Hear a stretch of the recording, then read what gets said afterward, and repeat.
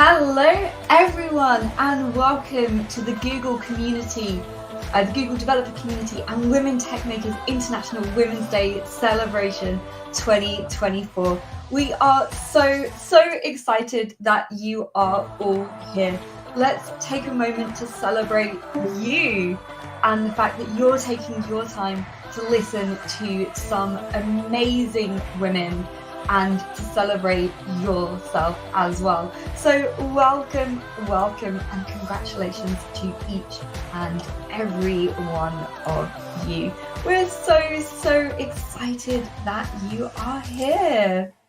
So a big welcome. I am Lisa, one of your hosts today. We also have Faye hosting on Discord as well. So welcome to all of you. We are so excited. So this day is being hosted in collaboration with Women TechMakers. If you are not already a member, do check it out. There is so much amazing member-only content that you get access to, sneak peeks to upcoming events, and you get to connect with other amazing women as well. So if you aren't already a Women Tech Maker, we highly recommend the program.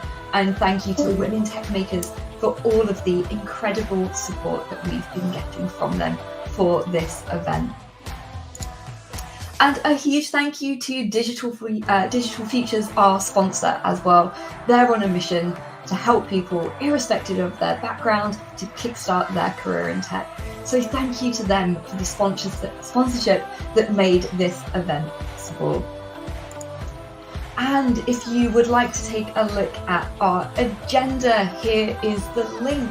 It's a cool interactive app. You can install it on your phone. So do check out the agenda to know who is coming next. I'll leave that slide for just a moment for you to connect there.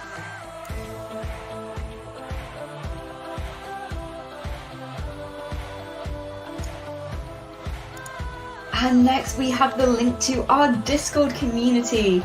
So it is the Discord community that is hosting today. It is such a great place to connect with fellow developers, no matter where you are in your technical journey, whether you're a beginner or a seasoned expert, maybe you're part of the Google Developer Experts program.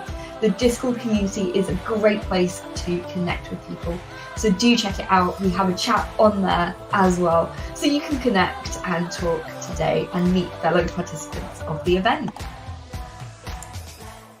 So we're going to move to our very first session. And this is a special one to all of us at the Discord community. Faye is someone who found a home and a community within that Discord server. And she's joining us today to talk about her very personal journey with mental health and how the Discord community was part of her mental health journey. So in just a moment, I'll pass it over to Faye.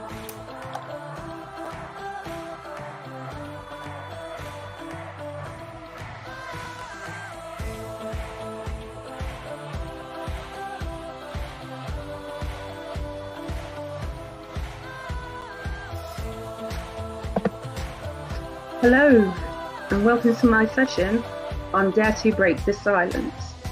This session will be very open and honest talk on my journey of becoming a developer and being diagnosed with a mental health condition, and also highlighting how I try to break down the barriers and the stigma between mental health and the tech industry.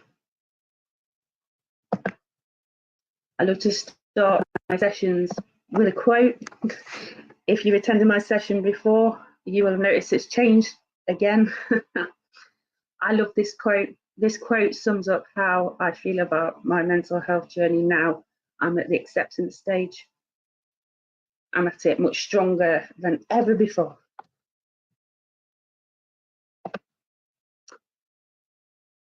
So just a bit of housekeeping regarding my talk. So a reminder to be kind. Although this is an open discussion, I will not talk about the companies or expose their names for my protection, but more for their protection, because this spans over a lot of years and they might have changed. In fact, I know one has changed because they invited me in to do this talk and it was amazing to see. Be mindful, this talk is nothing to do with the actual medical process of being diagnosed or any medication. I will not talk about that. I'm not qualified for that. We are not going to go down that. Standing together, I will say trigger warning if I think it's appropriate, but I am not going to talk about any extreme thoughts I face, whether it's highs or lows. I'm just not going to go there. And let's inspire each other. I will not talk about my co-workers in great detail. I will not say anything that will upset anyone. I'm here to inspire. So a little bit about me. I am a senior software developer. I have been in this lovely world for 15 years more. I don't want to sound too old, so let's leave it there. I'm a Woman TechMaker member for Team Scotland. Patty is doing an amazing session on here later today, and also running our in-person event today in Glasgow. So big shout out to Team Scotland, sending you lots of love. And finally, if you know me from Discord, I am one of the awesome crew members of the top contributors of Google Developer Community. And last year, I was so fortunate, and it's amazing to say this, to win the GDO Champion Award. Neil went on stage. I like to talk about this because it's a really good icebreaker. I asked Neil to go on stage because I couldn't go to Amsterdam myself. So I asked him to go on stage because he was a close friend and I knew he was going. And I remember him messaging me after he'd done it and he'd become famous. Everyone was asking, what's the GDO? And if you're in the comments right now going, what's the GDO? Feel free to ask Neil. It's what our server used to be called, but obviously now we're called Google Developer Community, or GDC. Outside of being a software developer, I am a keen swimmer, both in and outside. I've swam the English Channel 3 times. I was hoping to do it the 4th time this year, but sadly that isn't going to happen at the moment. I am also a very keen walker when I can do it, hopefully more so soon.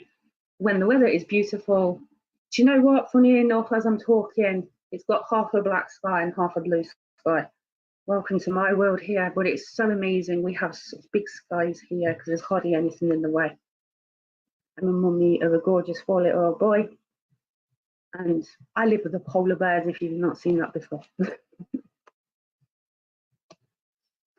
Technical glitch, sorry. So before I start my own journey, I like to talk about awareness within our developer circle. I will share this link so you can have a look more. But the two things that stand out here is engagement and interest.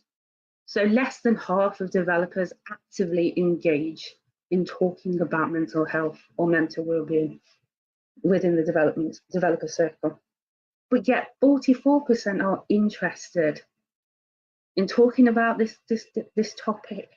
So how can we bridge the gap to get these figures a lot better? And sadly, the one that stands out the most, 75% reported they had experienced burnouts during their career as a developer, which is really sad, but hopefully we will eventually find a more mental well-being path for us all. So my journey.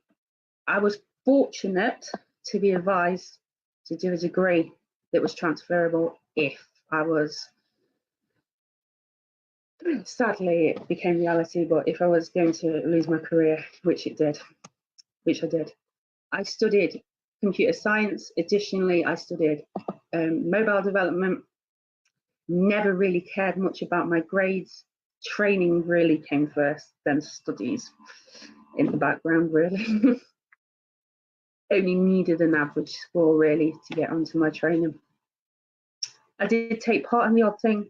I was asked to assist teaching in modules such as software design, and this is going to shock you all, also artificial intelligence. Do not ask me anything about it now because I'm so out of sync with it all. I'm just, yeah, I know the basics. I never wanted to be a software developer. Never. I was never really interested that much. I got the idea of liking tech by buying the first iPhone, and I remember it was something to do with multitasking on the phone. I couldn't do it. I didn't understand why I wasn't doing it.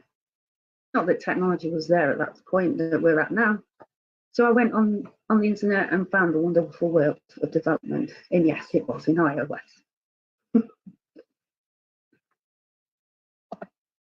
So 6 months to go before I was due to finish. Everyone was talking about placements, graduate schemes, masters they were going on. What was next for me? I did think about staying on and doing in electronics. For my dissertation or final year project, I developed an app and I developed a piece of electronics that worked together. It was really cool. It was cutting edge at the time. I'm joking. So it sparked my interest. Although nowadays it tends to be incorporated, you tend to carry on to your masters if you want. But it just wasn't viable for me at the time due to finance, basically. So I went on to a very generic job site. It wasn't LinkedIn, and applied for any job that matched what I had learnt at university. I was very fortunate, and I to find a recruitment agent. She was amazing, really understood me. I found her quite early on, who helped pave the way to getting contracts where I was. I'm not there now. We've changed again. Sorry, my mouse. Yes. So I will admit, I did anxiety apply. If you've never heard about that before, this basically means I didn't really think about much on when applying for these roles. I just scrolled down, looked at the tech stack. That was it. I was only interested in the tech stack because I was very naive on what else we needed to look at. So I just applied for anything that matched what I learned at university. I didn't think about location. You know, you're commuting, you're traveling. I didn't think about the culture of the company. Did they encourage half days on a Friday, stuff like that? And I definitely didn't think about career path. I didn't really know there was a scale.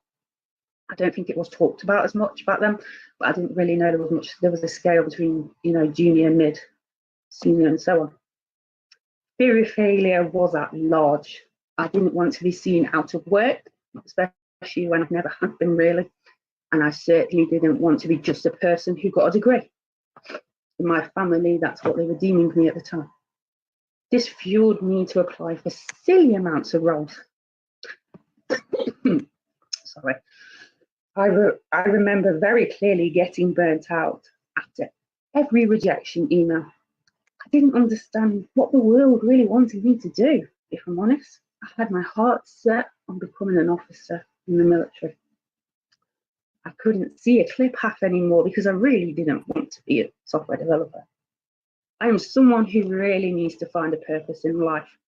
I get up, I have goals already set in my head. I have goals for each milestone as I get older and older. Yes, I sound ridiculous, but this is how I justify my purpose on this world.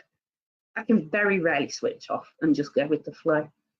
I find it really hard when my little one is out of routine because that really sinks me out. And that is what's happening today because I'm doing this talk.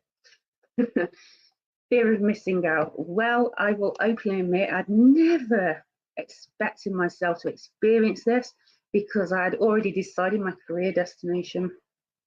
So I never felt like I was missing out. But once I lost my career path, I became very paranoid very quickly on missing out in the tech world and in the job world in general. Little did I know, this was only going to set to get worse. Low moods crept in very quickly. This was caused by pressure. I'm not someone who used to get affected by pressure, but this definitely caused the problem. I just felt like the world was on my shoulders. Due to these moods, I went to seek professional help. and I was later diagnosed with borderline personality disorder. So what is borderline personality disorder? Well, for me personally, because we all have different ways of explaining this if you experience it, it's a lovely disorder that gives you either superpowers or very, very dark moments. Borderline personality is a type of disorder where I have difficulties how I think and feel about myself and sometimes others. And these difficulties can make it hard to cope from day-to-day life. It is very rarely spoken about, as a lot of people think there are many stigmas attached. I, for one, agree there are a lot of stigmas attached. So this lovely diagram here shows two of the biggest issues I face. The ones in orange show the superpowers that I have, and the ones in red show the biggest challenges I face. Fear of abandonment is the worst one. It is at the height. And impulsive behaviour, now trigger warning, this one is tend to be put in a box that sometimes people presume it means you're gambling or you're driving recklessly. Doesn't mean that just. There's a huge spectrum to this. And for me, I don't think I just want to make sure everyone stays friends with me. So I just agree to everything and anything. Don't think about my schedule. I just get on with it and just stack up against me. So some funny / really good questions I've been asked so far during my journey with this. The main one is, does this mean I have a bad personality? No, this question still makes me laugh, actually. It means I cannot control my emotions in a normal way how society sees fit. Does this make me more prone to crying? A lot more. Well, again, funny enough, it makes me less inclined to cry because I'm fearful of rejection and will do anything not to feel abandoned.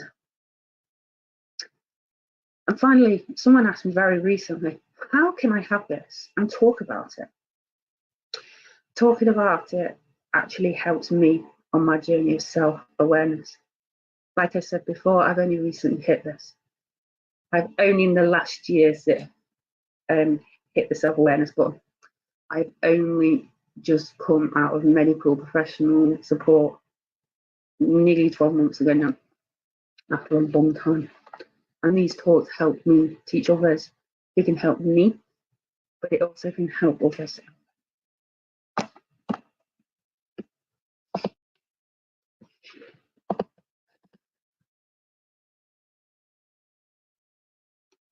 Sorry, technical. So I carried on my quest to find a job, and I was hired as a mobile developer, and I started on what's soon to show me the reason why I became a contractor. I sadly wasn't hired as a junior, but a mid-level developer. Expectations were very high and very little movement for learning and making mistakes. I remember during the interview process, the technical test was done on paper, and there was 3 pieces of paper presented in front of me. One was C#, one was Android, one was iOS. Because most of my experience and my focus was on iOS, the technical director pushed the iOS one forward and said, "Oh, you're an iOS developer." And I was like, "No, I'm going to prove you wrong." And I went, "No," and took the C# one. I think that's what sealed the job. That's just me. I was challenged to help convert one side of their app to another language. The particular framework was new, but it became apparent it wasn't the easiest method to use. By the time month 1 had finished, I started going to work, and I was dragging my feet together.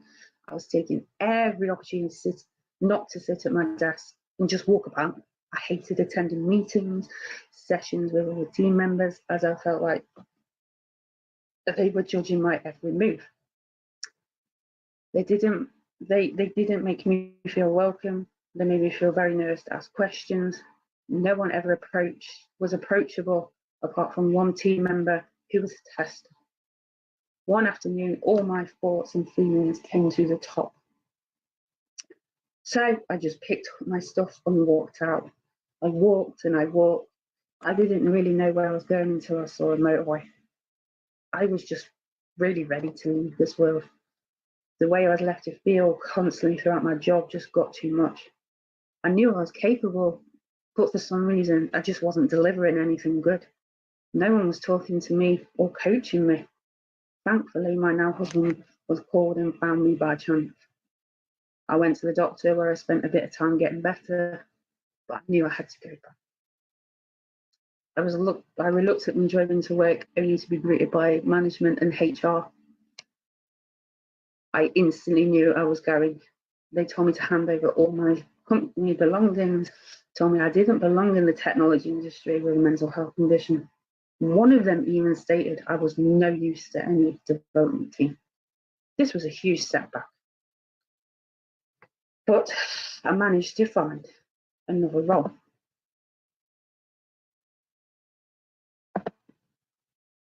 Sorry, my mouse is sticking.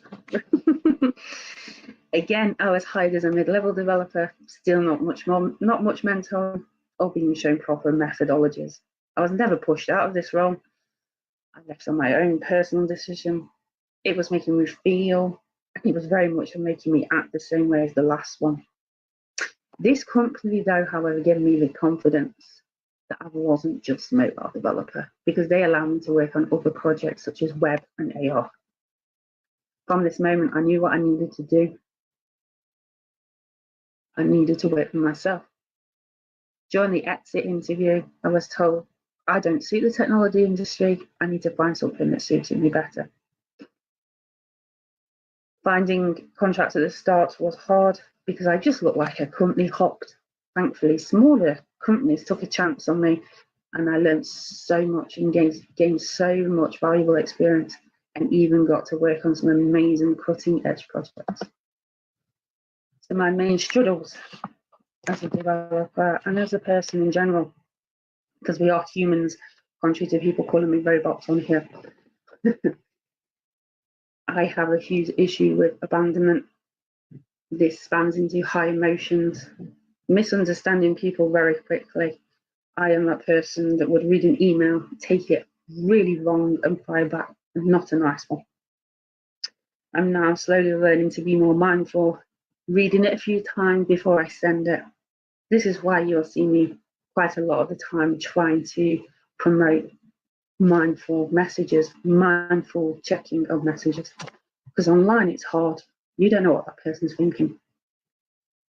Lonely. Yes, I feel lonely. Some people might be sat listening to this going, ow.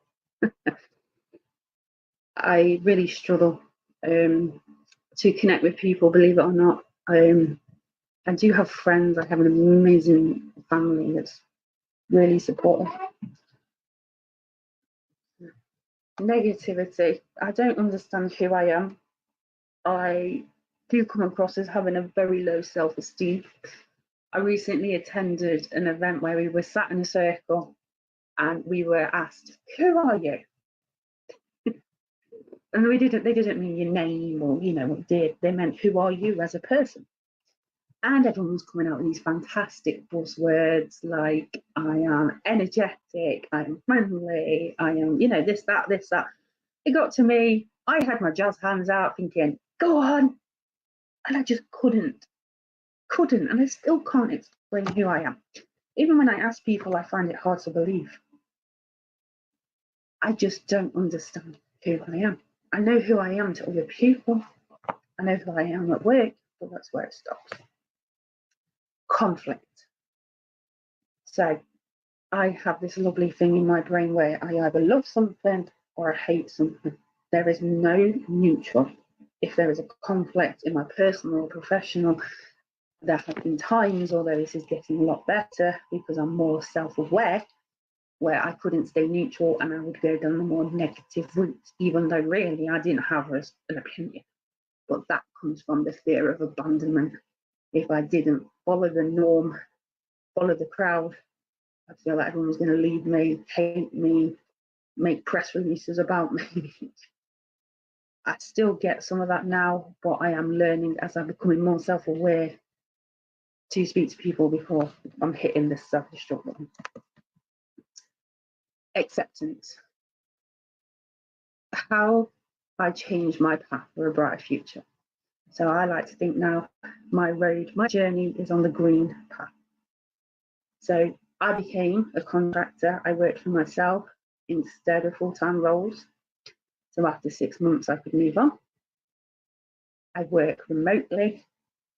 I work from home. The odd time I go into the office, but that really helps me not get stuck in office environment problems like I was having. Support, I reach out to support both medically and in the development circle. And like I said before, I ended my big support that I've been in for a lot of time last year. I'm very much on my own now, but I still go to sessions that are welcome by everyone. You know, anyone could go. So on a Monday, I go to a wellbeing session in town, which is amazing. We do different things from art to meditation to just having a natter, making cakes, you know, stuff like that. And self-aware. I'm becoming more self-aware of my struggles. I am standing up and talking about them a lot stronger now than ever. So what challenges do we all face collectively in our career or at the start of our career? Hurdles or hoops. I see some people don't talk about this a lot. And I was recently asked about this, so this is why I put it in. If you haven't entered the lovely job market yet, or if you've never done it the conventional way, there is a lot of hurdles. There are a lot of interview processes. I remember one last year, there was 7 interview stages, 7. Before that, 5 was the most I've ever done, but 7. I'm still waiting for the day there's 10. That puts a lot of pressure on you. I remember by the 5th one, I was burnt out. So I rang up their recruitment team and was like, hey, what is this? Is this because you're not happy with me? So I like to challenge people to make sure, you know, I can improve myself. And they were like, no, this is our normal procedure. And I was just like, oh my goodness, I cannot cope with this anymore.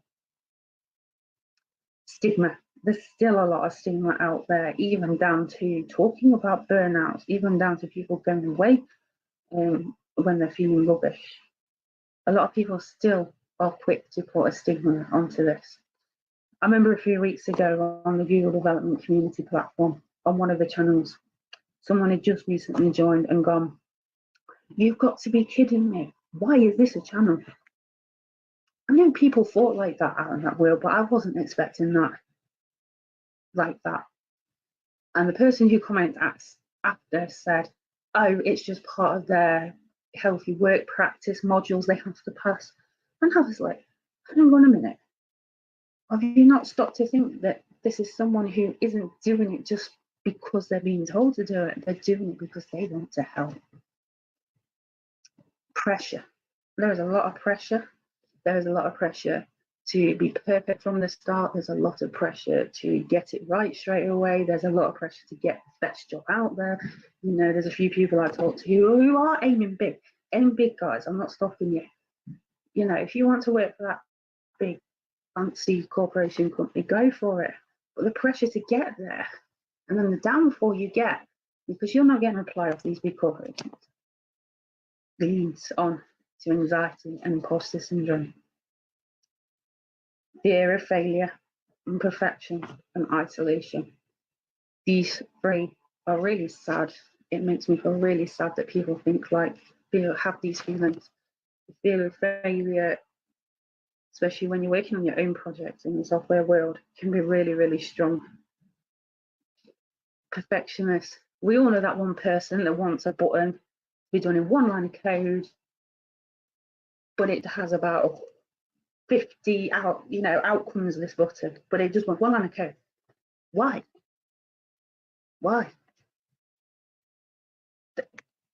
Yeah, I get it. We want to make our software fast. We want to make sure our apps are not slow.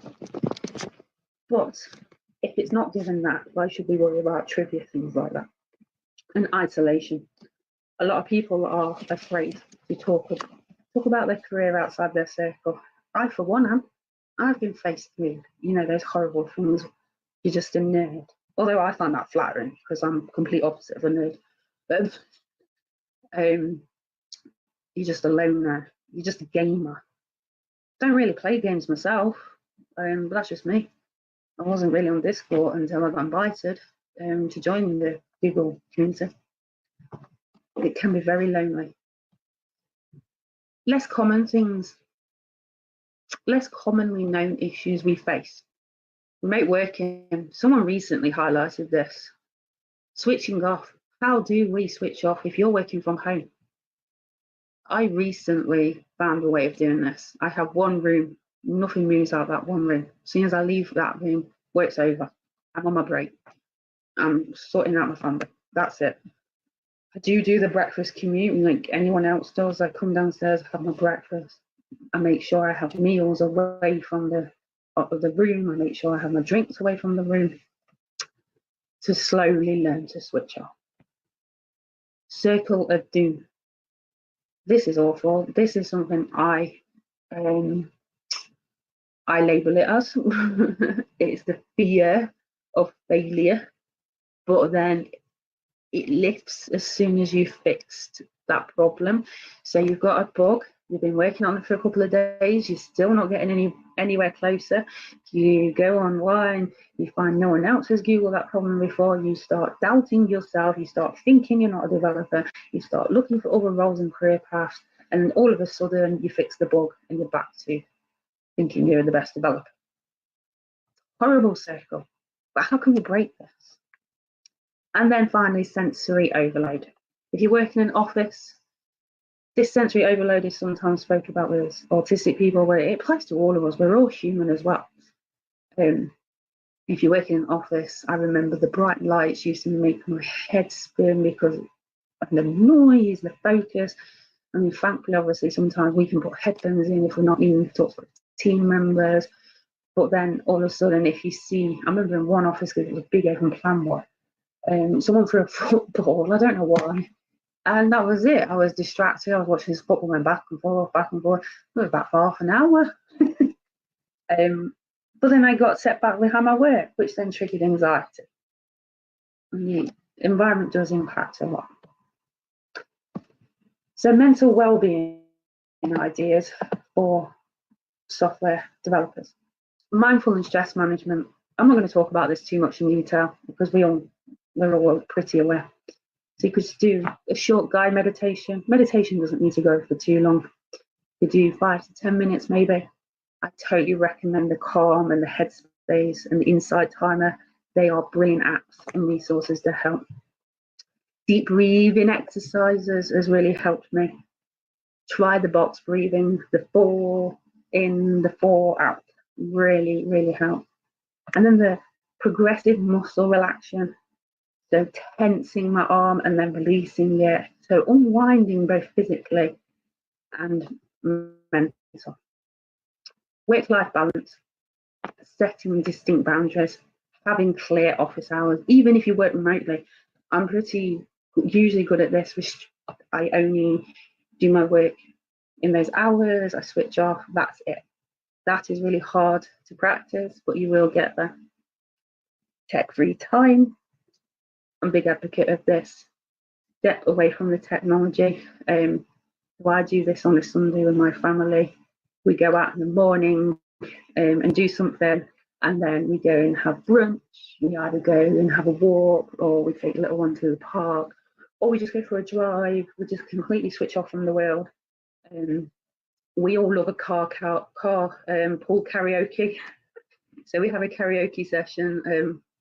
My little one's getting much better singer than me now. So, it's just little things like that that can help. And physical health, again, regular exercise, healthy eating, stop drinking those Red Bulls, and prioritizing sleep. Sleep really contributes, especially to me, to a lot of the problems like paranoia, getting worked up quicker. Social connections. Oh, I skipped a slide. Social connections. So there is proof out there that having good healthy relationships really, really contributes to good mental well-being. So this could be anything from connecting with colleagues outside of work, fostering a sense of community and support within work, developing communities like this one, local meetups like we do with, the Dev Fest and so on, and time with your loved ones, friends, and family. Can't recommend that enough. Make time for those outside your work. When I'm with my friends who are not in the software world, I'm very reluctant at talking about anything to do with my job. Some of them do come from me for tech help, but I'm very reluctant to do it because I do not want to bring in my way into that. Self-care practice, hobbies, I can't recommend that enough. Sport is my life. I used to be a rugby player, a dancer. Obviously, I still swim, I still walk.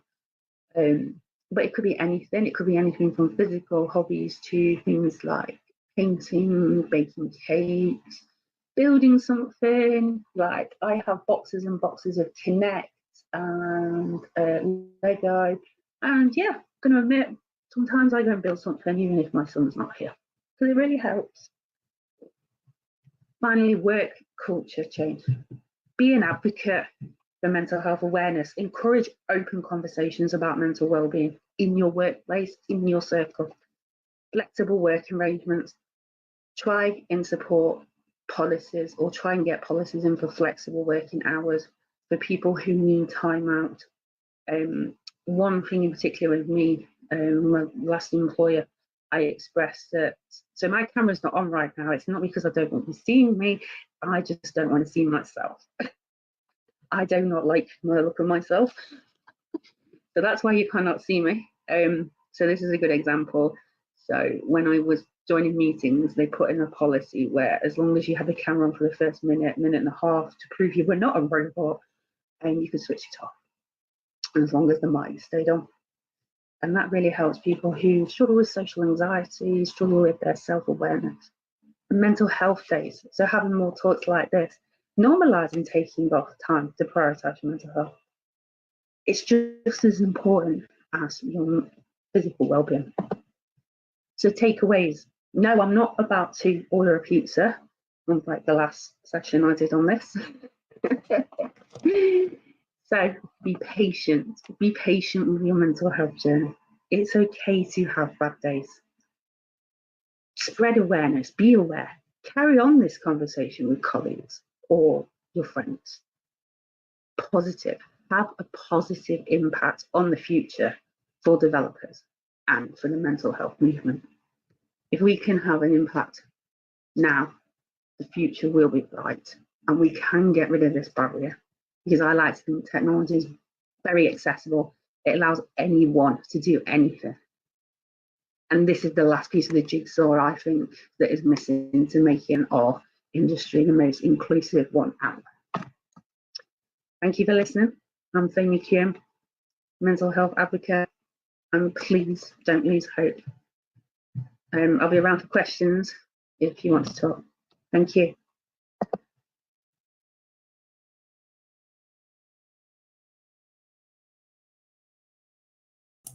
Faye, amazing. Thank you for sharing your talk with us today.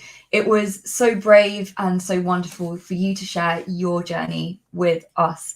So a huge thank you and well done to Faye for being so brave and stepping forward and breaking the silence. Next up, we have a small break, and we will then be joined by three amazing women who are at the start of their tech journeys. So we'll be hearing about how they transitioned into tech and what they've learned so far on their tech journey. So 20-minute break, and we'll see you all soon.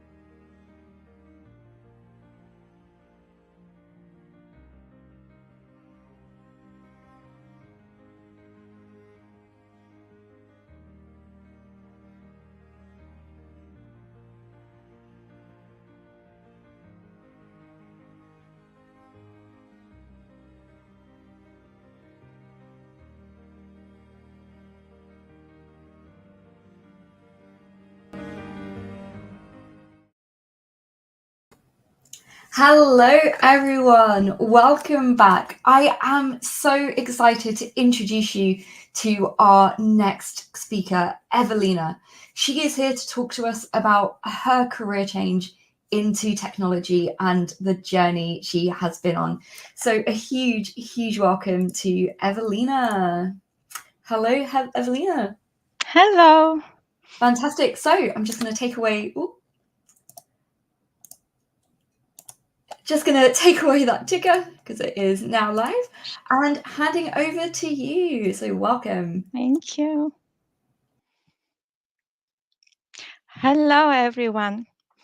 Thank you very much for this opportunity. And I wish a happy International Women's Day to all amazing women around the world.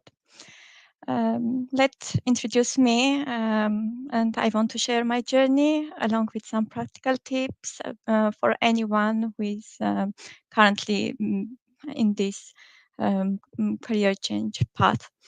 So I am a mom of three with a background in psychology and pedagogy, who, being a stay-home mom for years, decided to start a new career in tech.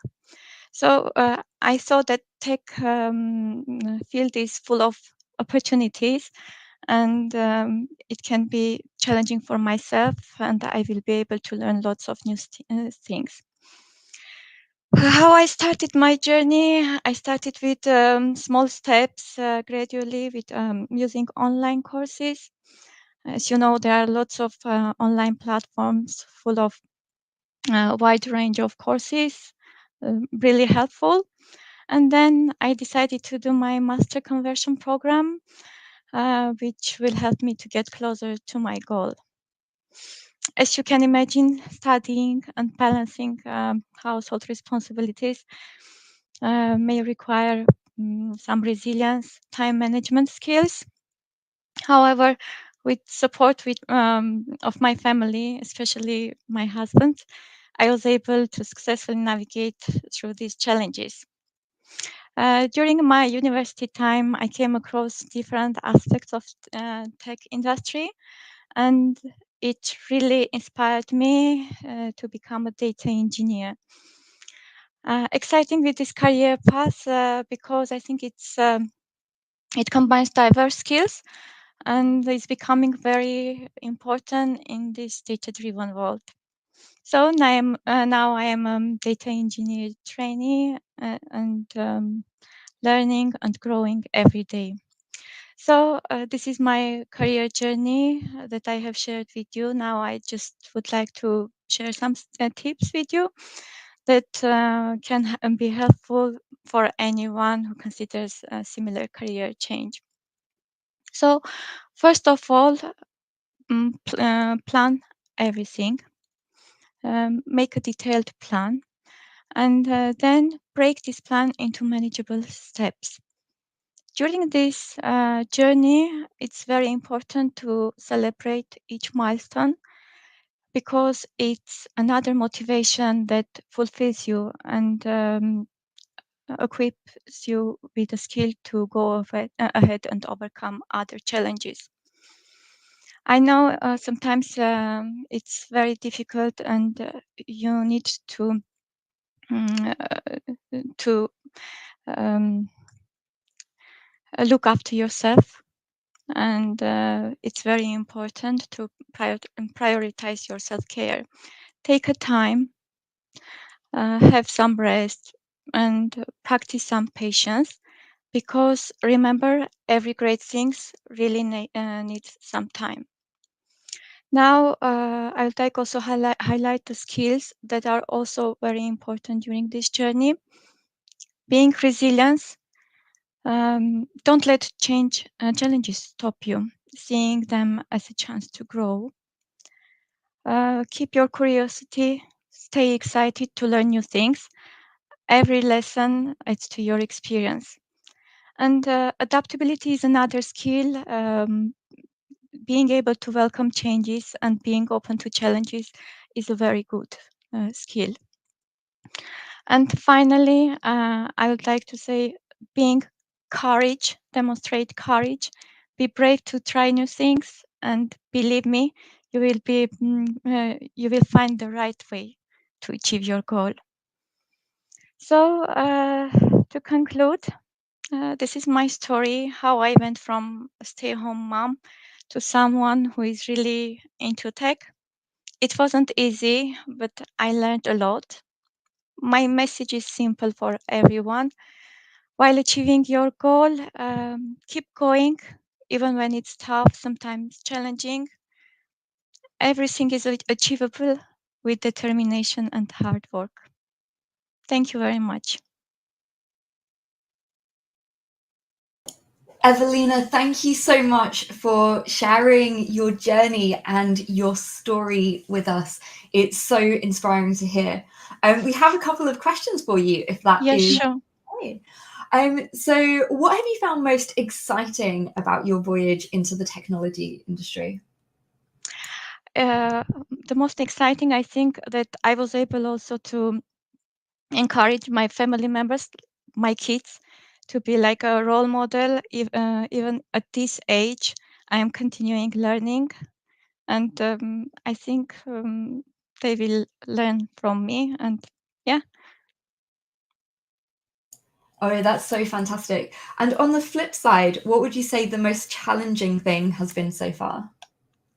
Yeah, the most challenging was when during COVID time, when kids needed more help, and I also needed some studies, and managing this together, it was really challenging. But yeah, with the support, I managed to go through this. Fantastic. And of course, you are a mother. Happy Mother's Day for tomorrow for those of us in Thank you. Italy and UK there. So being a mother, how do you feel that's impacted your journey so far? I think I had some skills. Being a stay-at-home mom, I really acquired some skills that really helped me during this journey. And trying new, I didn't really afraid of trying new things, and yeah, to be more adaptable with changes. Amazing. Thank you so much for sharing. So, Evelina, thank you. It's been amazing to hear your really inspiring journey into technology. Thank you so much for joining us today. Thank you, Lisa, for this opportunity. Thank you very much. Thank you. Thank you. Okay, so next up we have the fantastic Georgia, who is going to talk to us about her journey from working behind the bar to being on the front line of data. Welcome. How are you doing today? Hi, I'm doing very well. How are you? I'm well, thank you for asking. So over to you so we can hear about your fantastic journey into technology. Thank you, Lisa. And welcome to everyone. And thank you for joining us on International Women's Day. It's one of my favourite days of the year.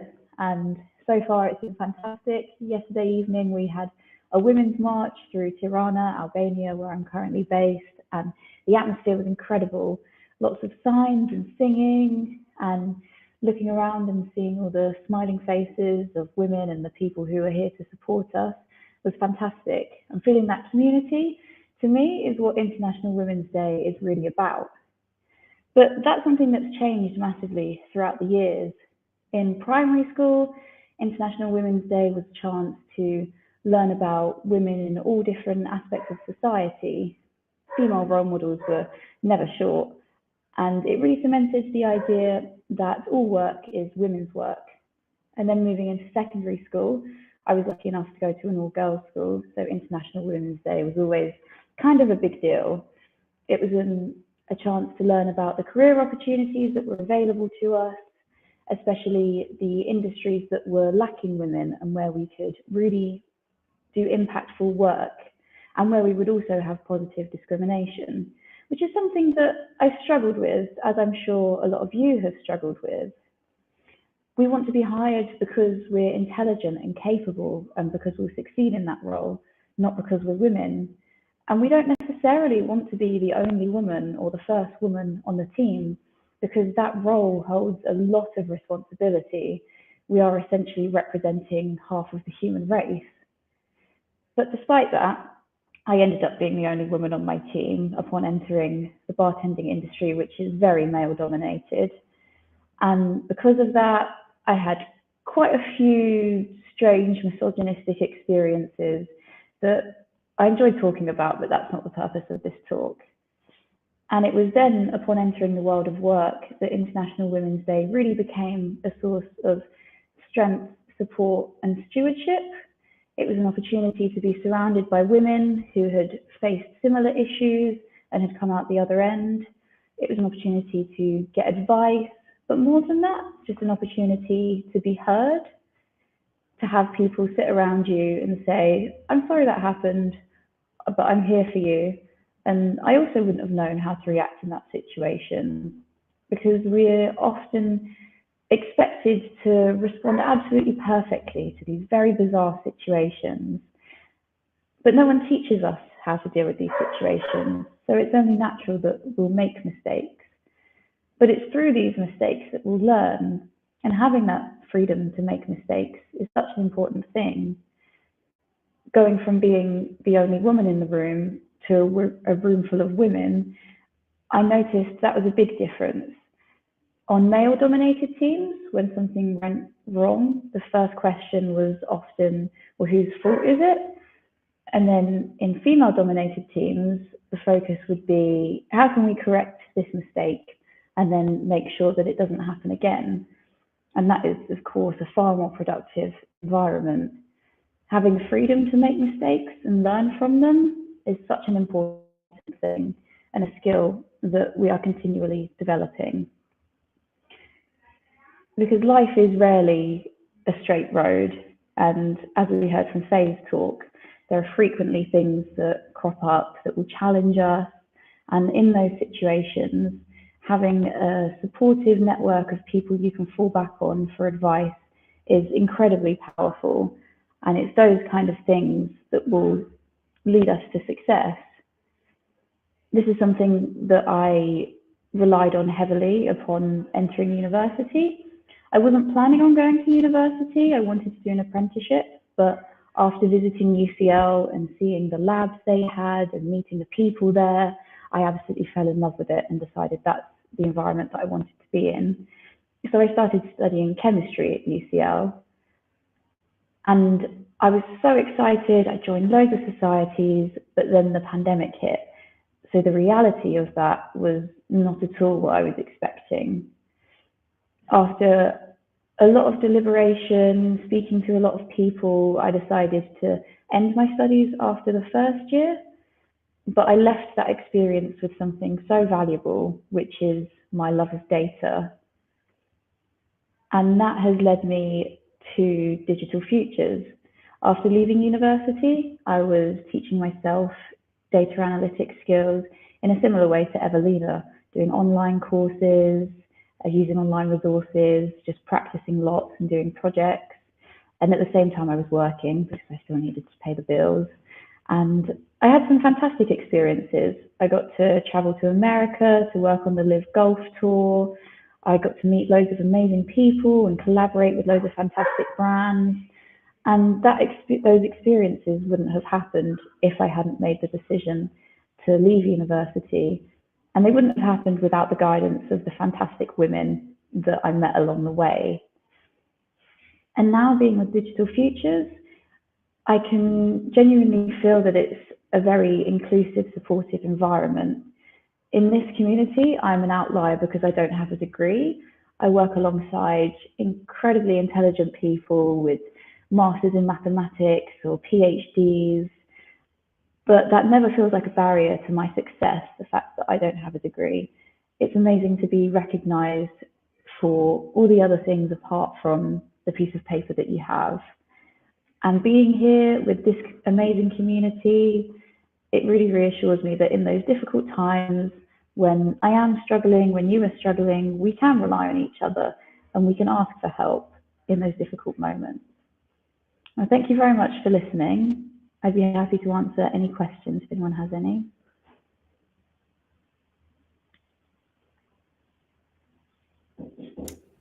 Thank you so much for such an inspirational and incredible talk. what have you enjoyed most so far about your voyage into technology? The thing I've enjoyed most so far has been how it's constantly evolving. There's always something new to learn, which is part of why I was attracted to this industry. Continual learning is very important to me, and I think that's something that I got from my mum. So it was really nice to hear Evelina saying about the effects of her continual learning, the effect that's having on her kids, because that's something that I've learned from my mum. She went back to university when she was 40 to retrain to be a teacher, and it's really nice to see that process continuing and that inspiration being ongoing.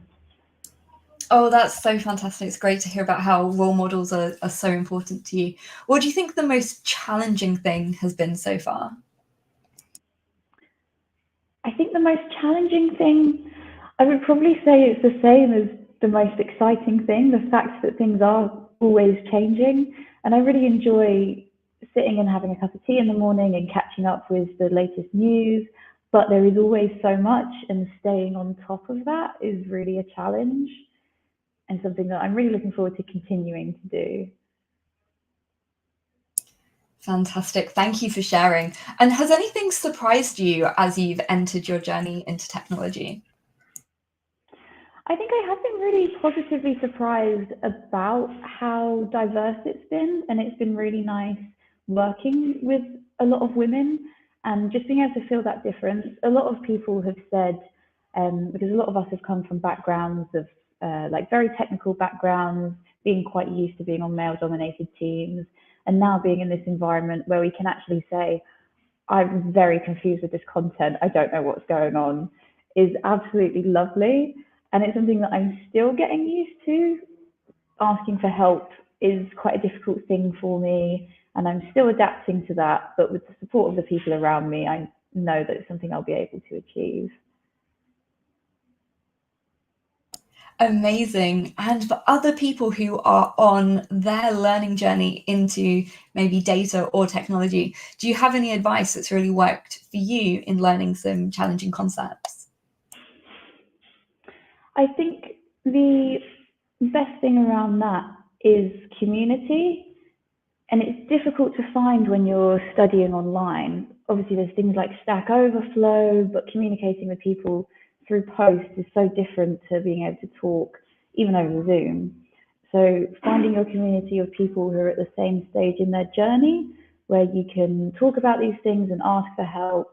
Just for example, last weekend or a few weekends ago, I was doing a conference and I sent a message at 11 p.m. on a Saturday, just saying, hey, I'm struggling with this bit of code, can anyone help me out?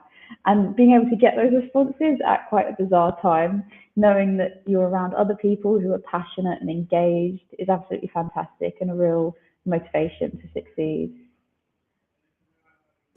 Oh, fantastic. I love that the global community means that we can get support at really strange hours.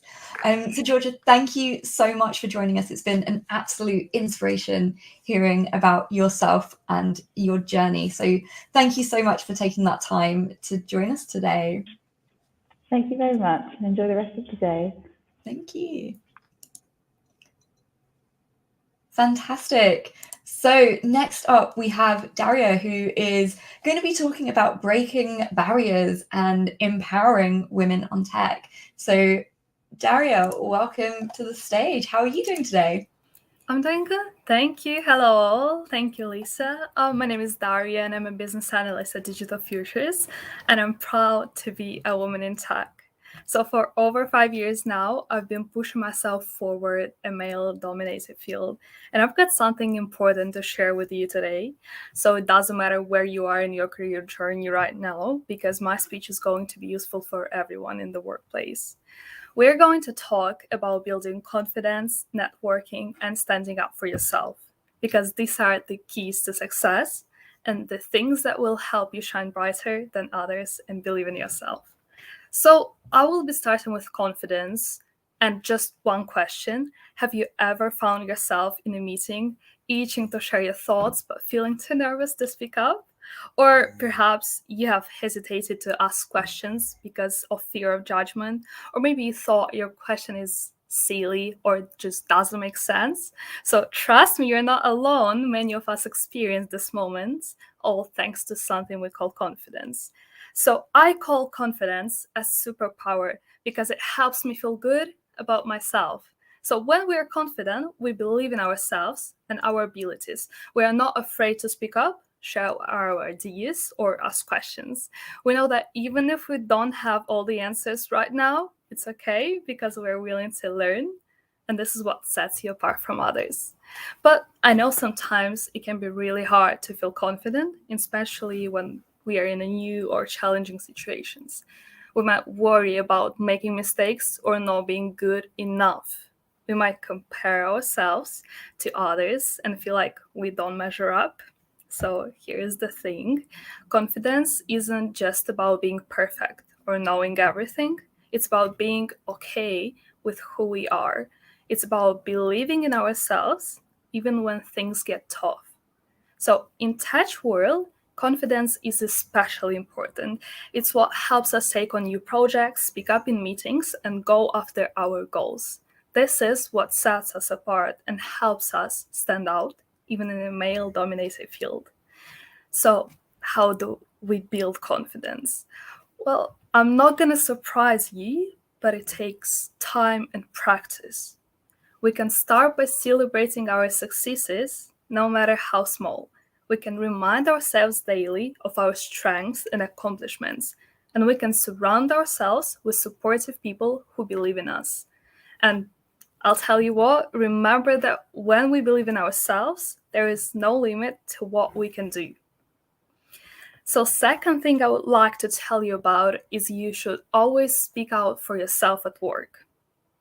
This is one of the most common fears, and I met this when I was working as a programmer.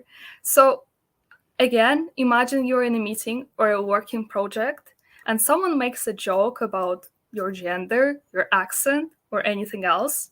It can feel really hurtful and unfair, right? Because in moments like this, it's easy to feel small and want to stay silent, hoping the discomfort will just go away. But staying silent when something is unfair or hurtful only allows that behavior to continue. So it sends a message that it's okay to treat people disrespectfully or make them feel uncomfortable, and that's not okay. When I started out my career, my mentor would often make comments like, "Oh, girls always make silly mistakes," or "Oh, you're too good for a woman," or, which was my favorite one, "Sorry, girls, it's gonna be a bit tacky." So these phrases make me feel dumb, I'll be honest, and underestimated. But I stayed silent, hoping it will stop. And here's the spoiler: it didn't stop. So when someone makes jokes or comments that make you feel uncomfortable, it's important to speak up. It might feel scary at first, but standing up for yourself is the first step to creating change. You have the right to set boundaries and demand respect. So to get rid of this, you can say something like, "I don't appreciate comments like that," or "Please don't make jokes about my accent, gender, anything else." And if the behavior continues, I'll tell you, don't be afraid to escalate the situation by talking to your HR or manager, because this is a very important step. By speaking up and refusing to stay silent in the face of injustice, you're not only standing up for yourself, but also paving the way for a more inclusive and respectful workplace for everyone. So don't be afraid to use your voice and advocate for yourself. It's the first step to creating positive change and, as we thought, building confidence. Now, about the networking. Let's point from the start that it isn't just about exchanging business cards or attending events, as we all like. Networking is all about building genuine relationships that can open doors and opportunities I would say you never knew existed. It may seem daunting, especially for introverts or those who feel they don't need it, but building a strong network can provide invaluable support, guidance, and opportunities that can propel your career forward in ways, again, you might never imagined. So when I first joined Digital Futures, networking wasn't high on my priority list. I didn't see the immediate value in it. However, as I spent time here, I realized the incredible impact networking could have. Through casual conversations and collaborative projects, I met people I never expected to connect with, even to have coffee with. So now, 10 months into my journey at Digital Futures, I can confidently say that my networking efforts have been instrumental in shaping my experience and opportunities here. Without this, I wouldn't have built the relationships that have enriched my professional and personal life. So, even if networking doesn't seem like a priority right now for you, remember that a connection you make can lead to unexpected and rewarding experiences down the road. And following our previous topics about confidence and standing up for yourself, remember that our work and our efforts must be recognized by the people we seek to ally ourselves with. Your network can be your safe space. There will be only people that value you and respect you. These people, instead of bullying and criticizing, will uplift and support you. So, no more negativity, only a supportive community and shared experiences. Creating such supportive environments with your network is crucial for fostering growth, collaboration, and mutual success. So, when you surround yourself with positive individuals, you create an atmosphere where everyone feels valued and empowered to thrive.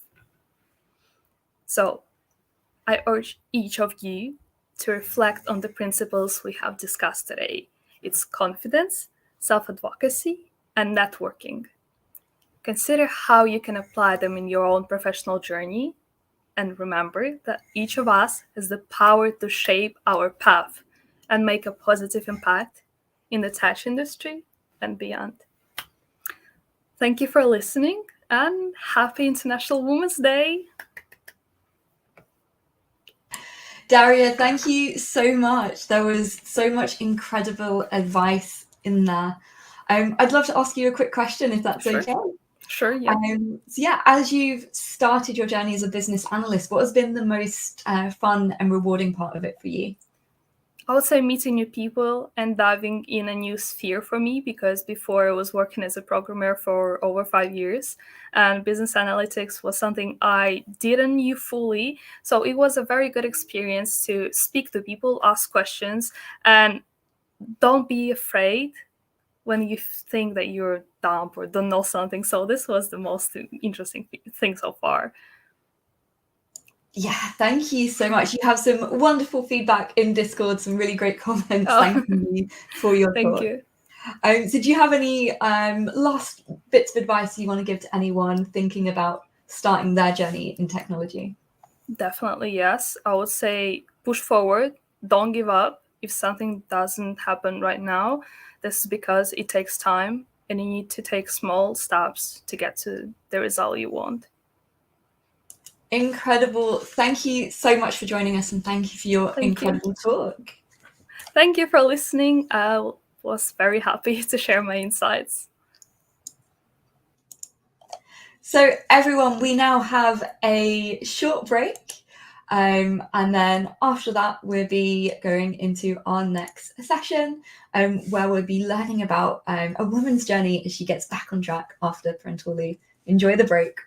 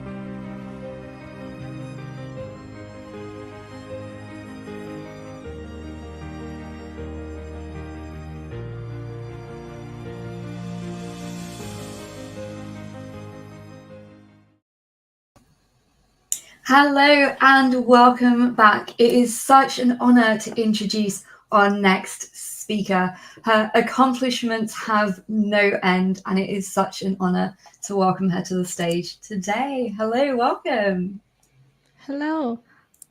Thank you for the introduction. It's over to you. Thank you so much for joining us. Yeah, thanks. So, hello, everybody. Unfortunately, I cannot hear you, but I hope you enjoyed this great event. And I'm so honored to speak about being back on track after parental leave for the first time ever. And like the event for the International Women's Day celebration. And I think that's such a great coincidence. So today I'm going to tell you the story how I went back to work after being on a maternity leave, what challenges I faced, how I coped with them, and I'll give you some advice. There is a disclaimer that it's my own story, so probably you won't face for you. It's not going to be the same. You'll probably face your own challenges, your own problems. You have different colleagues, different history. But anyway, I feel it's very important to start speaking about this because while we are all different, we still share a similar experience. So probably some of my hints, some points from my story will help you, whether you're already in the same situation, being back from maternity leave or paternity leave, or if you are just thinking about having a child, or even if you have a colleague who is going to have a baby soon and you don't know how to treat them. I really hope that my presentation will help you to understand those people more and maybe to understand yourself.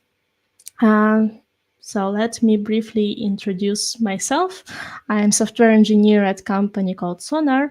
I'm speaking at some conferences. I also organize some meetups, conferences, and big fan of different programming languages, especially JVM ones. And for my everyday job, I'm writing a static code analysis tools for them. And this is my Twitter handle where you can read more about life or about technology or anything else. And there is one more important thing that everybody should know about me when I'm speaking. I'm Ukrainian, and currently my country has huge problems with our neighbors. We are fighting for our freedom. So if in any case you feel like you want to support Ukraine, this is the QR code that you can scan and make some donation to a charity fund that helps Ukrainian to fight for our freedom. So thanks a lot for that. The most important part from my presentation is done. Now let's continue and have some fun. So for me, how my story started. This is me, I think 2 and something years ago.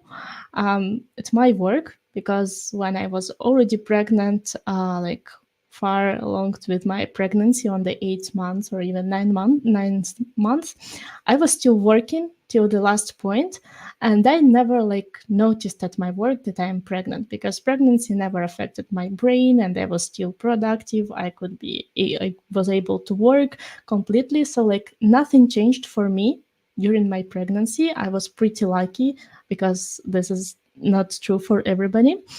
And I was just working, and I knew that at some point I will have to stop working because I need to prepare for the birth and be on maternity leave, but I never paid attention to this until one point. It was a winter party. I was almost on the 9th month of my pregnancy, and usually at all the parties at work, we speak about, I don't know, technologies, about community, conferences, or any other fun topics. But this time it was different. Every person that I met and during that party asked me 3 questions.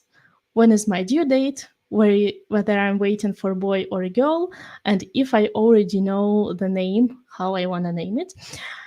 And usually they started telling the stories about their kids or their wives being pregnant or their own pregnancies. And that was it. That was the whole conversation.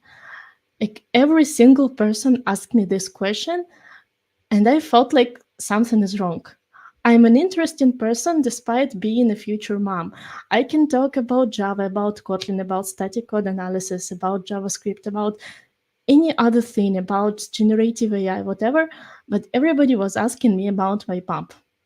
Thankfully, there was one guy who was new to the company, and in the conversation with him, he just avoided asking anything about my pregnancy.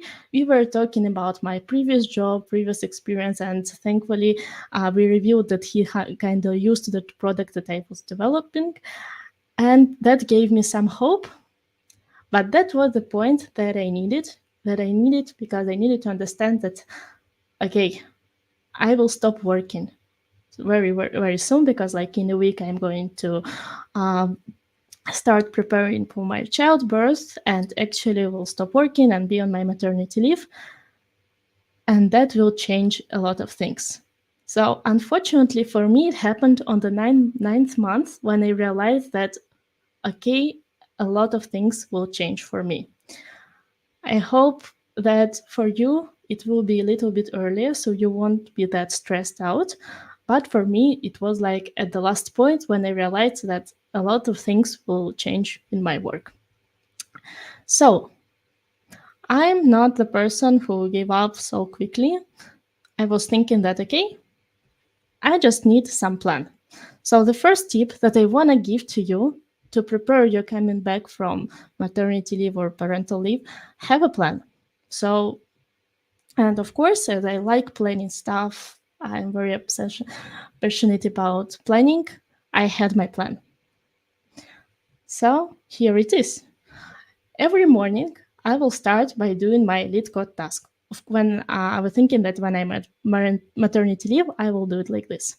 Every day, I will read software news, like maybe from Twitter, from my peers, from my friends, anywhere else on Medium. So there are a lot of resources where you can read software news. I will actually learn one new framework every month, and I will develop new application using this new framework. And of course, I'll continue contributing to open source. So that was my plan. And then my son was born. It was like I tried to do a few lead code tasks every morning, but it was impossible because he wanted to eat. He woke up every hour during the night, so I forgot about lead code. So no lead code for me. Then, reading software news every day, I kind of needed different news. And when my son was 3 weeks, the nearby country invaded my country, so I was reading a different kind of news. Okay, no software news. Of course, I forgot about any new frameworks. I actually forgot about my laptop for a few months. I didn't develop any application, and I haven't been contributing to open source for when I was on maternity leave. So actually everything that I planned was ruined almost in a few months. I did nothing from the plan that I did the first time.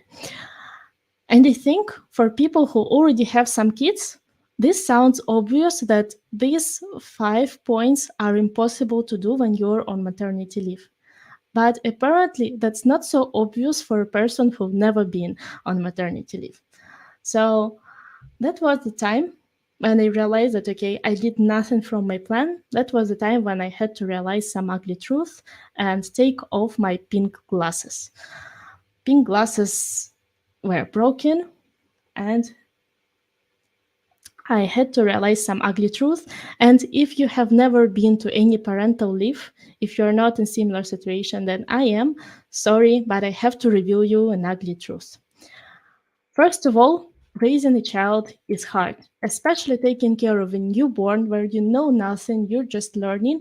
It's one of the hardest jobs, at least for me, in the world. And this is a real job, to keep your small little baby alive who doesn't know how to eat, how to like tell what they want. They always screaming, and that's really difficult task and takes a lot of your energy. You will miss a lot of opportunities. this is another point. While you're here taking care of your child, you have your colleagues who still continue to work, still continue to learn, take your opportunities, leadership opportunities. They will take some promotions, and you will miss these opportunities. So you just have to be prepared for this. It's not something good or something bad. It's just something that's happening. This is the reality, and we have to take it. Another thing that you will have to restart. Once you're back, you're not starting from completely from scratch, but you have to relearn how to work in this new environment, having these new obligations, having like a second job of taking care of your kid. So this sort of a restart. And this is the thing that you have to understand. But anyway, you'll make it. A lot of women are, and not just women, like new parents are going through this every year, every day, every week, and you're not an exception. You'll make it. Just believe in yourself. That's very hard, but this is rewarding, and I believe in you. And if you're currently in the moment when you're just in your parental leave, or you're going to go there, or you just return to work and you're struggling, you think like you're a bad mom or bad dad, bad parent, I'm telling you, no, you're great and you'll make it. Believe in yourself. So these are 4 things that I want you to learn, that I learned when my pink glasses were broken. And okay, now I still need a plan, but I need some new plan. I need to manage expectations. So the second point that I want you to learn is that you just manage and your expectations. A lot of things changed for you. So it doesn't mean that your life will be worse or will be better. It's just different. So you have to adjust. So I adjusted my plan. I made more realistic plan. So after a few months on my maternity leave, I talked to my partner and told him that, okay, I'm getting crazy in all this routine, in taking care of a kid. I need your help here. Not that he was not helping me before. Of course, we shared a lot of responsibilities, but what I was talking about, that I was not working and I needed something for my development, for my work. So we were thinking that, okay, 3 hours per week for my personal development should be enough. So for these 3 hours, he was taking our son anywhere. It could be a walk, some play, whatever. But I spent the 3 hours in a week for myself, coding, learning new stuff, doing lead code, doing open source, whatever I think suits me. But in these 3 hours every week, nobody can bother me. These 3 hours for my personal development. And that worked. This was feasible, and I was happy with this, and my partner was happy with this. So it was a win-win strategy. Then the second point, when I realized that I spend a lot of time walking with a stroller, while my son is not the most talkative or comprehensive listener. So I started like listening to the music or listening to some books using audio books. And then I realized that I can actually listen to some technical books to maybe adjust my knowledge, to learn something new, whatever. And that was a great opportunity. I actually listened to a few books that broadened my knowledge and gave me some new experience. So I was eager to try this when I am back to work, to try what I learned. Then when I have free time or when I was breastfeeding, it was pretty easy. Instead of just swiping Instagram or reading news about the war, it was much easier to read some technical news, technical Twitter, and so on. So I can just be up to date with what is going on, or whether AI or generative AI is a big new thing or no. So just do this when you have time and when you have an inspiration. And I made some extra, actually, point in my plan. It was one contribution to open source, if this is possible. Just one, not like every day, not every week, just one during the whole period of parental leave. And actually I was able to do it. So I made my contribution to open source when I was on a maternity leave. It was the project of my friend Jay Releaser, and I'm really grateful for this opportunity. And here on the left side, you can see the picture of me with my son at JCreate Hackathon when I'm actually doing this contribution. And this is a very special story for me because both me and my husband were to this event, and both me and my husband are eager to try to program to do hackathons. But this time he told me that, okay, I'll take care of our baby and you will participate to the hackathon because you need it more. And I really appreciate this attitude that he sacrificed his participation to hackathon to give me this opportunity. So I made this contribution, and that gave me even more power and more excitement. So I started believing in myself that actually it's not that bad, that I still can do coding, that I'm still good enough at my work. And I really appreciate this. So another thing that I want to tell you, joining the community. At this JCreate event, it was not just about the hackathon. The JCreate is an conference where I talked to a lot of people from the community who had the similar situation, who just had grown-up kids, but they were on their parental leave long time ago, or they just had their kids, or they are in the same situation as me, and they share the same fears, the same points, the same struggles, the same challenges. And it's extremely important for me and for everybody of us to hear those opinions. I remember talking to one girl who had a son 1 year older than mine, and they started kindergarten like 1 year before us. And for me, I needed to talk to her because I was very afraid of the kindergarten, of ruining the bond with my son while I'm getting back to work. And she told me, like, yes, something is going to change for you and for him because, of course, kindergarten is different. But what they can give to your kid at the kindergarten, you never can give the same thing at home. What you're giving at home is much more different. And I think that's nothing bad there. You cannot give that many amount of toys that they have in kindergarten. You cannot give them other kids and more being more like free in their movements, because at home we are too cautious for them to touch, to break. You have to child-proof everything, and kindergarten is designed to be child-proof and designed to help child development. So there is nothing bad in going to the kindergarten. And you don't have to blame yourself being a bad parent if you have to return to work and use childcare opportunities. So that was extremely important for me to hear because I started being less afraid. And another point of being a part of community is actually taking inspiration from some people. This picture, you can see me at the Kotlin Conf last year together with Trisha G. If you don't know Trisha, you should like find her on Twitter. She's just awesome person.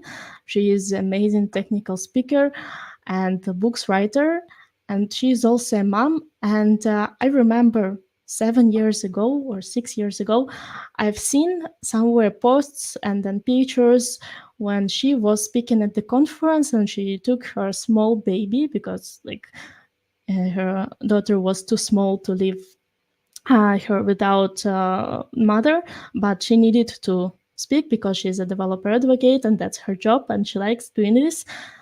And for me, it's like broke everything, all my stereotypes. I realized that women not only can speak when they are mothers, they can bring their small kids to the conference, and they actually can continue contributing and doing what they love, even if they have small kids. Small kids should not ruin your career. And when I was in the similar situation, I wanted to go to a conference, but my son was too small. For me, it was not even a problem because I remember Trisha's example, and I know like if Trisha can do it, why I cannot do this? So she inspired me a lot. And I hope that once she inspired me, I started doing the same, and probably maybe I inspired somebody to take their kids to the conference, because having a small kid should not stop your career. So that's why it's extremely important to be the part of the community. But still, like when I was at the point of after JCREAT, after talking to a lot of people at the community, after having this inspiration of open source contribution, I still had a lot of fears, and there was one biggest fear before getting back to work. My biggest fear was that everything's gonna change. Like I won't realize, I won't understand our code base, new frameworks, new people working there. Like everything's gonna be different.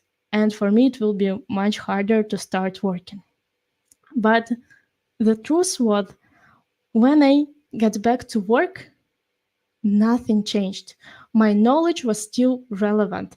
The code base was still the same. They added a few new features, but that was not a rocket science, and I could easily understand them. The people were still the same, working on the same project. So, in simple words, nothing changed in the work that I was doing, in the projects. But there is one thing that changed. I changed. What I mean, what changed for me.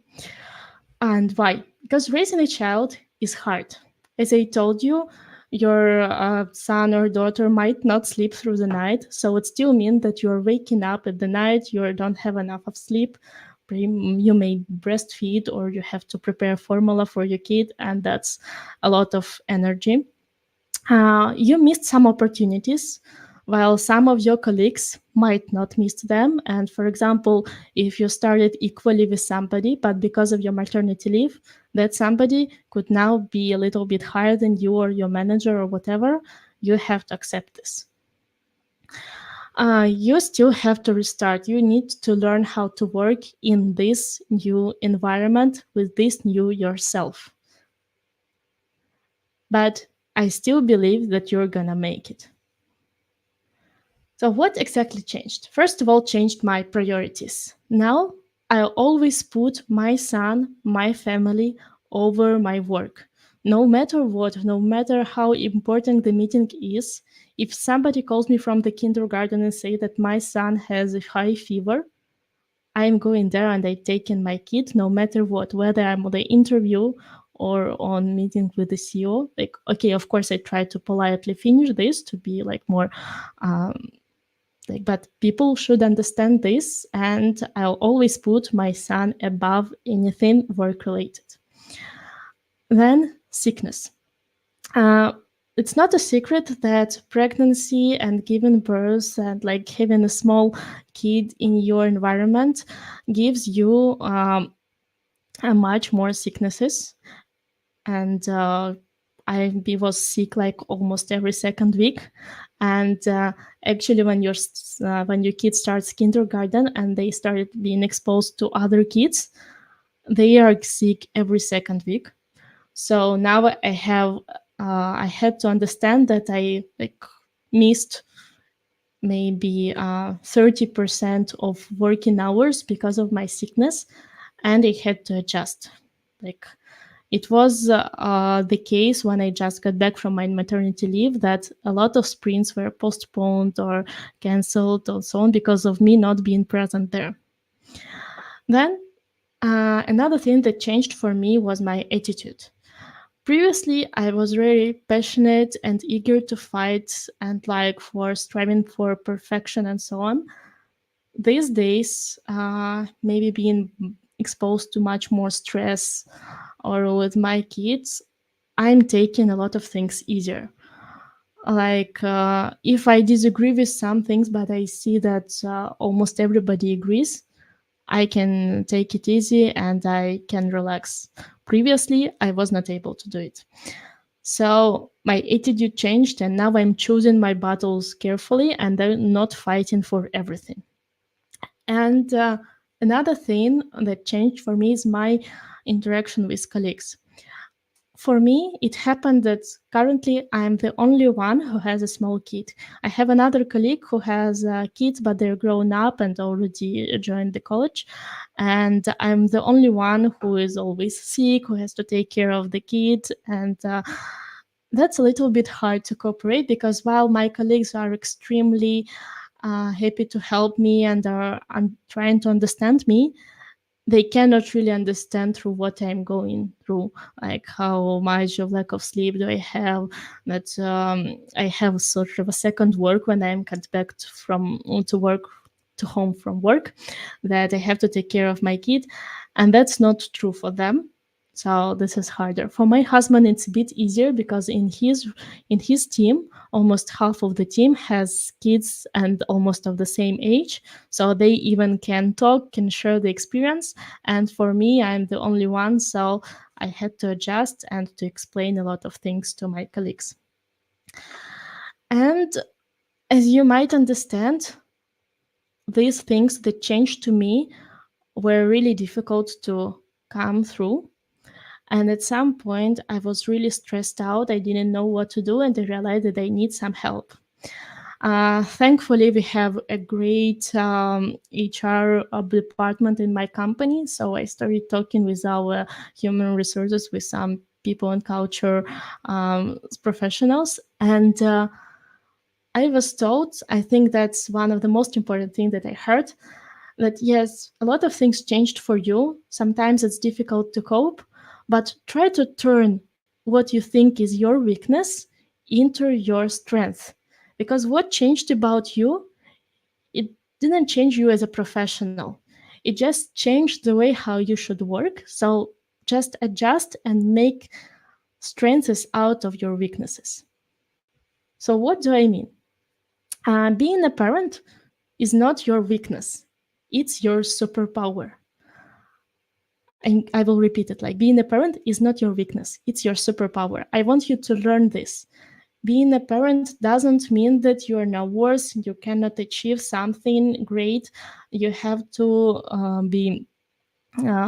you have to like stay whatever you are. You cannot succeed in your career. No, it's actually opposite. Being a parent gives you superpower that with your colleagues without children don't have. So just use it. How can you use it? When I told you what changed for me, I told that my priorities, my sicknesses, and attitude changed. But what actually changed? I started being much better at time management. If previously I could be a little bit late, I could spend some time at my work doing some side tasks and maybe taking more coffee conversations and so on.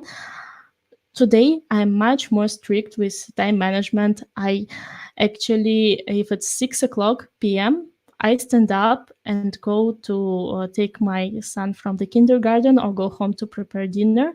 And I am never late at my work because there is work and life balance. I'm much better now at managing the times of the sprints and the time boxes, because I know that I might be sick. I know that my son could be sick. So I just put this into the expectations of my time boxes. Instead of saying that this task is going to be done in 2 weeks, I say like, okay, usually it's 2 weeks, but you know that there could be some force measures and some situations where I could not work. Let's put 3 weeks. Let's just not take the sicknesses and the problems with your kid as something unexpected. Let's put it in your planning, and then you'll become much better at time management. Another thing, that communication. As I told you, it started being a little bit harder communicating with your colleagues because they don't understand you. But another point, that it started being easier to communicate with your colleagues, because actually you're reading a lot of books about parenting, how to cope with your kid, and this helps coping with your colleagues because they're also human. Okay, they're not kids, but a lot of psychological things are much more similar than we think.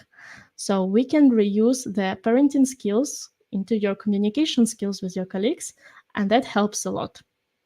Another thing changed, that prioritizing, because previously I was fighting like almost for every single feature that I agree or disagree.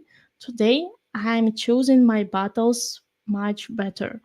For some things I can take it easy, and that's not my weakness, it's actually my strengths, that I can prioritize what's more important to me at my work. And of course, work-life balance. Previously, I was a person who could like spend weekend working, or like developing some feature, or being very excited and doing some contribution. Today, I know that I have my life, I have my kid, and while work is also important to me, I should not work on the time that is supposed to be for my family. So I'm still working. I cannot say that my work-life balance is perfect, but I feel it's much better. And at least now I know for the sake of what I'm doing it. So technically, I love my new self. I can go to the conference with my kid, I can still do what I'm doing. And while I thought that I missed my opportunities, missed my promotions, I still got them. I got them a little bit later, but they were very much deserved. So being a once you understand that being a parent is not your weakness but your superpower, it gives you power to work and inspiration to work, and it will be rewarded. So in order to finish, I would love to finish still in pink colors, because I still feel that there is some hope there. There are a few takeaways that I want you to take from my presentation today.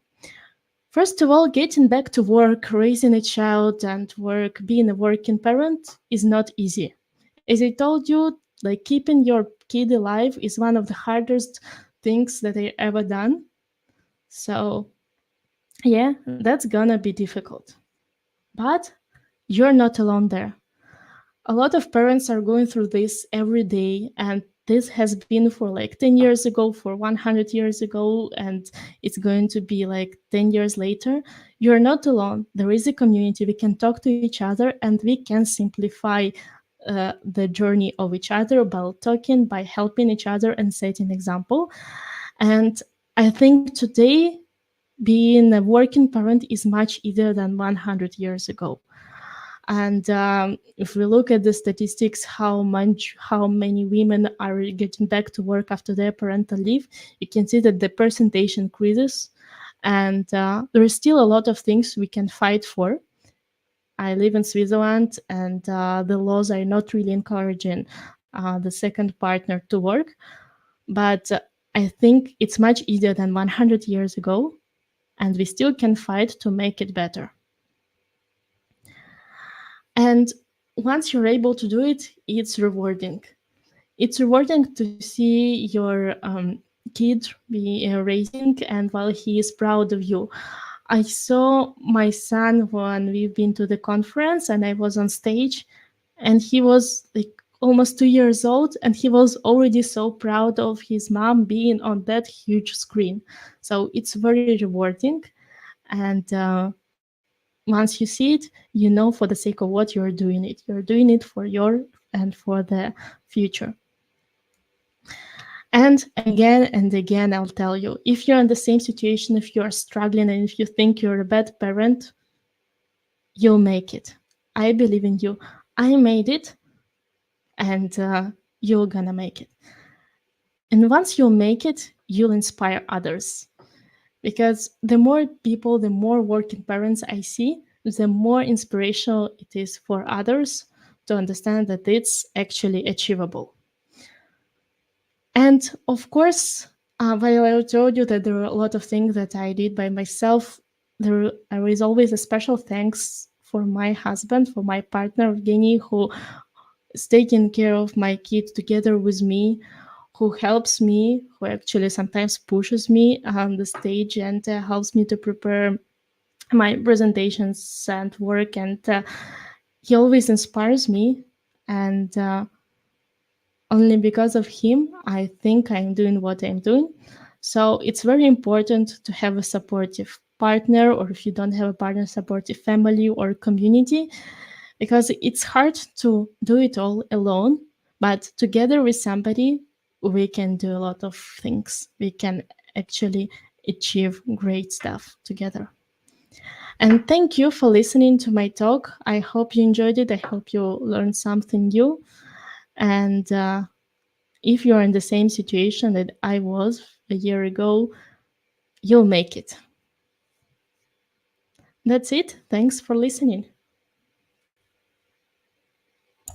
Thank you so much for sharing your incredibly inspirational journey and story. It's incredible to hear that you've been able to have such a rewarding journey with becoming a mother, but also continue your career. So thank you so much for joining us today. Thank you for having me, and have a great conference then. Thank you so much. Have a wonderful day. Incredible. So our next speaker is on a similar journey, going from homeschooling to AI.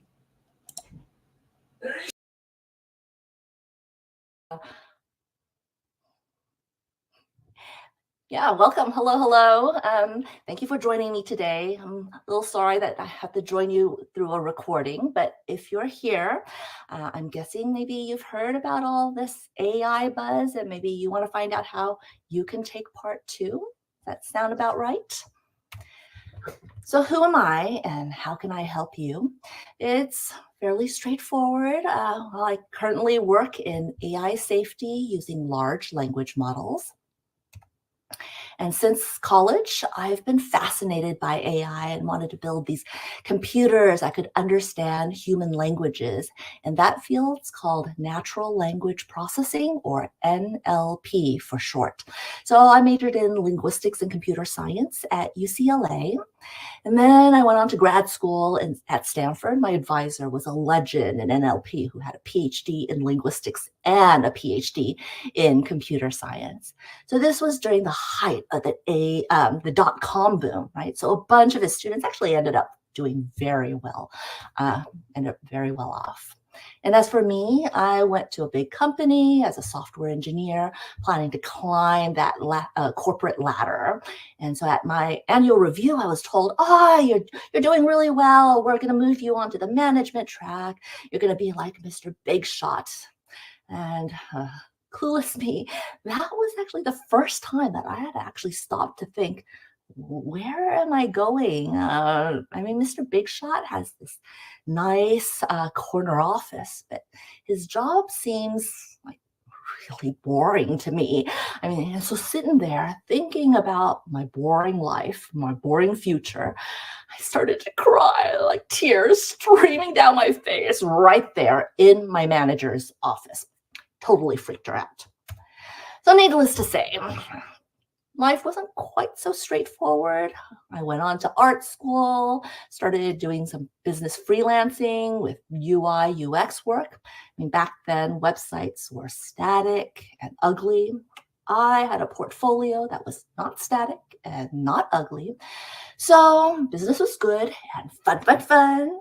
Then I had kids, and so that was even more fun. In fact, I had so much fun that I decided, forget about work. I'm going to homeschool my kids while traveling the world. So everything was awesome until COVID hit. So by then, my kids were old enough, so it seemed like a good time to return to AI. But you know, the AI that I studied way back then, it's nothing like the AI today. I mean, tech in general's completely changed. So if I can find work in AI, anyone can. I mean, I'm not saying it's going to be easy, but I promise you, with hard work, you can do it too. So my plan for today is to share some lessons that I've learned along my windy path, so maybe you can enjoy a straighter one. So first off, learn to fish. Yeah, that's kind of going to be the crux of my message here.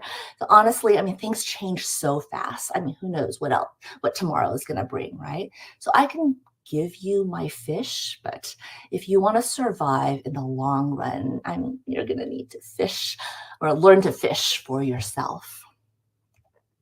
So during the tech boom, when I was freelancing, I worked with teams with lots of people, and you probably know the tech bubble burst, right? People got laid off, but it's not what you think. I actually got super busy. There was still plenty of work to do, and I ended up picking up work left by programmers, designers, and writers. And so I've adapted through the .com era and did it again for AI. The technology is completely different, but the mindset and the approach, they're fundamentally the same. The schools, they'll teach you theory, and boot camps will teach you what you need to know now. But ultimately, you need to learn how to learn on your own. And then next, you'll want to reframe your narrative, because the story you tell about yourself makes a huge difference.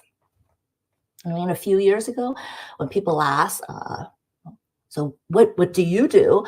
If I answered, stay at home mom, I get these nice sympathetic nods. Oh, that's very important work. Boring. Next, right? But I didn't spend all those years just folding laundry and washing dishes. Homeschooling requires some handy skills. I learned to research and evaluate curriculum. There's organizing events. Then there's tons of communicating and teaching, and that turned out to be useful when I went back to work. So you might have something in your life that you think that's irrelevant. Maybe you got the wrong degree, or you work in the wrong field, or you have some useless hobby. But whatever experiences you had in the past, there's probably something you can use. So leverage that experience. So AI is considered a transformative technology, right? Because anything can be combined with AI.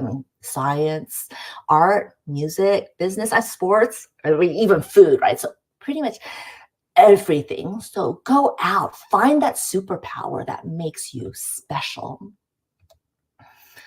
Okay, so the pep talk's done. So what did I actually do? Remember, I do have a degree in CS, and I was already comfortable with programming and Python. But if you weren't, I'll share some other ideas in a bit. So everyone says you need to brush up on the math, right? So I started off by reviewing the statistics, probability, calculus, linear algebra, all the fun stuff. And so there's also a lot of great online programs now, right? So here's some of my favorite. Don't worry about scribbling this down. You'll get the slides at the end. I started off with Google's machine learning crash course, then deep learning AI and fast.ai. They'll go a little bit deeper. And a lot of universities now have their lectures online posted for free. And since I wanted to catch up on language models, I went to Stanford's CS 224, so that way I could read and better understand the research papers. And so there's also this book called Hands-on Machine Learning. It's packed with tons of practical examples so that you can tweak with your own ideas. But be careful. Some people kind of get stuck in this learning phase, waiting to master everything first. Maybe there's some perfectionism or imposter syndrome, but it's super important to get out there. Get your hands dirty with some real world problems. And so Kaggle and TensorFlow, they're great communities to start. They've got contests, lots of resources, and helpful people. So personally, I learned better by teaching and doing. So I volunteered for open source projects in AI safety. And so that was a field that was still new with limited resources.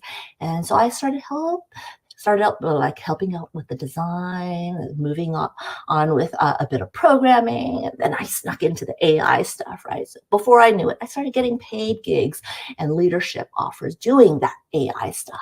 So again, this was all in the last couple of years during the tech downturn. And along the way, I gave presentations, I mentored students, but I mean, I never claimed to be an expert. I think of it more like peer tutoring, right? If you're helping other people that's in your position, but maybe a couple months ago, that kind of lowers the pressure. And that's kind of my philosophy, even with homeschooling, right? Like, come on, let's learn this together. It'll be fun. So I also try to keep a blog somewhat up to date with my learnings. I mean, it could be private, but it's good. It's a good way to monitor my own progress. And if the opportunity pops up, stuff's ready, right? And again, this is what I did, but with generative AI now, it might be overkill. I mean, unless you really want to learn the traditional machine learning stuff, most people nowadays don't really need to. And again, I'd focus on like broad principles. I mean, there's a world of opportunities using tools and libraries with low code and no code options. There's like Copilot and Duet AI. And so instead, I'd look for ways to use AI to improve your work or your hobby. I mean, using AI has gotten so much easier now. I mean, that's why there's so much buzz, right? I mean, you can build amazing things with fairly little tech background and just giving instructions in plain English. Also, if you can find a community, the support can encourage and motivate you. Like what communities? I mean, there's this here, right? It's hosted by women tech makers and Google developers. They've got online events and also in-person ones. So Google's starting a push with their Build with AI campaign, so definitely check that out. Go volunteer or even speak. Try a few groups until you find your tribe. So what I've been talking about here reminds me a lot of, there's this algorithm called explore and exploit. And so that means you start off by exploring and learning, and be humble and curious, soak up everything around you, and get the fundamentals solid. And you don't have to constantly chase the latest fad. In all my years homeschooling, my goal was to help my kids develop a love of lifelong learning. And once you have that, and the rest kind of comes naturally. And then after some learning and a bit of confidence, go out, spread your wings, right? Build those projects. Do something that can improve your work, your hobby, or your community. My first project after my break, I worked with some really experienced developers and I learned a ton, but I also saw where they could use a little more AI and natural language processing work. So that's where I helped out, right? And sure, someone more experienced could have done it better, but the team figured something was better than nothing, right? And my goal was progress, not perfection. So it turned out to be a win-win. So everything I've been talking about is kind of related to this idea of design thinking. And design, it's not just for artists, it's a framework for solving problems. And so that topic actually deserves a whole talk on its own. But I'll say this, the one thing that I did learn at Stanford, this is the one thing that's really changed how I approach things, both professionally and personally. It's design thinking. And you don't need a degree. I mean, this book, Designing Your Life, it's a great overview. You can probably get it for free at your library. So highly recommend that you learn and apply it. So I'll give you my quick simplified version. So it starts off with research to understand the problem, right? It's a little like reframing our narrative to better understand ourselves if we are the problem and we're designing our life. And it ends with this prototyping and testing, which is a little like our explore and exploit. So learning and trying things out. And it's important to keep iterating through the learning and building. You never stop learning. And then in between, to figure out what you need to learn and build, right, you'll want to define your goals and brainstorm your options. So let me explain what I mean. So it's important to set goals because if you don't know where you're going, you might end up like me in my manager's office crying about a boring life. You don't want to do that. So when it comes to setting goals, I like a SMART acronym. It reminds us that goals should be specific, be clear and precise on exactly what you want to accomplish.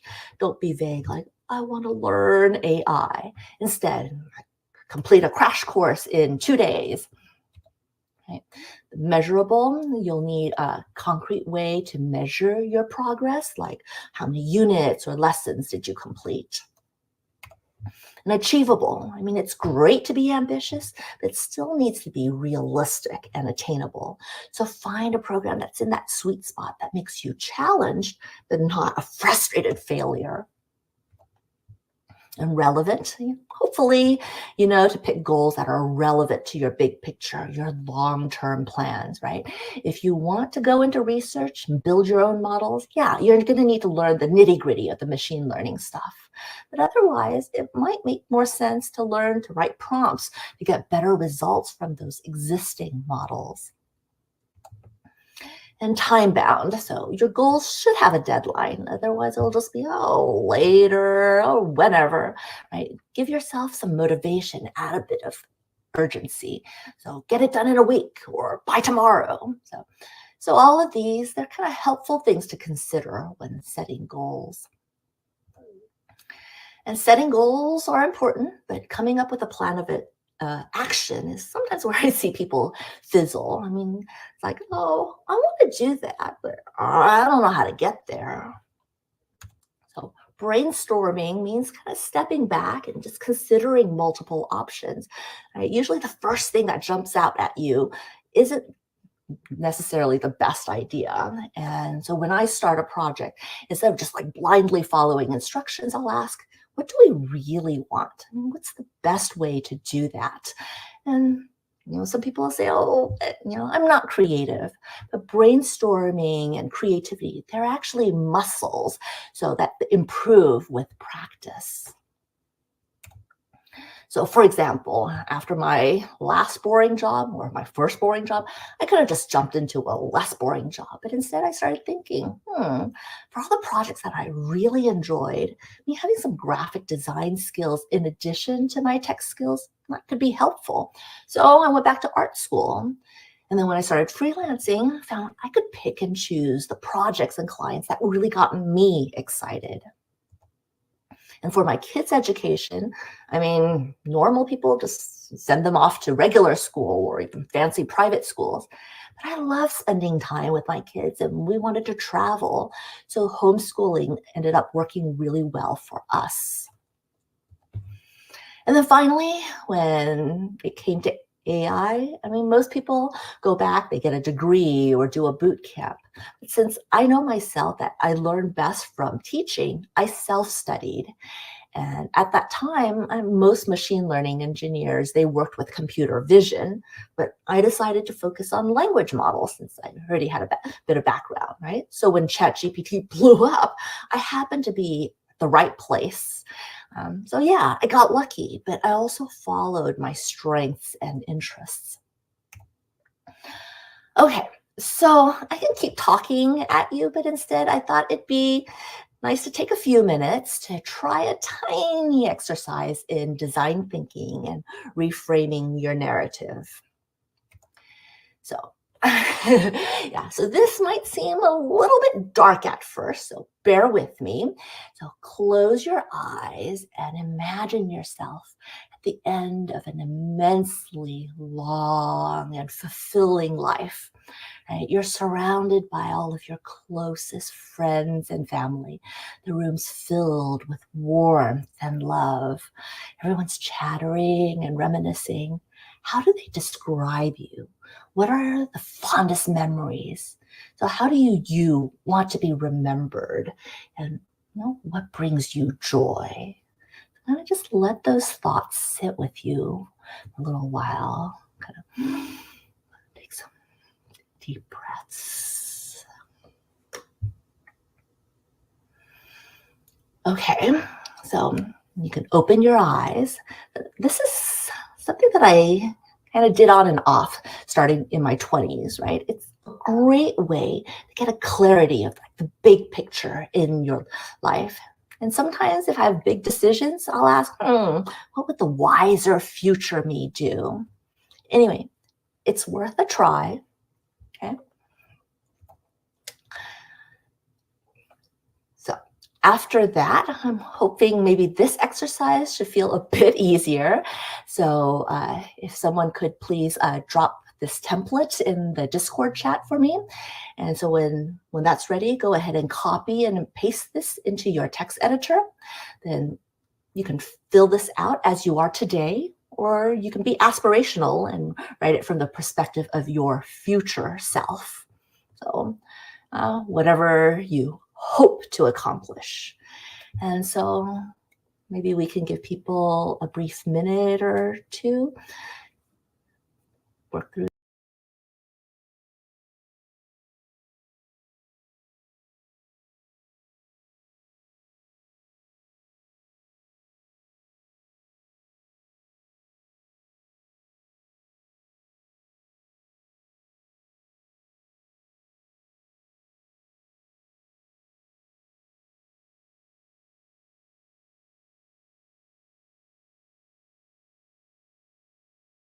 This.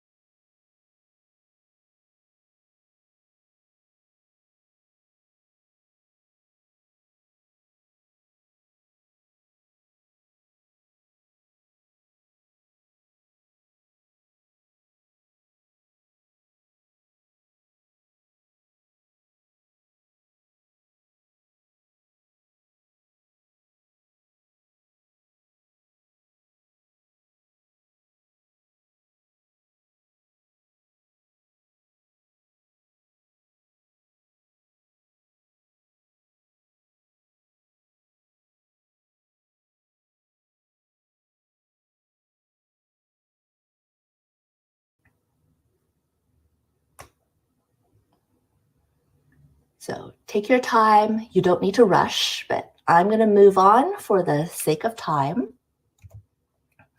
So remember, I talked about finding your community. So let's start here. So when you're ready, I'd like to invite you to take what you've written, whatever you're comfortable with sharing. So post it in that Discord chat. I'll ask someone to post my example, and when I get a chance, I'll come back and follow up. So really looking forward to see what everybody includes. So you can include your LinkedIn at the end. And when you connect with others, be sure to include a message. Say, hey, it was great to meet you on the IWD Discord event, right? So I noticed we have XYZ in common, or based on your interests, here's a suggestion for blah, blah, blah. Again, no rush. I mean, you can still post this after the talk's done, but I'm just gonna move on for now. So you came to maybe learn, expecting about working in AI, and I had you write your obituary, then introduce yourself. Why, besides that I'm a nut? Well, whether it's AI or life in general, right? Before you dive in, it's worth taking a step back to figure out, who am I? What do you want? And what can you offer? So the book I mentioned earlier, Designing Your Life, that's still my #1 recommendation. But I just finished this one last month, and Range gives a great perspective for people looking at career transitions. So there's a myth about head starts. People are getting specialized earlier and earlier, I mean, even as kids. But it turns out not to be as important in the long run. It's actually more important that you find something that's a good match to your strengths and interests. So once you find that match, the passion, the grit, the success, those will follow. And I mean, everybody loves those stories of the child prodigies and young superstars. They're exciting. But successful people who found their calling later in life are far more common. So if you're still figuring out who you are, you're probably normal, not behind. And so this book gives you some inspirational role models. And so what's the best way to find your strengths? Keep trying new things. And that includes reading new things, right? Because reading broadens your horizons.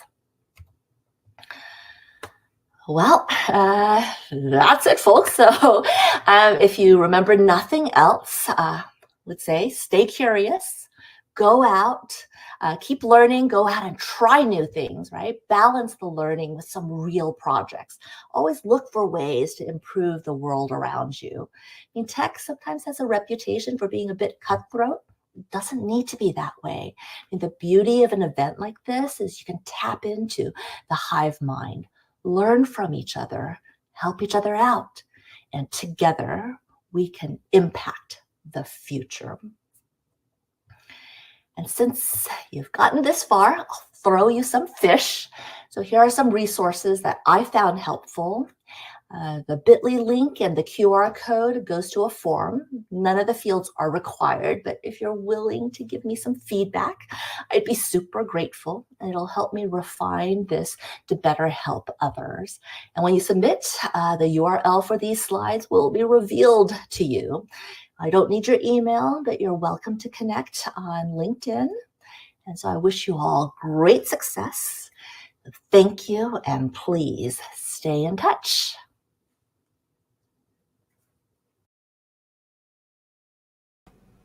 What a fantastic talk there from the incredible Zhang Zhang. So privileged to have her join us. We now have a small break until our next speaker, who I'm so excited about. So we'll see you in just a few moments.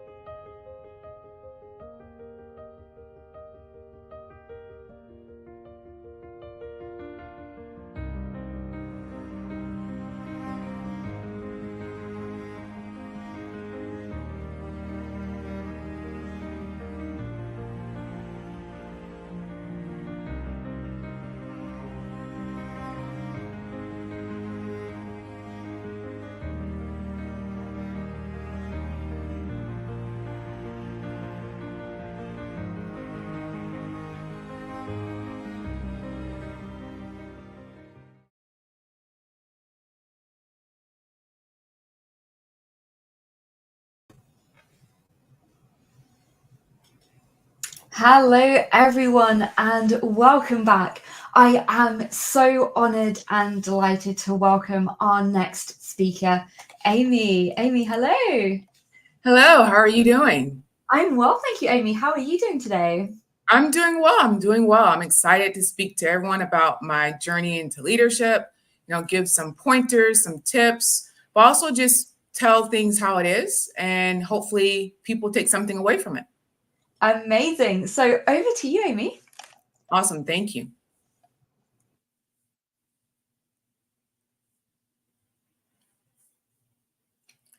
So again, as I mentioned earlier, my name is Amy Russ, and I'm so excited to talk about my journey into data leadership. But before we get started, here are some quick facts about myself. I enjoy pottery, and I really like working with my hands. But my next data project is related to this. So I'm going to look at the data and try and predict the success of a pottery piece being successful. I'm very excited about that. I also enjoy baking, but I don't like sweets. So I tend to give away the cupcakes and cakes that I make. The last thing is I've been weight training and strength training for 4 years, and I can actually deadlift about 105 pounds, which I think is about 48 kilos. But enough about me. I will be leaving some time, or at least for now, I will be leaving some time for Q&A at the end. So please put your questions in the chat. So let's start with my journey. So I can look at my career and break it into 3 key eras. From 2006 to 2012, I was in school for international affairs and diplomacy, but I admit I was a little bit in denial. Instead of pursuing data, I pursued diplomacy, but again, I'll go into detail about that later. And then from 2013 to the first half of 2022, it is a long amount of time, but it was that time that defined my career by showing me some harsh truths, some key themes, and successful tactics that continue to come up and that I use with my career, which I'm going to share those with you as well. And then from the second half of 2022 until now, well, clearly it's not done yet, so who knows? But I'm going to discuss certain biases and issues that I see that I continue to see in the data profession. But in each of these eras, I learned a lot about myself in the field. So 2006 to 2012. Data in front of my diplomacy. I grew up in a small town. The biggest thing that happened to that town was a throughway stop sign. And the second biggest thing was Walmart in Florida.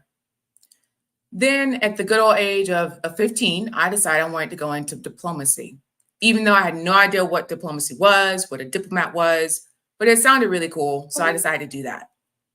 That heavily influenced my decision on what undergraduate school to attend. I selected Oglethorpe University because of its amazing international programs, including partnerships with schools across Europe and the Asia Pacific, as well as its well-rounded faculty. I majored in international affairs, but I got my first taste of data through my economics classes.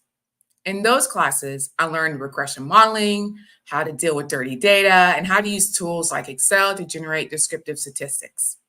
I really love those classes, but I never really associated those classes with a career in data.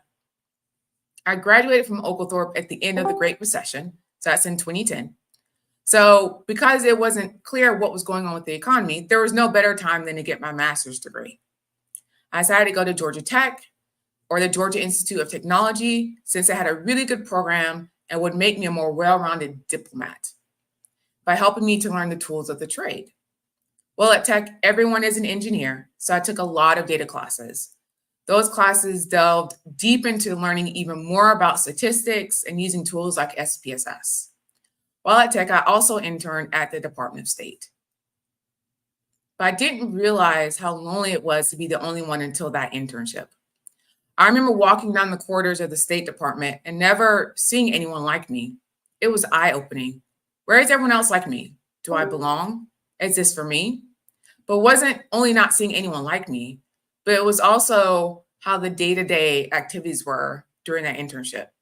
Sure, I learned some things, but there were a few weeks where I had the joy of helping to manage document disposal by shredding old documents every day, all day.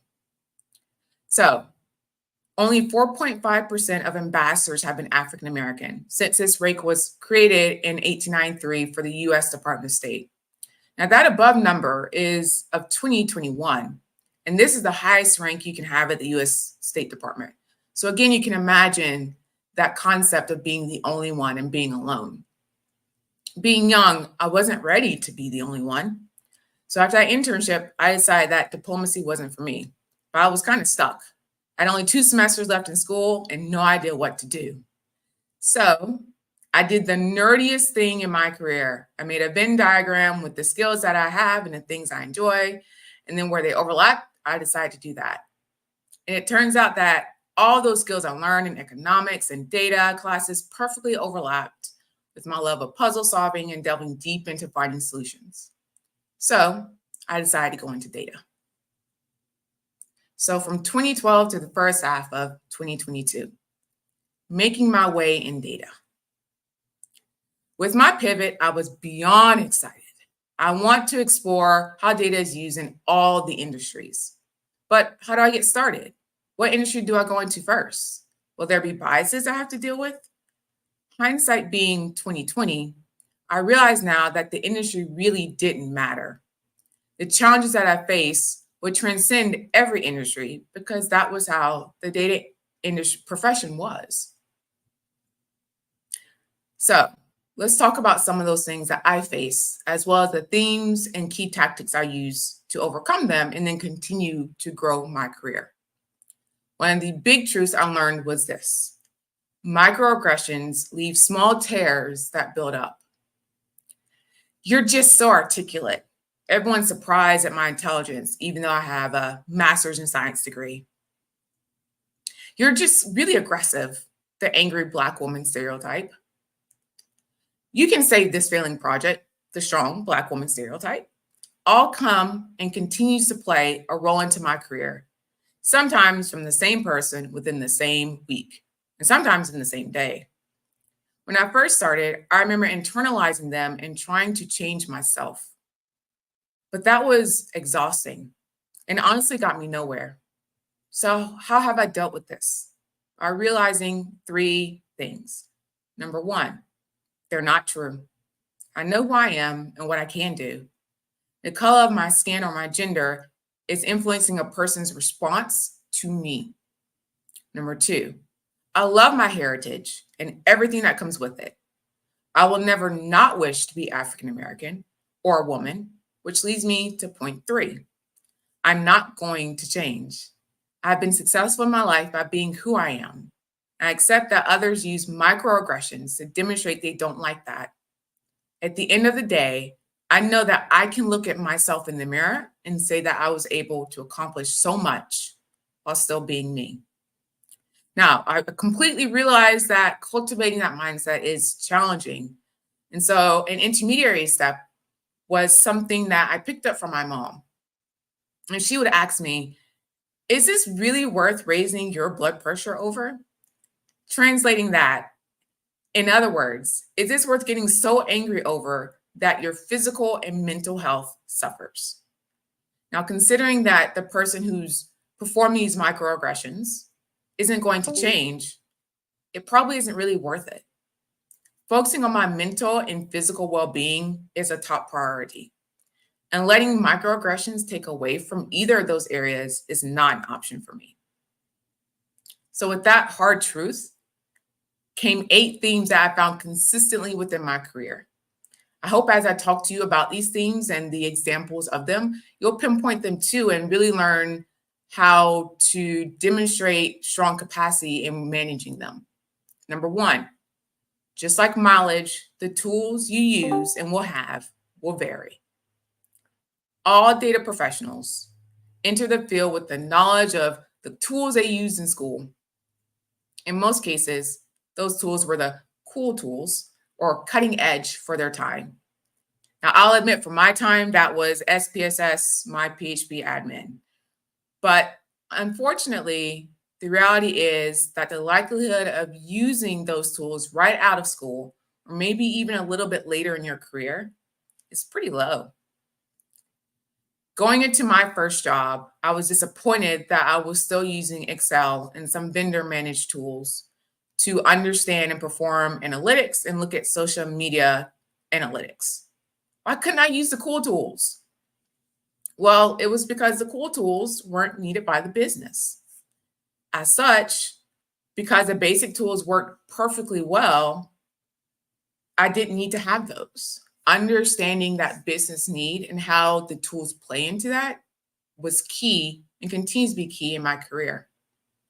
Number 2, how you talk to yourself is how your day will go. This lesson is one I learned early, but it's honestly one of the more challenging ones to really incorporate. As a diplomat or a wannabe diplomat, you're taught to think of all the possibilities and then to prepare for the worst, whether good or bad, especially the bad ones. I mean, when I was working to get the internship at the Department of State, I went through an interview, and one of the questions was, if you're in a country and there's a political incident of violence, what are you going to do? Right? So you're taught to think of that worst case scenario and to plan for it. And imagine getting that question, you're only in your mid-20s. So for me, that translated into constantly thinking of the worst case scenario and being prepared for it. But that also meant that I would inadvertently set myself up for the worst case scenario. I would maybe say something in a meeting that would put me in a worst case scenario situation, or I would present something without really understanding how it's going to be translated. But when I changed that mindset and started thinking of the best case scenario and planning for it, I realized that it actually turned out really well. And the best case scenario happened the majority of the time. Theme number 3, teamwork will trump individualism every time. So maybe when you first start out, you'll be an individual contributor in IC. That doesn't mean you're not working on a team. I was lucky to realize that quickly, and my background in politics really helped me mesh that idea of teamwork and individual contributor together. But I saw, and I still see, many analysts first starting out, particularly now that I'm a people leader, and they don't understand this. It takes some time, and they do figure it out, but it tends to slow down their career to an extent.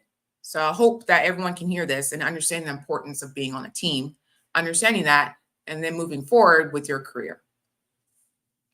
Number 4, learn to lead from the seat you are in. You don't need the title of a vice president, a staff data scientist, a lead engineer to be a leader. There are many other ways to lead. For instance, I started a chapter of, in what we call in the US, an employee resource group here, or in a previous role when I was there for only less than a year. That demonstrated leadership will also allow me to learn really valuable skills, such as managing senior leadership expectations, vendor management, leading and working with a cross-matrix team. And again, all this without even being at the company for a full year. And my title was not of a vice president. I was a specialist. Successful data professionals know the business they are in. That is theme number 5. Not understanding your business, for example, are you in marketing or sales, or even what industry your company is in, such as finance or e-commerce, will slow down or even stop your career growth. When I first started out and was working in supply chain, one of my top priorities was to understand what my business unit does, how that fits into the overall organization, and then understand how that fits into the industry. This allowed me to quickly learn, understand, and find the big problems, and then create solutions for them. And that way, I was able to successfully make a case and receive a level increase every year while at the supply chain company. Number 6, being the only one isn't a crime, but not acknowledging that you have an opportunity to help others grow because of that could be one. It can be terrifying being the only one like you on a call or in a room doing a presentation. I experienced that when I interned at the State Department, and even now in my career, it hasn't really changed. Now, it's okay to have negative feelings about that. I still do. But whenever I do start to let that get to me, I immediately go, okay, well, let's see if among others like me? Are they interested? And if so, how can I support them? Perhaps by giving them a platform, guiding them to resources to really help them in their career. And I found that, especially in the past 2 years, it is more important to ensure that there are platforms that are there for people such that they can truly find themselves and find others like them within their field. Doing this brings a beautiful, diverse range of perspectives into the community that can only help it to flourish. Number 7, being uncomfortable will take you far. But being comfortable will allow you to go the distance. I was constantly thinking about my next promotion or the next big project or even the next new skill, and it was exhausting. And I realized this about 2 months ago. I had taken a day off, and I realized that even though I'd been in my new home for a bit more than a year, I had not even sat down in the living room on the couch. I was so busy going from my office to maybe working out and then focusing on the new project and the new skill and work, till I hadn't taken time to really enjoy the fruits of my labor. Take the time to be comfortable. Take the time to realize how far you have come. That will give you the energy for your next big project, your next big idea, your next big career move. Number 8, you don't have to move unless you want to. This may be a hot take, but hear me out, y'all. Hear me out. If you love what you do, then you don't have to move up. Look for things that will allow you to keep doing what you love, but also challenging you. For instance, in my first role in supply chain, I was in that role for a bit more than a year, but I enjoyed it. I was able to learn so much about the business and the industry and the organization. Then when I was ready, I made the conscious effort to use different tactics and techniques to look for the next opportunity that would challenge me, but still allow me to do this and use the skills that I love from my previous role. But I took my time and enjoyed learning in that first role. And I recommend others do the same. If you enjoy your role and you enjoy the level you're at, keep doing it. And then work with others to ensure that you're being constantly challenged and you're not bored. So with that one harsh truth and those 8 key themes, I was able to really start to think about and apply 4 key strategies that helped me to grow in my career. The first strategy, realizing I'm a business and my skills are the product. As a famous American rapper stated, I'm not a businessman, I'm a businessman. Now, if you know the rapper, you can put it in the chat. This has allowed me to really sit and assess my skills and where they fit into my goals. With that in mind, I'm able to better plan and strategize my next steps, including what skills I need or actions I need to take. Number 2, realize when you are approaching a dip.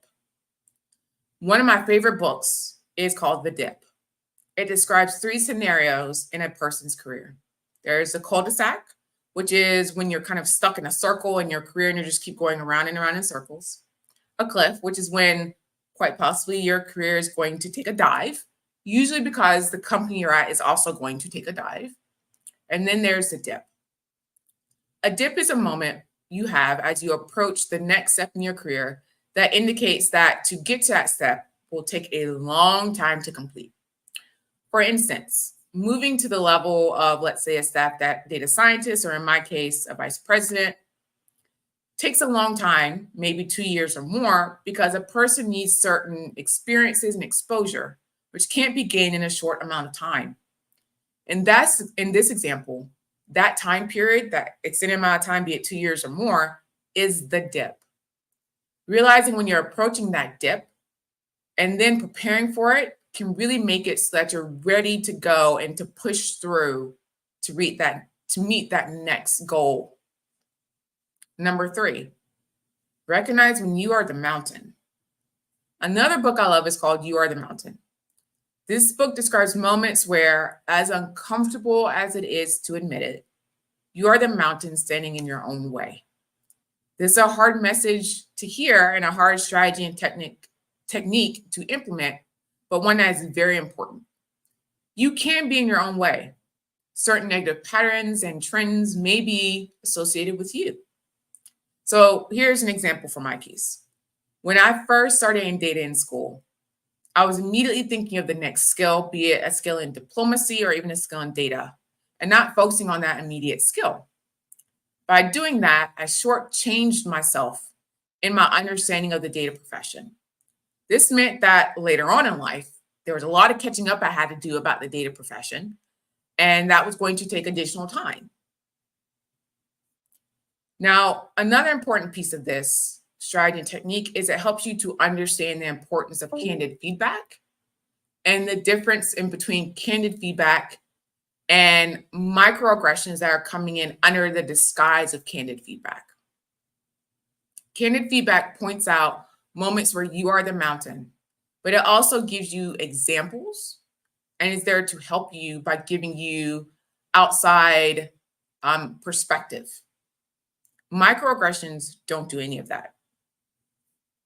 And then the last strategy or tactic is moving up the ladder is a reverse pyramid. So this one's a little bit hard to visualization, but follow me with this. As you gain a higher title, your options for that next role or opportunity diminishes. So in other words, in most organizations, there are more lower level roles than senior roles. This is critical to know because as you look to move up in your career, there's an expectation that you have certain skills for that next higher level role. For instance, when I went from a senior analyst to an associate manager, there was an expectation that I had experience in marketing, I would have experience in finance and accounting, and I would have experience in product management before moving and being able to be an associate manager. Well, to get that experience, because there are fewer associate manager roles, I would have had to move more laterally, still as a senior analyst or even as a supervisor, to get that experience. So with that in mind, you can now take the time to plan the amount of time you're going to spend at a level before you get and think about the next higher level role. So with all that being said, in 2022, I left my job to focus on finishing my MBA at Auburn University here in the United States. I didn't start work. I legitimately took a break, no job, and just finished and focused my MBA. Focusing on getting that MBA and with what downtime I had, focusing on myself really allowed me to take the time to truly understand what I had accomplished. So when I was ready to get back into job hunting in the job market, I was moving at full throttle. I wasn't expecting to apply for an assistant vice president role, to be told that role was too easy for me, but my resume would be circulated around. But for that to actually happen, and not only that, but for the role that I would be a better fit for to be a vice president role. But that is what happened. To say that I experienced imposter syndrome doesn't begin to cover it. I actually considered not taking the role. But I did what most people I believe would do in my situation, which is I called my mom. She said, "Amy, you're ready for this. So shut up and go do it." So I did. So from the second half of 2022 until now, I'm making my way again. Considering how the world has changed, I thought the data profession would change with it. But unfortunately, that change has been slow coming. After all, as per a 2020 World Economic Forum survey, only approximately 26% of professionals working in data and artificial intelligence are women. Why is this? From my experience, there are 4 barriers that are slowing down this progress. The first one I've experienced is cultural norms. Now, cultural norms are the shared values and beliefs that guide the behaviors of society. For instance, at one point in my career, I worked in finance and accounting, but only 3% of finance and accounting professionals are actually African American. Now, throughout my career, when I was in that field, it was odd that I was there because I was African American and that wasn't seen. And so there was a cultural norm, and particularly for finance and accountants, that African Americans just aren't that common, so why are you here? Number 2 is the complications around recruitment. Now, I know recruiting is hard. No one in the recruitment field has to tell me. I completely understand that. But there are certain areas that I've seen in recruitment where heuristics are followed. So for example, a recruiter may go to the same school because they have a lot of great opportunities and they bring a lot of good workers from that school. But if you recruit from the same school, you're going to get the same people. And so when I worked in HR for data analytics for a little while, I pointed that out and said, hey, you're recruiting from the same school. You're getting great candidates and they definitely fit the need of the organization. But if you're trying to build a diverse talent pipeline, perhaps think about going to other schools. And when I showed them the data, it clicked. Again, one of those that is not really thought about, but one that definitely plays a role here. Number 3 is stereotypes. Most professions have a stereotype of what people within that profession look like, and this feeds into the cultural norms. So for example, recently I've been exploring how data is used in cybersecurity, and I noticed that whenever what's called a threat actor, or what we may know as a bad hacker, is shown on the screen, it's always someone in a hoodie and their face is covered and you can't see it and it's just dark and they're in a dark room. Why? Do threat actors not have lights in their home? The data profession is no different. When I introduce myself, what I do to people and the skills I have, there's always this look of shock. I do believe that this is getting better, but I've learned to accept the looks of shock, and sometimes they're kind of funny, and then go into more detail about my background. And then the last item, the last barrier is the biases that I've seen in the machine learning and the AI machine learning field. So I've seen about 3 hidden biases in the algorithm of this field. So the first one is your degree. So my degree is very different and outside the norm. It's focused in international affairs, so that's politics and economics, not really data focused. And so I hear a lot of, your degree is in diplomacy. What do you know about data? Or I just don't know how your degree is relevant to AI and machine learning. There's data everywhere.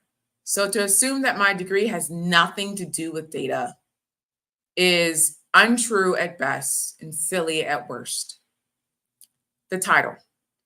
Well, you're a vice president, so why do you need to know about hyperparameters? Knowing about the data pipeline how it works is outside of your scope. You're a vice president. Why do you need to go to this general tech conference or event? You're a vice president. Why do you want to participate in a hackathon? You're above that now. This makes no sense. Knowing this information and attending these events is crucial to me being able to continue to grow with my team. Now, even with someone who may not have a title like a vice president, this can still reign true for you. And then lastly, the age. This one I think is pretty self-explanatory. You're too young to manage such a large project. You haven't worked in the industry long enough to understand.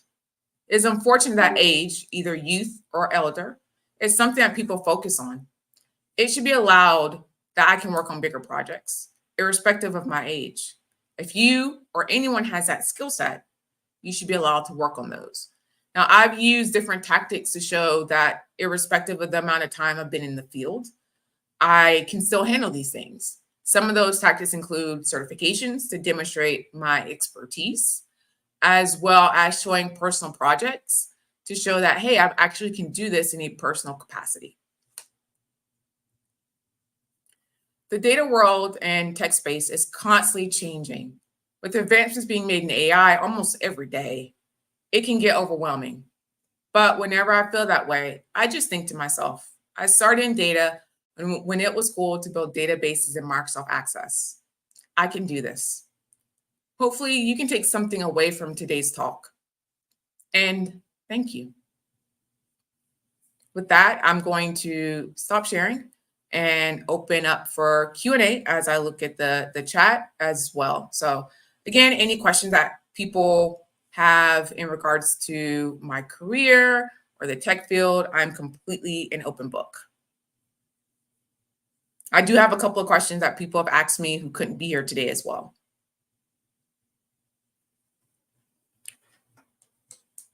Amy, incredible. What an amazing talk. We do have a little bit of a delay on the stream, so it's possible the questions are coming in.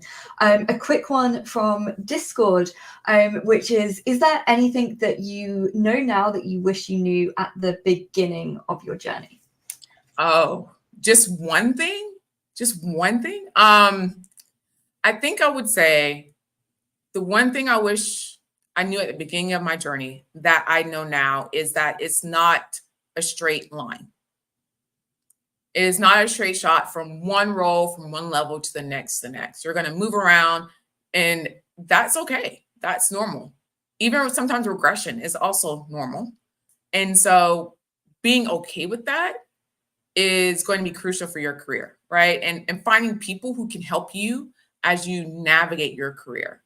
So that's one thing I definitely wish I knew then, but now that I know and I've accepted now. Amazing. Thank you so much for sharing that. So I do actually have a question, and this I get asked quite a bit, is I'm often asked, as I look at the future of like the data profession, what do I see as the most important thing to remain competitive?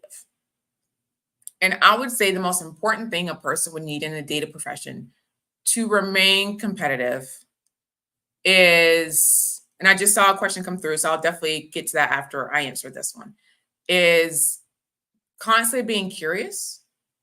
That's going to be essential in the data profession because the hard skills you need are going to change pretty rapidly.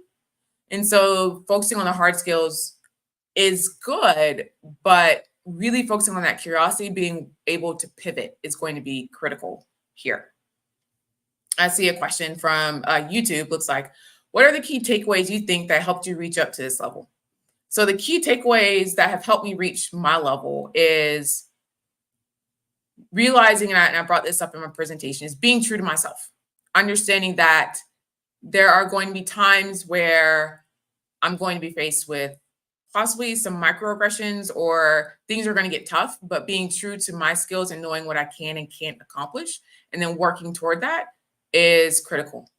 Another key takeaway, and this was, I think, hinted at throughout, but I'm going to say it out front, is communication.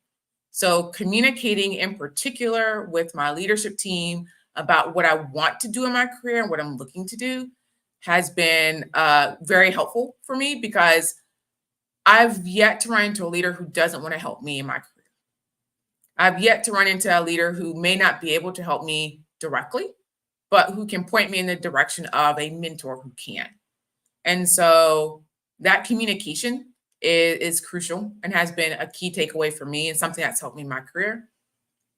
The last thing is really working to find something that brings me joy in my career, right? So I mentioned before, helping others to grow and develop in their career, giving them a platform. That is outside of my job function, but at the same time is critical for me and something I find as fulfilling as actually successfully creating and releasing that application or building that model and working with my team. So I would say those are the key takeaways that have really helped me reach up to this level and help me in my career. I hope that answered your question in the chat.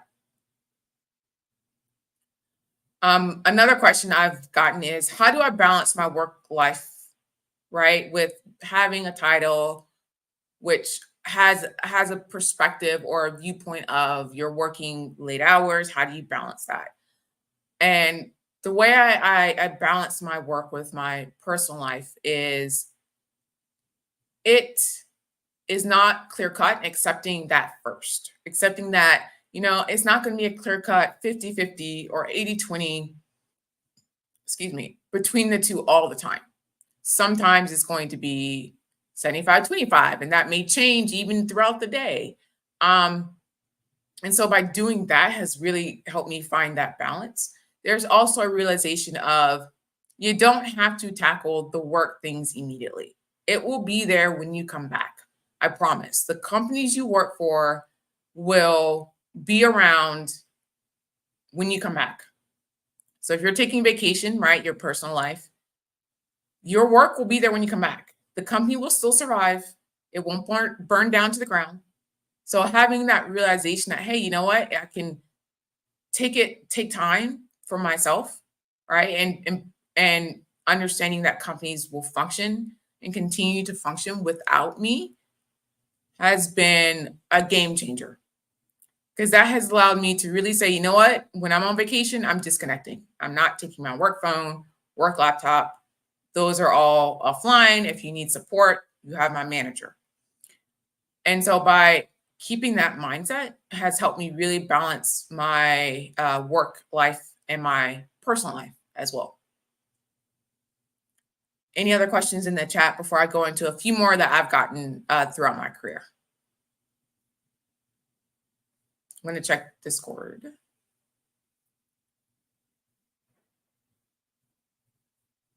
Okay. So another question I get in my career is, what value do I see, or not necessarily value, but how do you take on the mindset of being able to constantly make a pivot or change? And that's hard because we as people don't like to pivot. We don't like change. We like things being pretty steady and being able to rely on that steadfastness. And what I've found is that to create that mindset of being okay with constantly accepting change and being ready to pivot takes a couple of things. The first is patience with yourself. Change can take time, even if it does appear fast. And being patient with understanding as you go through that change, or as you pick up those new skills, is going to be really important. You're not going to get it overnight. You're not going to get it in the next 4 hours. Be patient as you make that pivot and change. That's one thing. The second is, as you think about the pivot or change, think about it critically and how it's going to help you in your career and in the future going forward. And so by that, I mean, not all pivots are bad, but they're not all good either. Thinking about it from the perspective of, how is this going to help me? What is it going to do to my career? And how can I really get ahead in that pivot versus trying to think of it in black and white is going to be really important for you. And it's been really important for me as well. And the last thing is to enjoy the ride. Change, yes, in and of itself is scary, but it can be kind of exciting. You may be moving into a new frontier. You may be picking up some new technology, some new coding languages, something brand new. Enjoy learning about that and using what makes you great, right? Your curiosity, your need to know, to really move forward in that kind of capacity. And if you can put yourself in that mindset versus being afraid of the change, it makes pivoting and changing quicker and much more efficient, as well as, in some cases, less stressful.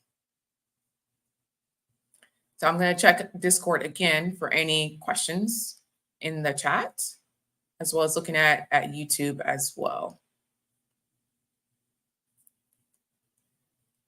So I've got another question that I get sometimes, not often, but sometimes, is, how do I manage and work with stakeholders, right? Stakeholder engagement, stakeholder management is a key tactic and technique for anyone in their career. And so what I've found is that communication. I can't stress enough that you, in most cases, can't really over communicate to your stakeholders. Now you can put information that may not be exceptionally helpful to them, of course, but communicating is going to be key to your stakeholders. Also, honesty and transparency. Telling the facts. The data supports X. Here's the plan. Here's why we're going to do it. That is something that I found stakeholders really do appreciate. And they appreciate hearing that. But also, as you're communicating, giving them time to give you feedback and to weigh in. And so what I found in my career is that, and I've gotten feedback on this, is that, Amy, you just move so fast, we can't keep up. slow down, just slow down, because we don't know what's going on. And so I've taken that to heart to really mean, hey, you communicated with us, but you didn't give me time to react. You didn't give me time to really think about it and say, okay, is this a good idea? Am I on board? What does this mean? Give me that kind of time to do that so I can then chime in and actually help you, hopefully in the long run, right? And so by slowing down and giving them the time to react to my communications has been a huge boost as well in regards to my stakeholder management and engagement. So any other, oh, here's a question. When managing business project workflows, do I have any suggestions for tools and methods? So that is a good question. So when you're managing business project and the workflows within those, my suggestions for tools and methods are going to kind of fall into a couple of areas. One of them is a communication perspective, right? So the tools and methods on how you communicate. Some of the tools I use a lot in communication when it comes to business project workflows and communicating business projects and where they stand with stakeholders. The good old trusty Gantt chart is one that hasn't failed me yet. The other one is having a scorecard with where things are, something that's nice and visual. And I would say kind of bringing that up to the top level is visualizations. Most stakeholders can't live in a table. They can't live and easily get what they need from a table or a database. So visualizations are key here, which is why I bring up Gantt charts as well as KPIs and scorecards, right? Those are key. Tools that I enjoy using to communicate that and how the projects are going is going to be Power BI and Tableau are great ones, but PowerPoint works just fine too. Again, you use the tools you have. The workflows I tend to use, I do rely when it comes to projects on meetings and using RACIs. So a RACI chart, which lays out who's responsible for what and at what level, is really crucial for me when I'm managing a business project and looking at those workflows. The last thing I do is I'm not afraid to rely on and give my team opportunities. So I do lead a team. And so in these cases, I look at ways to develop them and if they're interested. And I have those conversations that, hey, we're working on this project. Is this something you'd like to be maybe the project manager on, right? Or do you want to continue in your current role as a data professional or what have you, right? So I give them those opportunities and then I rely on them to really build up their own kind of workflows to manage as well. And I support them all the way. So I do try and find a balance of supporting my team and giving them those opportunities, which is my job in reality. When you manage a team, you're supporting your team. But also, if it's a big enough project where the expectation is that I lead it, using my own project management experience, including, again, RACI charts, Gantt charts, scorecards, things of that nature, as well as Tableau and Power BI to really convey where projects are and what we're looking to accomplish. And of course, the constant communication. I hope that answered the question from Discord from Pathology Bazaar. And if I mispronounced your name, I'm sorry.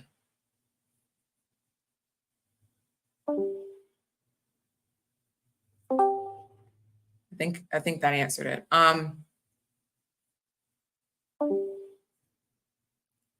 Okay, looks like I answered his question, or I answered the question, which is good.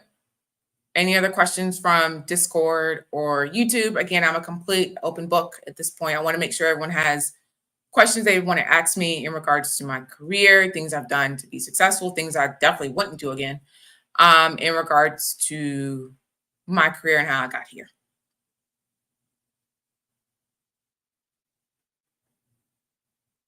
Actually, speaking of, as I was thinking of questions that I've been asked in the past, I do get this question a lot. What would I not do again in my entire career journey? What's the one thing I just would not do again if I could go back and redo it?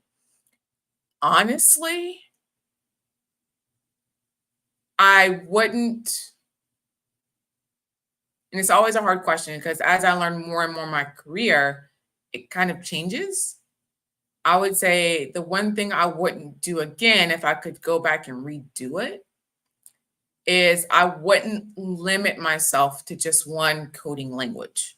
So I started in SQL, and that's the language that I learned and really focused on for years. But at the time when I first started, that was the big language to know. And so any other languages that were coming out were useful, but weren't the pick of the times.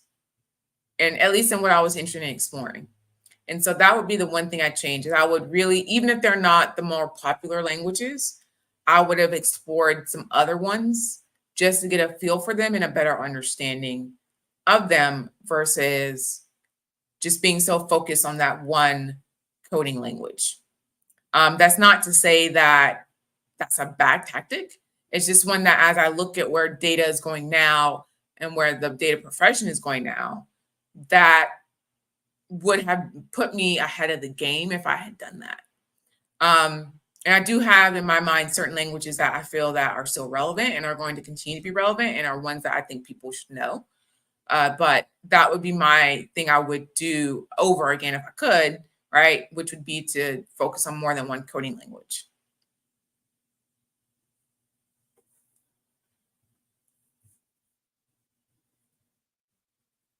I think there's possibly a question coming in from the chat, from Discord if there is. I saw someone typing. Don't be afraid to ask. Please, I'm open to any questions that you have.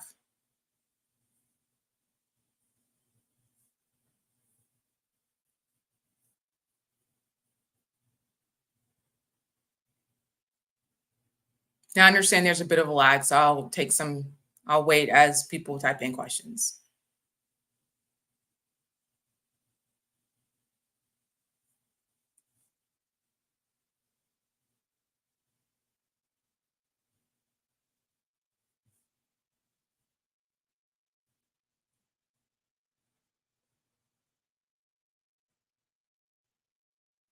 So I know we've got, I believe, a few minutes left. So if there's no additional questions, I don't think I've missed any. I'm trying to check to make sure I haven't missed any. Okay, here's one.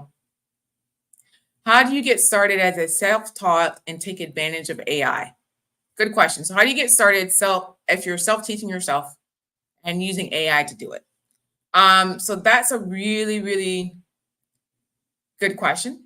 And how do you take advantage of AI to do this? So what I would recommend we do, or a person would do, is use AI as a start and using AI as a starting point, right? So there's a lot of opportunities and websites that will help you to learn using AI. So, you've got Gemini, you've got ChatGPT, you've got all those.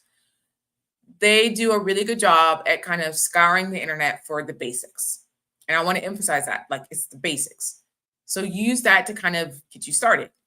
And that goes into really asking really good questions. So one question I would ask and how I would phrase it is, can you explain to a self-taught programmer with X number of years how common table expressions work in Microsoft SQL Server, right? Making that question up if you want to upskill in SQL. That kind of prompting and asking questions that way will give you a response that will get you started, right? And they'll give you resources and things for you to continue to check out. Once you get the basics down, it's going to be really important for you to find a place to start to practice, right? And there's plenty of places to practice your coding skills, and as well as to get involved in different coding projects like on Kaggle, etc. So do that. And again, it doesn't have to be a huge data set. And I know that everyone wants to work in big data. Start small. It's easier to find the mistakes in smaller data sets than it is in bigger data sets. So start in a smaller data set and then move from there. And then as you learn more, go back to that engine, whatever you're using, and refine your prompt, right? So now instead of having X number of years and you're self-taught, but you're learning common table expressions, now you've got a few of them under your belt. Can you explain in more detail how this common table expression can be used to solve X problem that you may have ran into that you couldn't solve on your own? it will, of course, you'll get a response as a starting point. Again, that response is going to be your starting point, and dig deeper into that response. And then take what you've learned and immediately apply it to a project, right? So show how you have mastered that common table expression somewhere. And so that's how I would use it as a self-taught, as well as using AI to kind of really fast pace your learning journey. I hope that answered your question.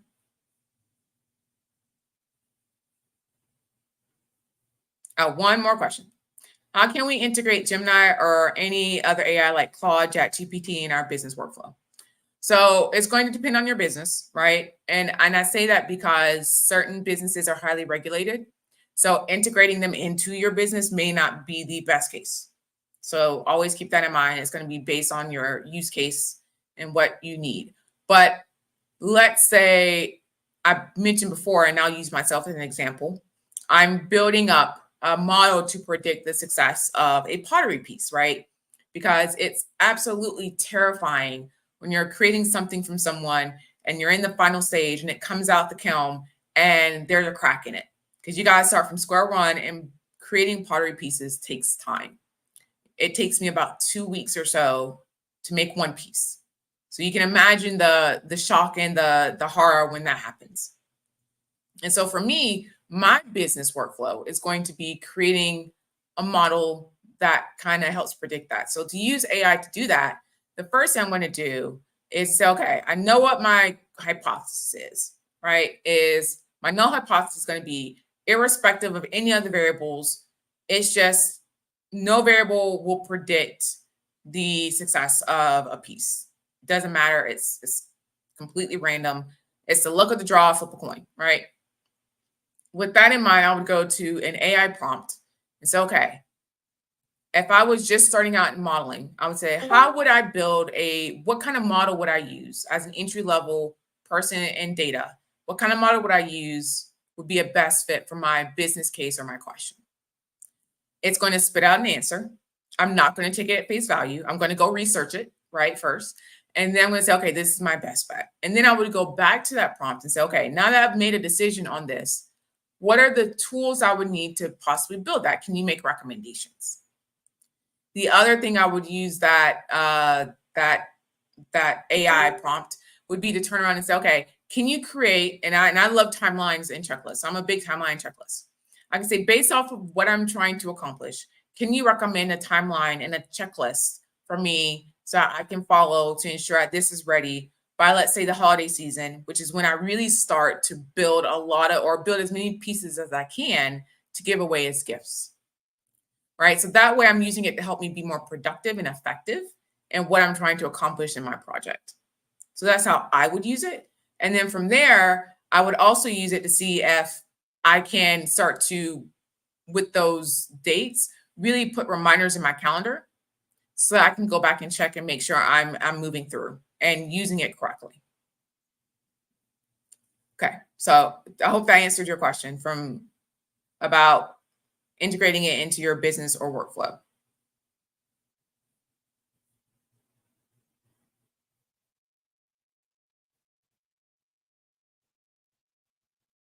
Is there any tool for workflow management provided by Google, like Notion, Microsoft Loop, etc.?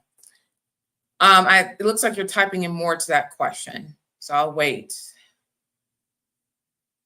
Okay, so it looks like I'm running out of time, possibly, but I will tackle this question really quickly. For me, I think it's going to be better to think about the workflow management tools that work for you. And I say this because at the end of the day, there could be tools that may be created, but may not work in your best benefit because you're used to certain things. So for me, I can, of course, talk about tools. Some of them are, and you've noticed in my talk, I don't limit myself to one particular tool all the time. But it's really important that you understand that the tools you use need to match your business case and what you're trying to do. Now, am I very partial to certain tools? Yes. Am I very partial to using tools that have been developed by like Google? Yes, because I found that they work very well for me in my business case. versus just wanting them because of a title or something like that, right? So I always emphasize this, is that it's based on your business case at the end of the day. So use the tools that work and integrate throughout your entire business, honestly, ecosystem. And if it's Notion, then use Notion. If it's something in Google, I find that Google Keep works really well for workflow management for me. Use Google Keep, right? It's just going to depend on what works for you and your workflows and what you're trying to accomplish for your business.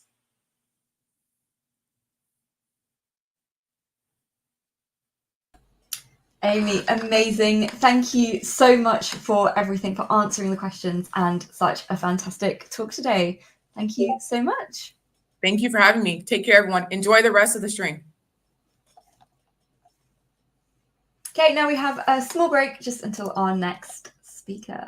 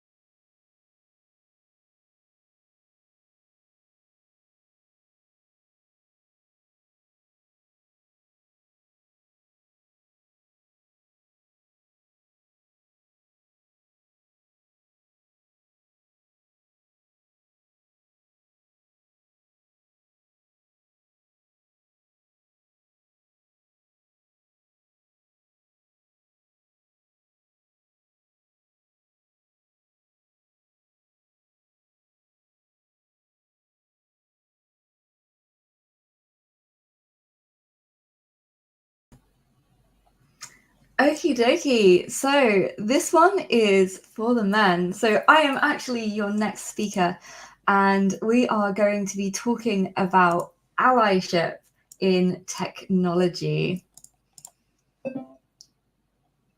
So I want to start by saying a huge thank you to any men that are taking the time to listen to this session and join the celebration for International Women's Day. It is allies that can make such a difference, as well as the women that are taking their time to volunteer, speak, and celebrate. So to any men listening, thank you so much for your allyship. So before we begin, let's take a moment to acknowledge that International Women's Day is for everyone. It is about inclusion, not exclusion. This isn't a time when all of the women get together and completely ignore men. This is a time for talking about women's stories, about celebrating women. But you don't have to be a woman to listen to a woman's story. Anyone can listen to a woman, and anyone can celebrate a woman. So International Women's Day is absolutely for everyone, not just the women. And of course, one of the biggest questions, what about International Men's Day? And yes, men, there is an International Men's Day. And here is one of my favorite facts, a little bit tongue-in-cheek here, but we have the Google Trends data, web searches for International Men's Day. You can see some quite big spikes there. You might be expecting that those spikes appear on International Men's Day. Let's take a look. They do, in fact, appear on International Women's Day because so many men are Googling when is International Men's Day on International Women's Day. But no worries, there is an International Men's Day in November. There's also an International Non-Binary Day, which fits exactly equidistant between International Women's Day and International Men's Day. So a really great one to look out for. So one of the questions I get a lot from men wondering if they should go to something like an International Women's Day is, should I be here? And it makes sense. If it feels like it's a space for women, it makes sense that as a man, you might not feel comfortable being in that space. And there's a really easy way to see whether that space is welcoming and somewhere you should be. And it's really that difference between a space for women versus a space where women are celebrated and their voices are heard. So maybe women's bathrooms, unless you identify as a woman, maybe not the place for you. But if it's a celebration like this celebration, where we're just taking a moment to think about women and their achievements, then absolutely this is a place for you. Amazing.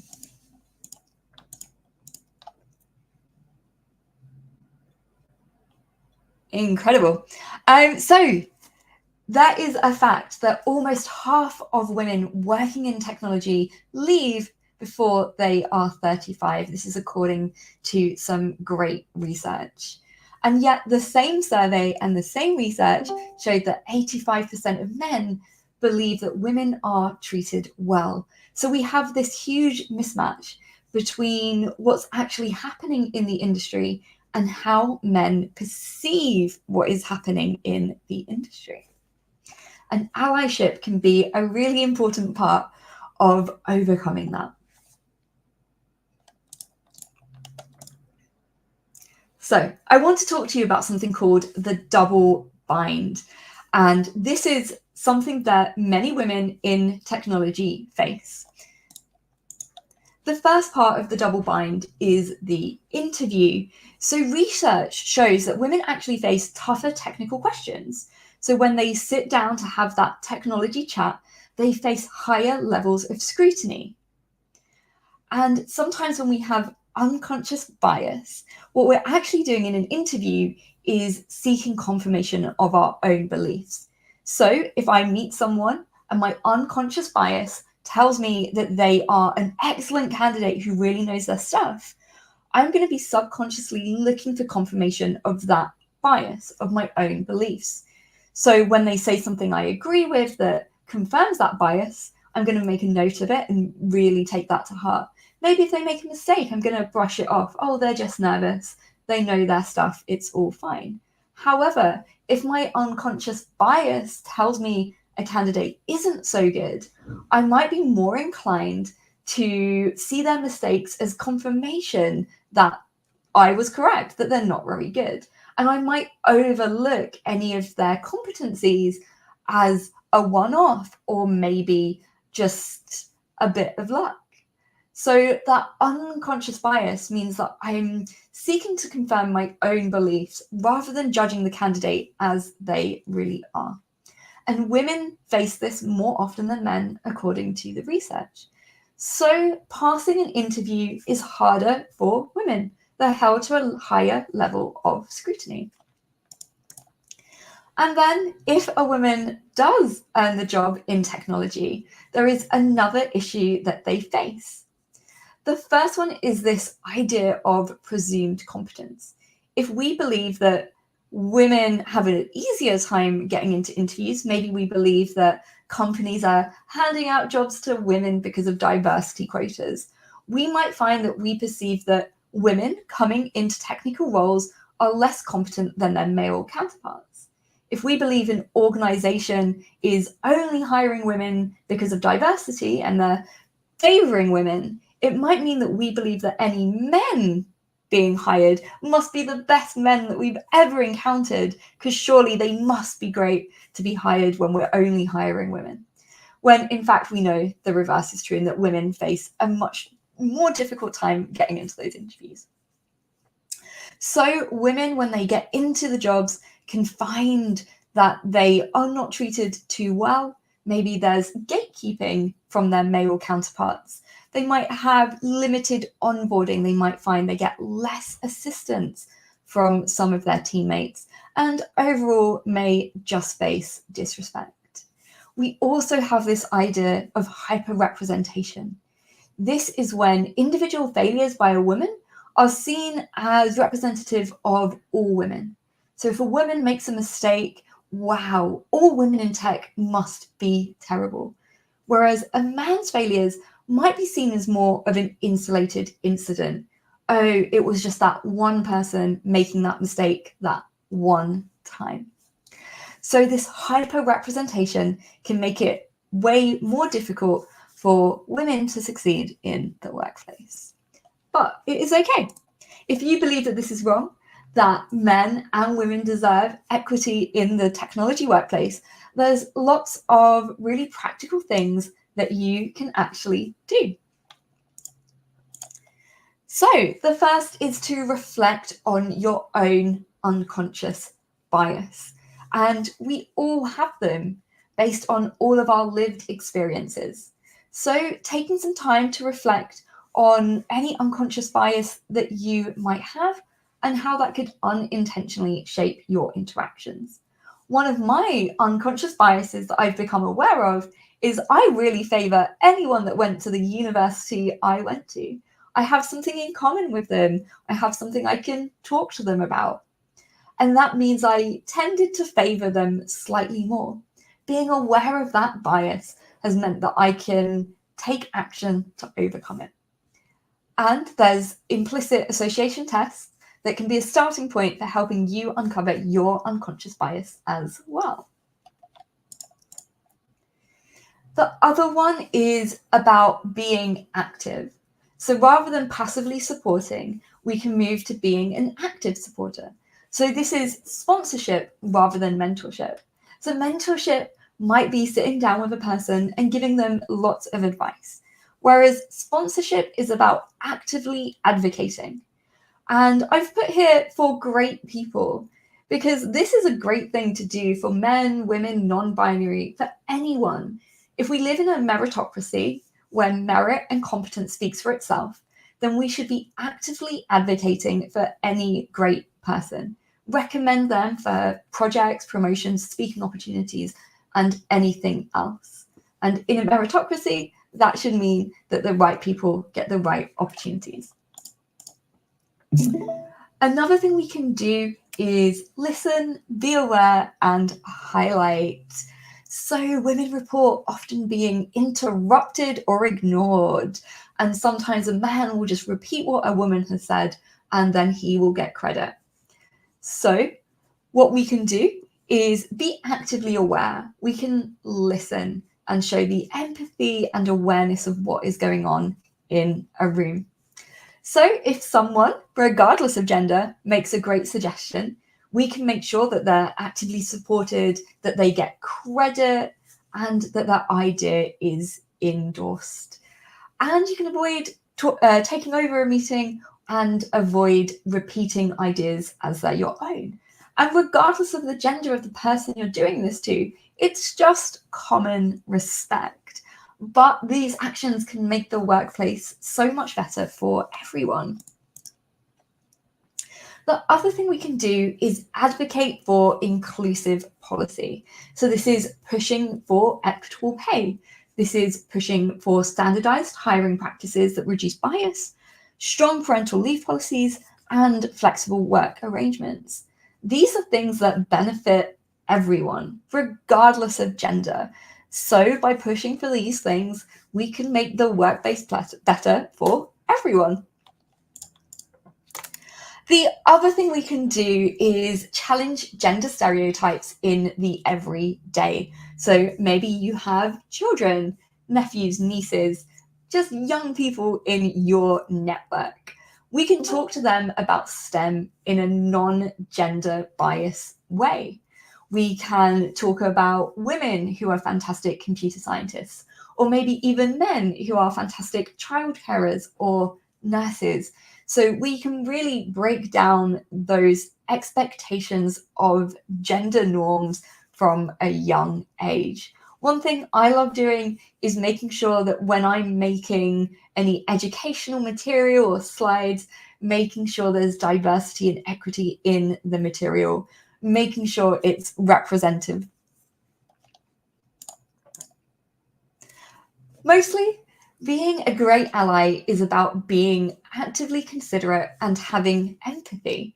If we do this to not just women, not just non-binary, but to everyone, we'll find that the world is a much fairer and more equitable place, because these are the foundations and fundamentals. And there is something in it for you. First of all, research shows that companies with more women in leadership roles consistently outperform those without. We know that women being in leadership roles leads to really incredible and great things. So if you're in a business, you definitely want to see women in those leadership positions because your business is going to be stronger for it. The other thing is your own personal growth and development. A lot of what being a good ally is means improving your leadership skills. And these are the skills that a lot of people in senior leadership have. Things like high EQ, so that's emotional intelligence. These are the things a great ally and a great leader has. So by demonstrating these things, you can grow in your own personal development as well. So a huge thank you for taking a moment to reflect on allyship and what it means. It was so much fun to get the opportunity to speak with you about allyship. And again, thank you all for being amazing allies to all of the women and non-binary folk out there. So our next session will actually be in about 10 minutes. So we'll see you in 10 minutes.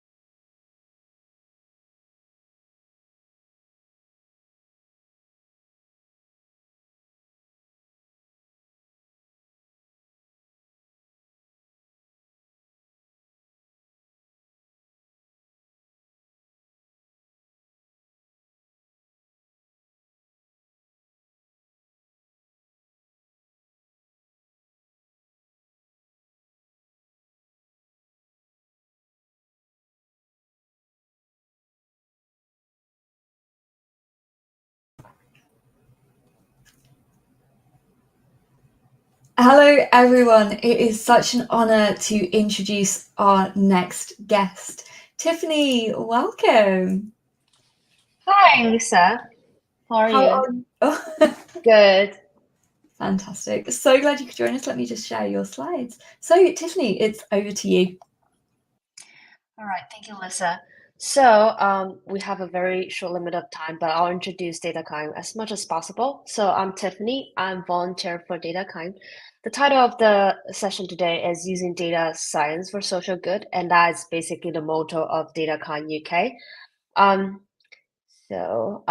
What are we? What is DataKind? So DataKind has been around for almost a decade now, and we have been since 2013 partnered with over 83 charities and on more than 100 different projects, 2,200 volunteers, and I believe there's growing numbers of that. Roughly, we provided 3.8 million worth of pro bono support, more than 150 one-to-one data support meetings. Like these, like data we can go on, but most importantly, like these are the partnership that we have been partnered with. These are the charities. They are all working on very meaningful, like social projects. So what do we do? How do we kind of conduct this kind of partnership with these charities? Mainly, we have this data projects going, like data dive projects going on. So later on, I'll tell you like what kind of volunteer that you can attend as part of it. But this kind of data dive projects mainly provide short-term support for the charities to discover what kind of data power they have underlying the data they've been collecting, but they don't know how to kind of process and draw insight from it. So we bring the data professional together with third sectors or organization, and they work together to find out insights. And like later on, they might use this information to make decision within their organization. And this short-term project, we have this very important event called Data Dive Weekend happening, which we include more data professionals to conduct this hackathon events for 2 days to propel this insight drawing process.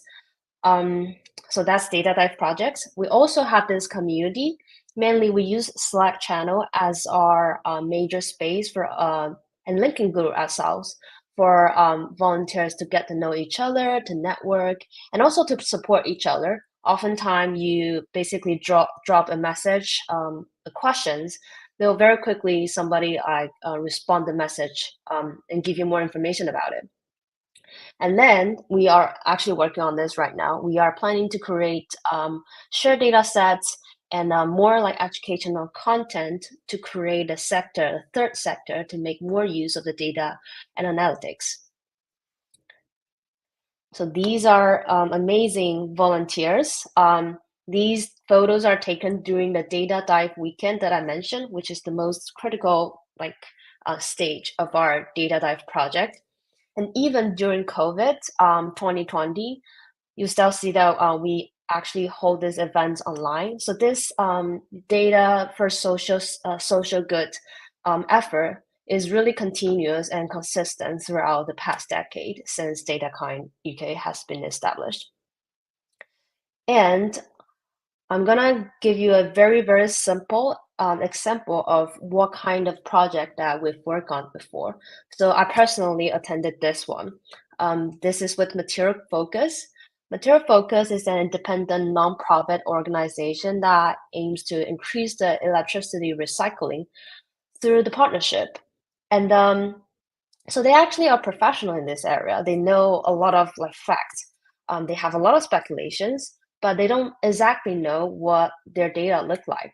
So our volunteers during the data dive weekend, we actually help them look at how far, for example, people had to travel to recycle their rubbish, and how densely populated the area compared to how many people actually recycle in that area, or even if they can collect their recycling, if their recycle can be collected from the curbside, because that will increase the convenience of people recycle their rubbish. So all of these information and analysis actually give material focus to picture what might make the most significant impact on people's recycling behavior, and hence, facilitate their decision making and allocating their funding, and even communicate better in their future campaign with government or legislation process.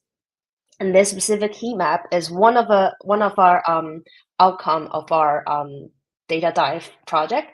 It basically shows that inform the material focus that like majority of people in the UK only have to travel like 12 minutes from their recycling point to their house. So it's actually not bad, but there are also like area that is not covered as many recycling point, hence they have to walk further. So these are the information that will be very critical for them to make further impact in the future. So that's an example. So now you have a really, really quick overview of what DataKind does, and you might ask, how can I get involved? So there are 3 ways you can get involved. The first is like me. You can serve as a volunteer. So we usually start from DataKind Data Dive Weekend, which is the hackathon event I just mentioned, where you go on a 2 days hackathon event and then brainstorm with the charities and with other amazing data experts. And then from then, that is my journey. From then, you can maybe start to be a data ambassador, which you involved in a longer term of the data dive project, including cleaning the data, or even like scoping what kind of question that we are going to ask. We're going to find out throughout that 2-day hackathon. And then this year, I actually joined the community committee with DataCon UK, because I really, really enjoy my experience with DataCon UK. So I decided to get more involved in this community. We wish to kind of promote more and more data for social good, and also the organization itself as well, and hoping there are more people to join this community and using the data as their power to unlock more information underneath. Of course, we are a nonprofit. We are a charity as well, so we definitely love to have donation. If any amount will be good, will be really helpful for our long-term sustainable running. And last, sponsorship. We always look for innovative organization who can help us further the impact of the social sector by sponsoring us. So do get in touch if you're interested in any way of partnering with us, or volunteer with us, or in any kind of collaboration. And that is me in the middle.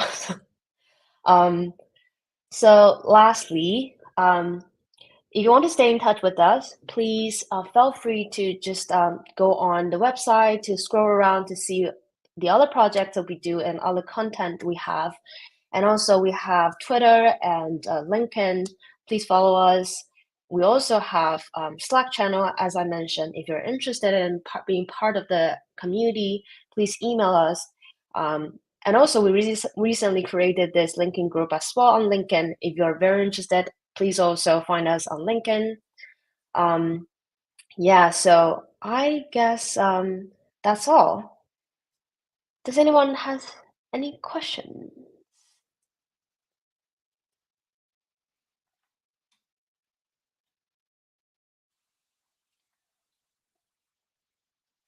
Okay. Lisa, are you there? Are you still there? Tiffany, hi. Yes. Yes. Yeah. So I guess that's all what I have today. I think we just have a question coming in on Discord, so we'll see what they say. I have a quick question for you, Tiffany. What was the most surprising thing about your first DataKind UK Data Dive Weekend project? Sorry, I didn't hear it.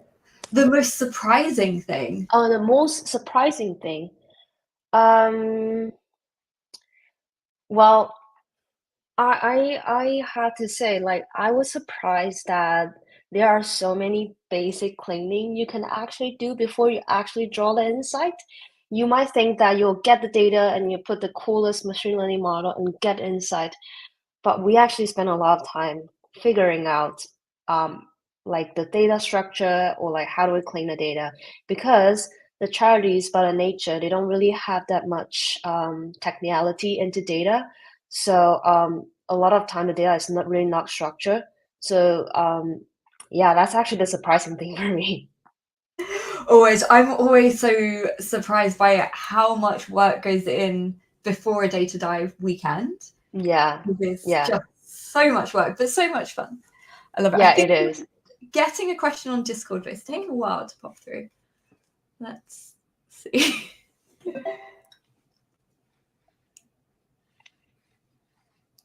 I think they've stopped. Well, they're typing again. This is very tense. Let's see what they say. I can't really see the question. Oh, here we go. I'll pass it over for you.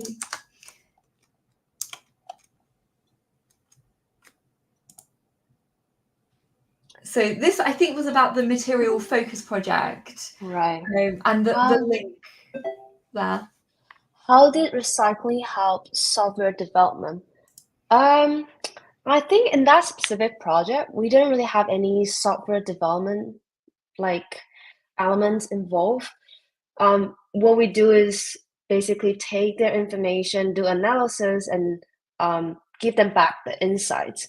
So what I know is what I noticed the next step is they decide where to set up more recycling locations.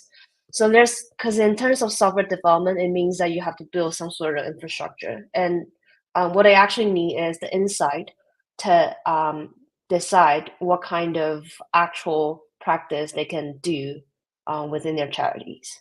Does that answer it? Wait, Lisa. I think Lisa's gone on my screen.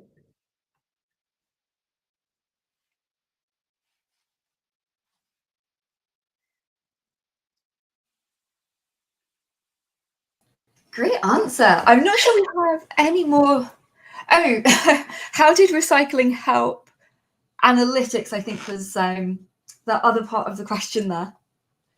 How did recycling help analytics? Or how? Maybe they mean the other way around. How did the analytics help the recycling? Right. As I kind of mentioned that, I think one of the next step they actually take on is they want to know where to set up this recycling point to actually help people to actually promote more recycling, right? Because if it's not convenient for anyone, people won't bother doing that. So if we go back to the map, this one, you'll see that around London, obviously, because we have a lot of people here. So they set up like rubbish bin everywhere, and you can just like put them in very easily. So if it's darker, it means the lower amount of time you have to travel to your recycling point. And the area up north, I would say, they have lesser, I imagine, like lesser a recycling point. So this is the information for them to know that perhaps this is the area they need to set up more recycling point, so then people can reduce their travel time to the recycling point.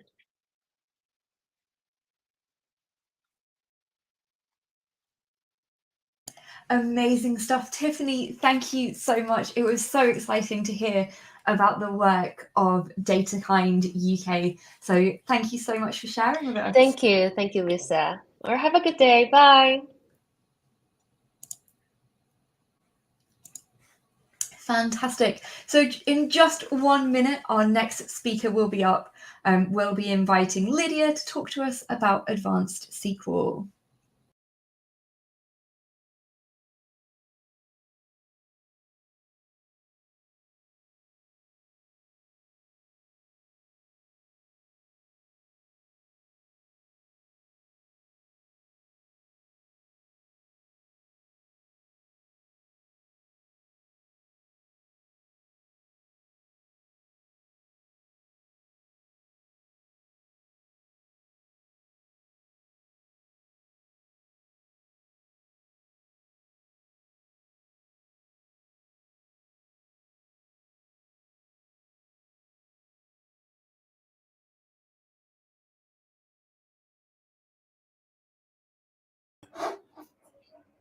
Ooh.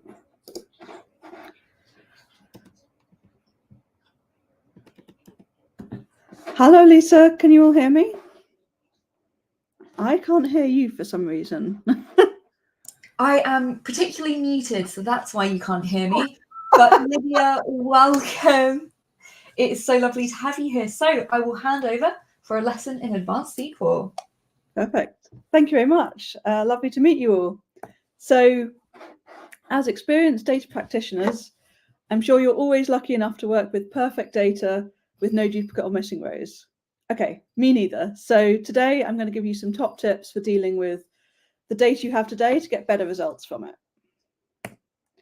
I'm going to talk about three main things. The first is joining on messy data, the issues that can cause and how to avoid problems. The second is arrays, when you'd want to use them and why they're useful. And finally, talking about window functions, starting with two smaller examples and finishing with a longer example on using lag to generate unique session IDs from website visitor logs. Firstly, a little bit about me. I'm head of analytics at Stuart. Stuart is a last mile delivery company, so think Uber or Deliveroo, but without the website part, just the delivery part. I've been working in data in a long time and had the experience of using lots of different data systems and finding out their differences and similarities. And even in my last job at GHGSat, using Neo4j, which is a graph database. Initially, when I started using SQL, I found it incredibly hard, especially getting a sense of how joins really work and the different kinds of joins. But I'd realized I'd mastered it when I found that the hardest thing in my Facebook interview was spelling select correctly on a whiteboard, which apparently is very difficult. So a few tips on how to get the most from this session. It's advanced SQL, but I'm guessing we have a lot of different skill levels here. So if this is like quite advanced for you, just sit back, absorb. All the slides are online, the recording's online, the handout is online, so you can come back to anything you want to afterwards. If you want to follow along the code yourself, there's this lovely website that lets you edit your own code and try things out from the data I've given you. Each page will have a link at the bottom. And so if you type that in, you can go visit it. If you don't want to type in a lot of links, the previous time I did this talk, I made a handout and it's linked from this page. You're looking for the Google Doc that's linked from there. So there's quite a lot going on in terms of code on some of these slides and like data. So what I've done is a little bit of highlighting to make it clear what's going on. So anything that's changed versus the previous slide will be highlighted in blue. So if I've like added a line of code or something like that, that'll be highlighted in blue. Or if the data's changed slightly. If there's a bug or an issue I want you to pay attention to, that'll be in red. And if there's something else like a data feature that I want to highlight, that'll be in green. So in summary, focus on the bits that are highlighted on any given slide. One other quick note before we start. There's lots of different versions of SQL. Where possible, I've used like canonical, like standard SQL, but a few of the things, in particular the arrays, differ a little bit between versions. So if it doesn't work for you, try Googling for the SQL function in your SQL variant and you will usually be able to find it. Awesome. So let's talk about joining on messy data. So in an ideal world, you have a perfect set of tables, they're beautifully arranged, they have clear primary keys which join them together. But in reality, it's nothing like that. You have duplicated data, you might need to do some weird checks to get where you want to, things like that. So it causes a lot of issues. But writing the right queries can help avoid bugs and avoid problems before you get to your results. I'm going to take you through one example of how things can go wrong, just to give you a sense of both what the issues can come up that you might even not imagine, and how you can start resolving them. So the first example is calculating customer order value. So here we've got two tables. We've got a sales table, which is the order ID of the order, and the product ID. And we've got a product details table, which only has three products, product 1010101, 10102, and 10103. Which costs £5, £2, and £3. The first order, A333, has one of each product. And what we want to do is calculate the total order value. So that order, one of each product, £5 plus £2 plus £3 is £10. The second order, A666, has one product, number 2, and that costs £2. So that order value is total £2. If our data is beautiful and there's no bugs, this is really easy to do in SQL. We've got two nice tables, we're joining them, it's perfect. So we're selecting the order ID, we're summing the price, we're selecting from the sales table, inner joining the product details table, using the product ID as our key, and we're grouping by order ID. Group by one does the same thing. But let's say we have a data error, and in reality, that seems pretty likely from my experience. Here, instead of having one row for product 10103, we've got two rows, £3 and £3.10. If you keep the query as we've got it, our order value goes from £10 to £13.10. One thing that makes it hard to see what's going on is the fact we've got a group by. It's kind of hiding what's happening with the join and what's going wrong. So the first thing I'd always do to debug a problem like this is to remove the aggregation function from the query. So take out the group by and the sum price and return product ID and price. If you do that, you get this table on the right. So here you see we've now got two rows for product ID 10103 in order A333.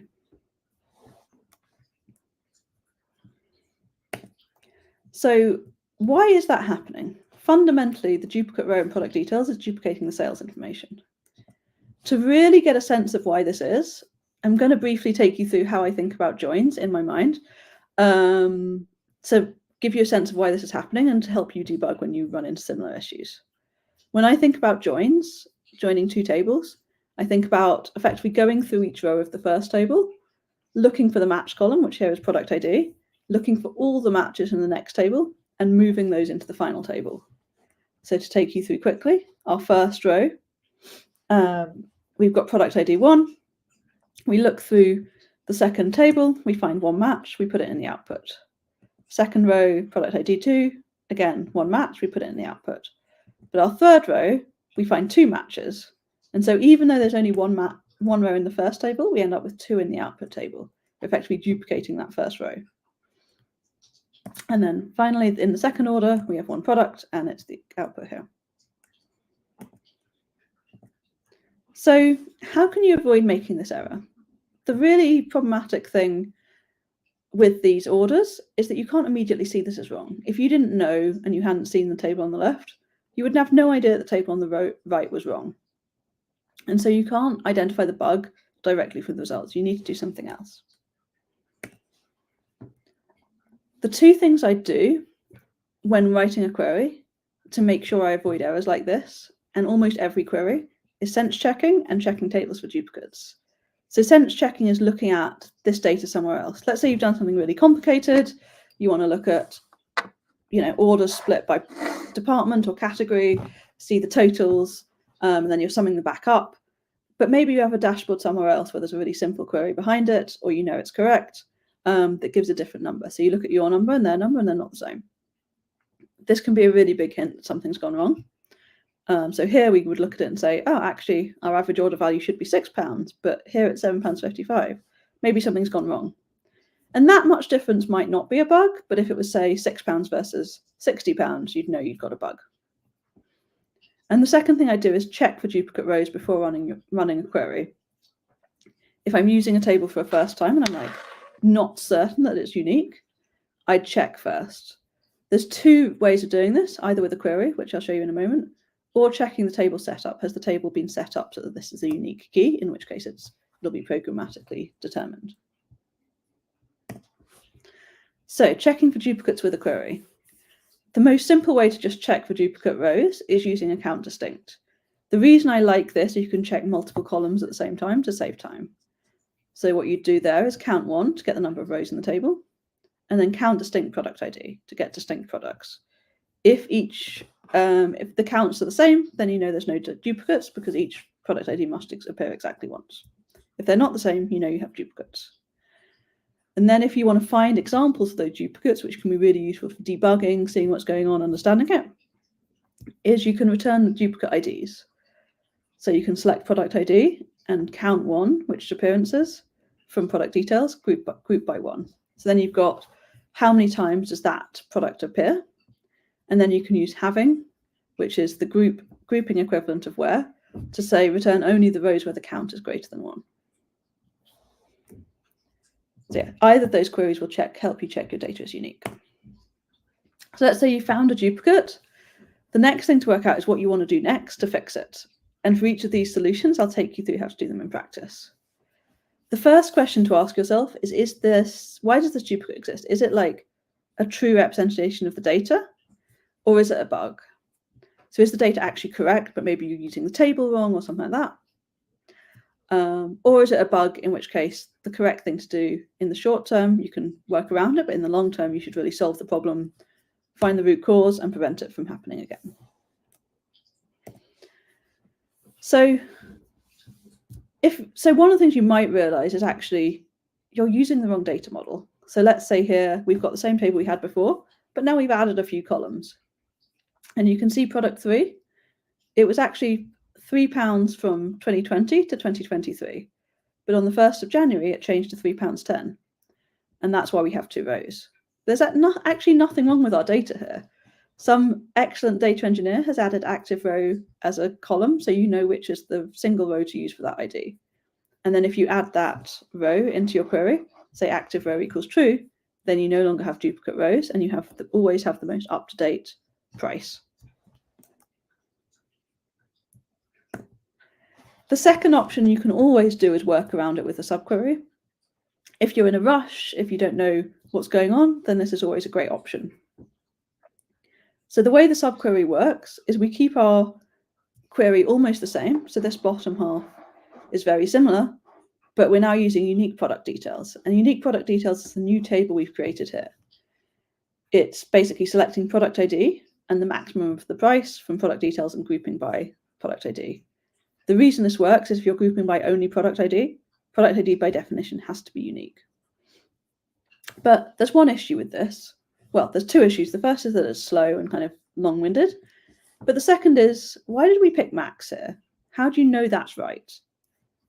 Like, I could have picked minimum or average or any with equal validity, unless I know something else about the data, which means I know that this is the right one to use.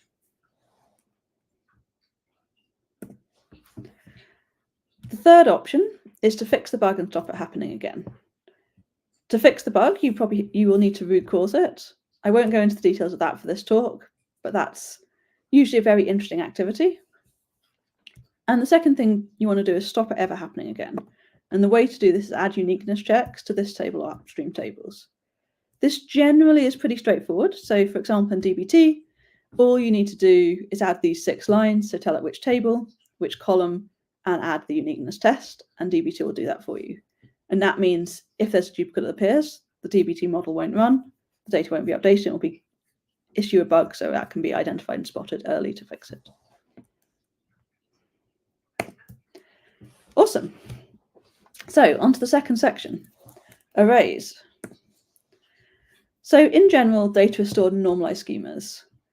How to store data and the details of it is a pretty in-depth topic, but very briefly, one reason we store data in arrays is to avoid duplication. So let's say instead of having the structure we showed earlier, where you've got a table of order ID and a table of product details. So here you've got order ID and product ID, the product ID and its name and category. Let's say you had it all in one table. That means anytime someone ordered yogurt, you'd have to duplicate all this data again and again and again in your data warehouse. Then if you change the name or the category, it's going to cause a big issue because you're going to have to update hundreds, maybe thousands, maybe millions of rows. However, normalized data does require more joins to query. So if we were using this unnormalized table, we could just select count 1 from orders where category equals dairy to get the result we wanted. Whereas with the normalized table, we have to do a join. Now, there's nothing wrong with joins. They're really well designed. But in some cases, if you have a truly gigantic amount of data, by which I mean in the billions or the hundreds of billions, then joins get really, really expensive. So in some cases, storing data in one big table is the way to go.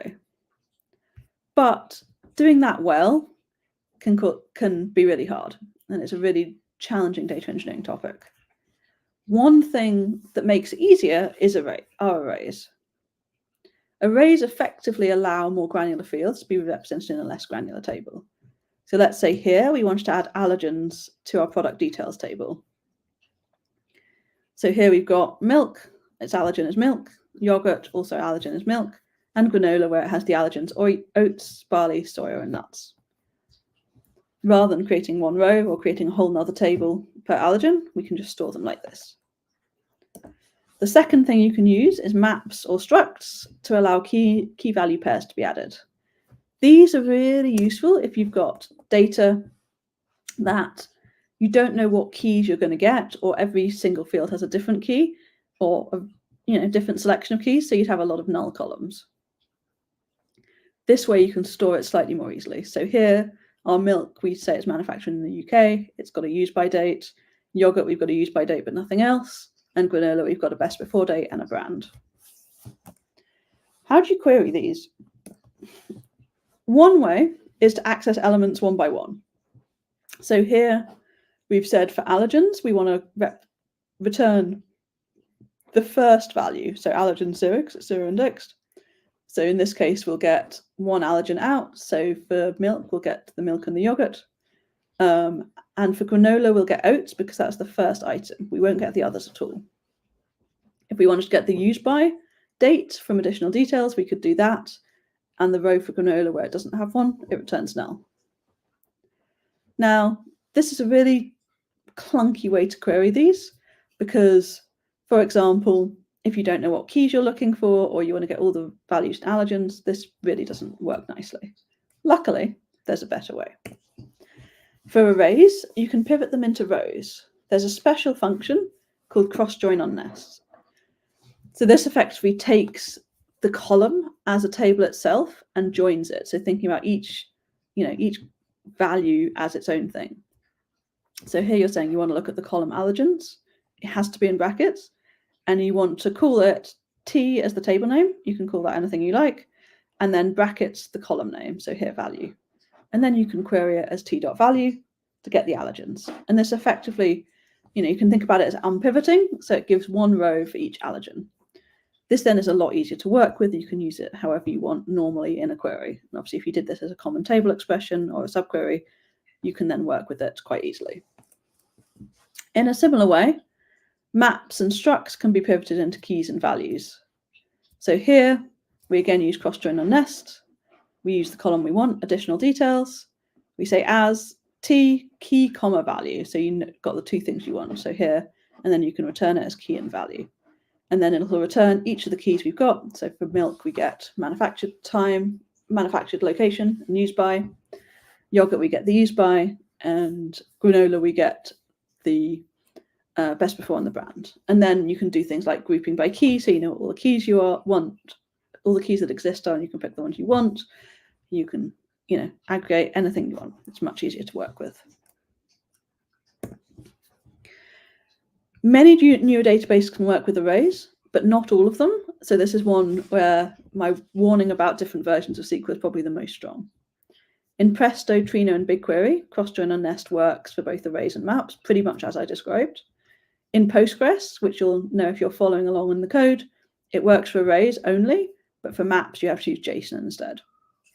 In HiveQL and Spark, cross-join on nest is called something else. It's called lateral view explode, but that does basically the same thing. And Amazon Redshift sadly only does JSON, and you can't actually do this yet, or you can, but with JSON.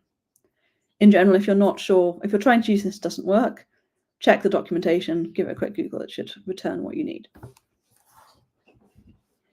Okay, so now onto window functions.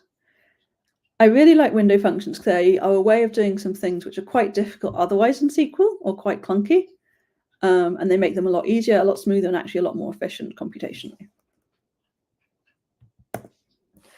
So let's pick a first example. We're back with our favorite order table. This time I've already done the join for you. So we've got the order ID, the product ID, the price, and the category all in one. Now let's say instead of what we did right at the start, where we grouped by product, grouped by order ID to get the total order value, we instead want to keep each row, but we want to see the total order value. So maybe we wanted to know, okay, for orders with dairy, and what's the average order value, and does that differ? Maybe you want to know, like, if dairy increases the total basket size. So just to be clear, this is £10 because it's these three prices added together from order 3333. So we can do this with normal SQL without a window function, but we'd need a subquery. At the top here, we select order ID and the sum of price as order value from our table. So this gives us basically the same as what we did right at the start, the total order value from the table for this order. Then we do join this back onto itself on just order ID to get a column for order value. And then that gives us what we want. But with the window function, this is much shorter, as you can see, because I can now fit it this way around on the table, on the slide. So here, I'll talk you through briefly how this works in case you've not seen a window function before. Oops. So first, we have sum of price. So this, like any other aggregation function, we're summing over the column called price. And then you have this new over word, which is kind of telling you, it's almost telling SQL how you want it to sum over price. And here, everything between these two brackets is the instructions we're giving it. Here it's relatively straightforward. We're saying partition by order ID.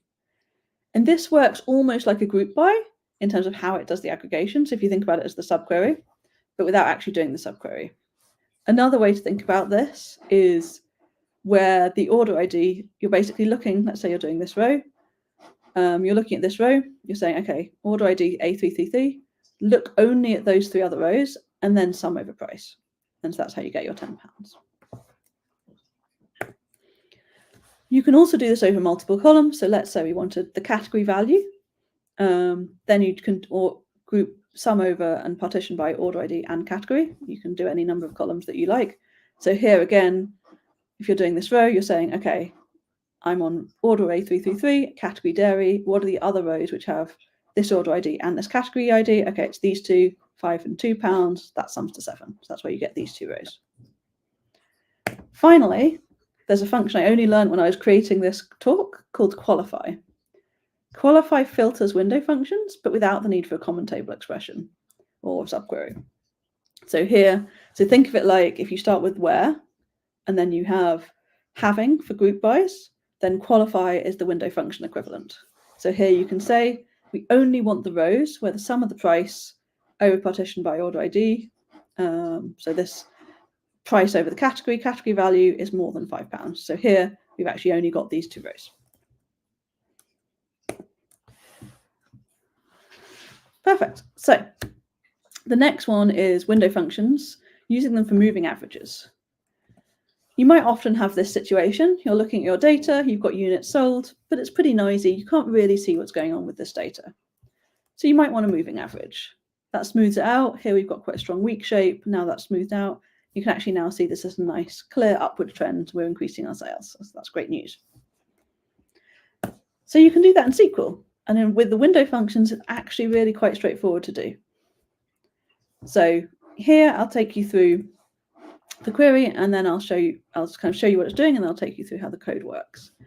So here we are looking at the 3rd of January. On the 3rd of January, we had 150 units sold. To create the rolling average, we want to look at today and yesterday. If we're doing a 2-day average, take the average. So that's 130 plus 150 divided by 2, which is 140. To do this in SQL, you can use a window function. So first you want to say we're averaging over units sold. So that's this column. And again, we've got the word over and we've got something in brackets. So this time we're doing two things. The first is order by date. This works the same as any other order by. So you want to do, it's ordering the table by the date. The second thing you're doing is saying you want rows between one preceding and current row. So the way to think about this is you've got your table, it's ordered by date, and then you're going between one preceding, so that's one up, and the current row, which is the current row. So you're taking the current row, the one preceding, and taking the average of all the values. You can do this over any number you like. So for example, for weekly average, you'd want 6, not 7 days. So that would say you're looking at today, going back 6, so 1 day back, 2 day back, 3 day back, 4 day back, 5 day back, 6 days back, including the current row, to get your average. Great, so now we're on to our slightly more detailed example, using lag to generate sessions. So I'll talk you through first what we're trying to do, and I'll take you through step by step on how to do it. I will say this one is a slightly more involved example, so probably this is the one where I'd advise most for you to use this link to follow along as you go, because you'll be able to really see what's going on. And if I'm slightly too fast at any point, this means you'll hopefully be able to catch up and see what's going on. So I'll give you like 10 more seconds to copy down this link. It's right. Hopefully you've all got that down. If not, it's going to be in the bottom of the slide for every single slide. So let's say we've got website sessions. This table looks how you'd expect. We have a unique ID for the page view. We have a user ID. Here I've called them AAA and BBBB. And you've got the page they visited, maybe the home page, the about page, the contact us page, the shop page. And you've got the time they visited. So here we've got user A starts at 10:01, visits the about page after 2 minutes at 10:03, then goes away for a little bit until 10:15, then comes back at 10:51 and views 2 pages, 10:51 and 10:52, and user B looks at 10:10 and 10:11. I also want to thank briefly this website who helped give me an idea for how to do this. There's a couple of really good tricks in here, which I wouldn't have realized without having this guide. So yeah, if you want any more on this, please take a look. So what we want to do to make this work is split the data by user ID. We never want to group user A with user B because that's kind of meaningless. Identify when a new session starts and create a new session, unique session ID based on that. So that's going to take us about 4 steps. So the first thing we need to do is find out the details of the previous page view for this user. You can do this without window functions, but this is really painful. I'm not going to talk through how this works. If you know a lot of SQL, you can have a little bit of look. But the thing I wanted to point out is that this is the most painful piece. This means effectively this is a cross join, so you're returning multiple rows for every row, because you're returning every page view before this one, and if you've got a lot of page views, that's going to be really slow. So this is incredibly inefficient. Luckily, this is one of the times where window functions really shine and are really powerful. So here we've got another new function, lag. Lag and its cousin lead are a really interesting function. Effectively, the way to think about it is it says, look at this row and look at eta number of rows back, here 1 row, and then take this value from that row. So we've got 2 here, one with page view ID and one with view time. Then we've got our familiar over and brackets. So here we're doing 3 things. We've got partition by user ID. So this again, same as right at the start when we were doing the total order value. Here we're saying we only want to look when it's the same user. In this case, this makes sense because you don't want to confuse this user with any other user, because it would, of course, mean your data becomes meaningless. And then the second thing you want to do is say, okay, order by view time. So we always want to look at the page views in order rather than in a random order. So this is then saying, okay, you're looking at just this user. So imagine almost that you're just looking at that table. You're then looking at the view time, sorted, so it's sorted by view time. So then you're looking at one user sorted, and then you're looking 1 row up to get the previous page view ID. So what this looks like is you go from, if you're on the second view, you go up and say, okay, the previous page view ID was 1 and the previous time was this. The first session for each user, the first page view will always be null because we're partitioning correctly. So the next thing we want to do is find the first page view of each session. So we want to know if it's a new session or if it's a continuing session. There's 2 ways something can be a new session. One is if the previous view is null. So this is the first time this user has ever viewed the website. So that's what these 2 examples are. The second is here, where this is at 10:51, and the previous view was at 10:15, so more than half an hour ago. In that case, that's also a new session. So how do we do that? We take the work we've already done and we make it a common table expression. And then we look at how to calculate this. So this is doing a few things. So case when is kind of like an if statement if you've not used them before. So saying if the previous view time is null, so that's for those cases where it's the first session ever, then it's a new session. If the difference in the time between the previous view time and the current view time is less than 30 minutes, then it's a continuing session. Otherwise, it's a new session. and we'll call this new session.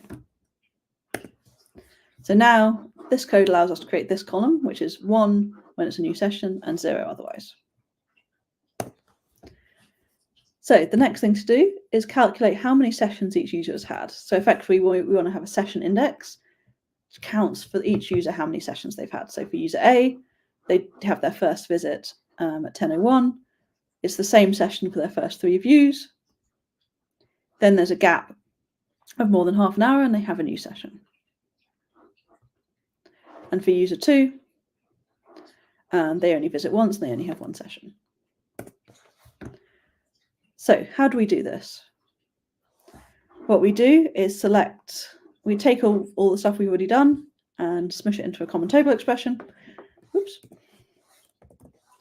And what we do is we do sum new session over partition by user ID, order by, view time with rows between unbound preceding and current row. So we've now got everything that you can do in a window function. So first, summing over new sessions is summing over that value in that column. The next thing we're saying is partition by user ID. As before, this means we're only looking when it's the same user ID as the current one we're looking at. Then we're ordering the table by view time. So we want to make sure the table's in order by the time the visitor viewed the page. And then we're looking at rows between unbounded preceding and current row.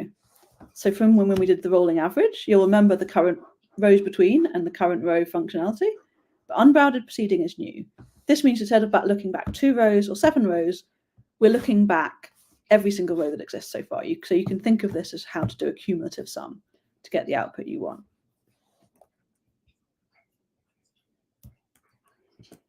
So now we've got a nice session index, which shows which session we're in for this user. Finally, we want to combine those two to create the user ID and the session index to create a unique session ID. So here, we're taking everything after this line is the same as what we just did, but we're taking user ID, doing a text join onto a dash. You don't have to do that, but it makes it a little bit nicer. Text join again, and then exactly the same code we had before.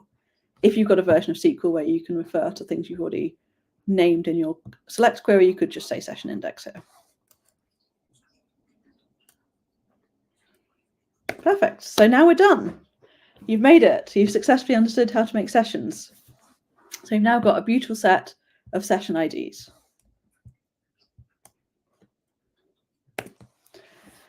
So now we can do lots of fun analyses on this data and get some results that we really want. So the first thing we might want to know, how many unique sessions do we have? That's pretty easy. Count distinct session IDs as unique sessions. You can even do unique sessions per user. You might want to calculate your average session length or session length at every session. So then you select session ID, the minimum and the max view time, take the difference and call that session length. Or maybe you want to find all your bounce sessions, so 1-page sessions. So that would be session ID, count 1 as page views from session data, group by 1, where count 1 is 1, so the number of page views is 1. So that's perfect. Thank you very much, everyone. I think we've got maybe 5-10 minutes for questions if you'd like to ask anything. Lydia, thank you so much. That was so insightful. I think this is one of those sessions where it's going to be a case of going back on the recording and pausing and going back through everything. I thought I knew SQL, but I've definitely learned some new things today. What first made you learn SQL?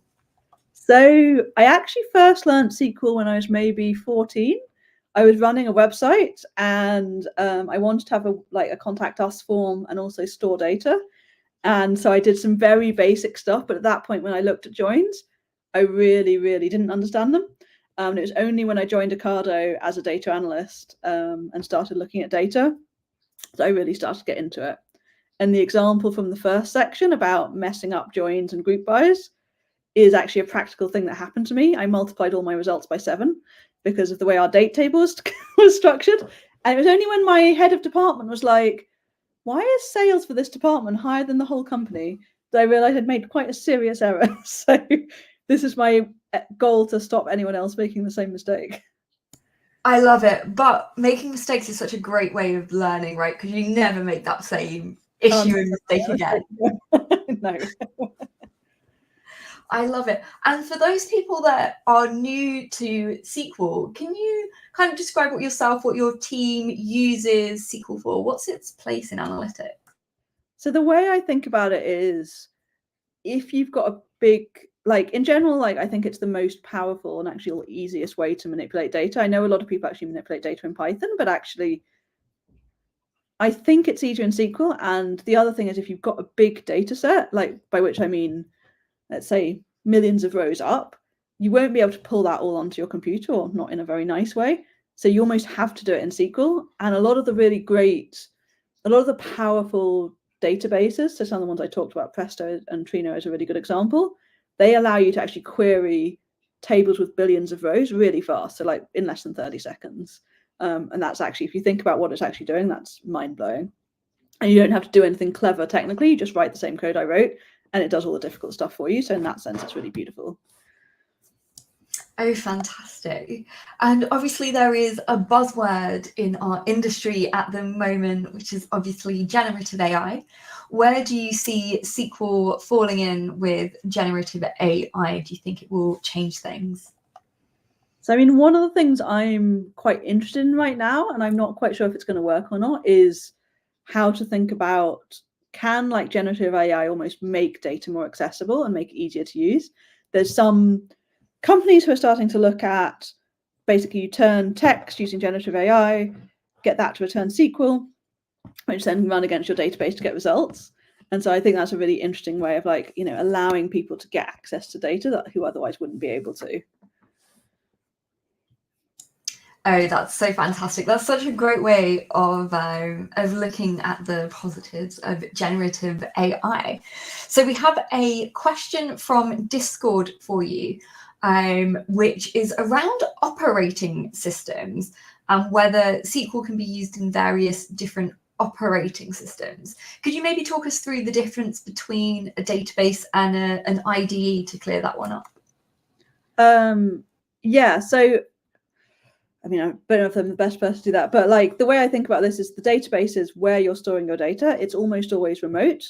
And so you can query it in almost any way. Like the way I think about it a bit is it's like connecting to a server and querying it there. And that's actually how we use it. So you would have, so if you're thinking about, if you're used to connecting to like AWS to like run code on a remote server, it's a similar thing. Like you're connecting, there's lots of different ways, like, I guess IDEs, like interfaces for writing SQL, but they're independent of the database software. So like, there's Datagrip, which we currently use.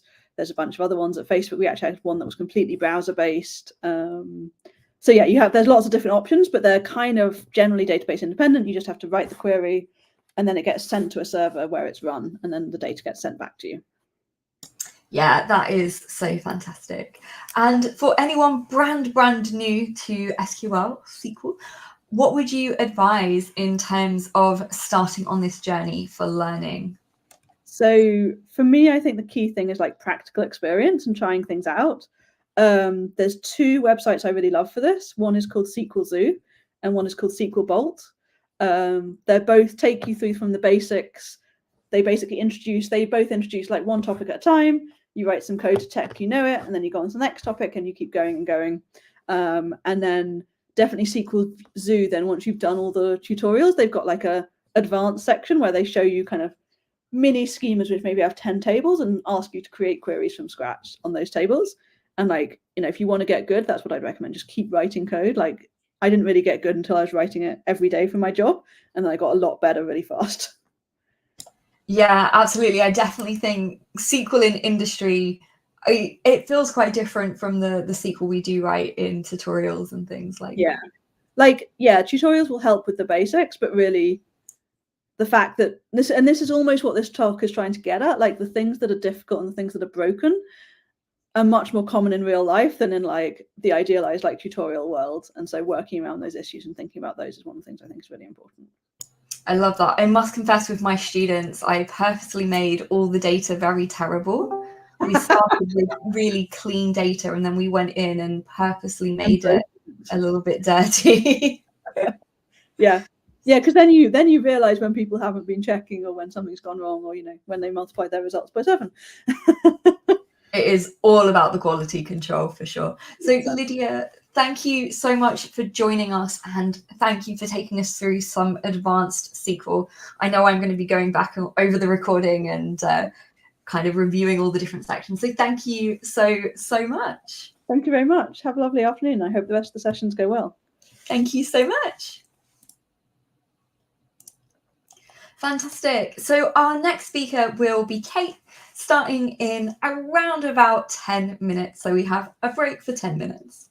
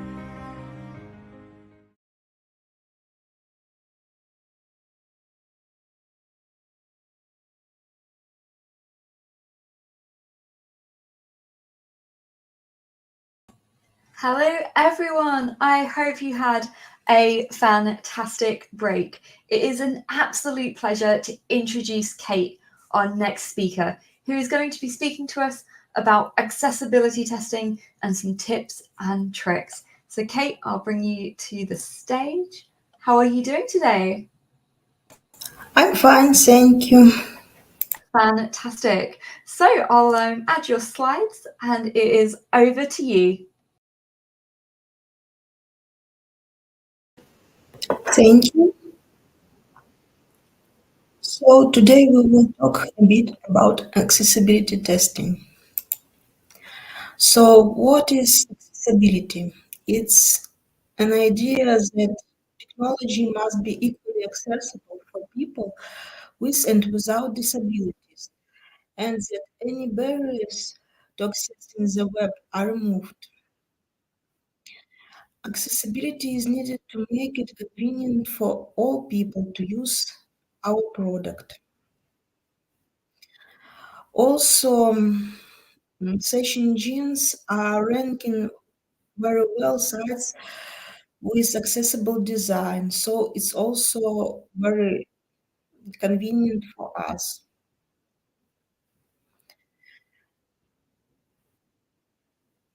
And it also good to know that our team and the client will be building better products and be more safeguarded from lawsuits, because sometimes people can actually sue for discrimination if digital products aren't accessible for them. So let's get into accessibility.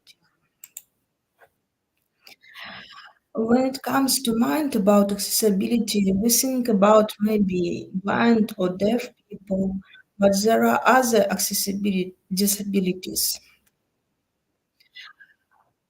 And all these categories included, we should include in disability testing.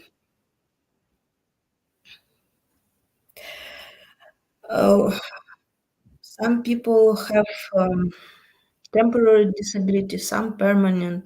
It could be visual, motor, hearing, speech, cognitive disability. So,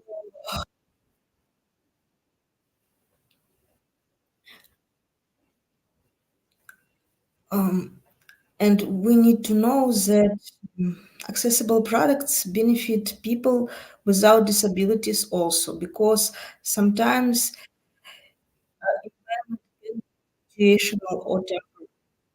For example, um, when you a concert and somebody ringing your phone and you don't hear them well, it's situational disability. And maybe your glasses and order a new one, but this time, a day or two, you can be disabled because of this.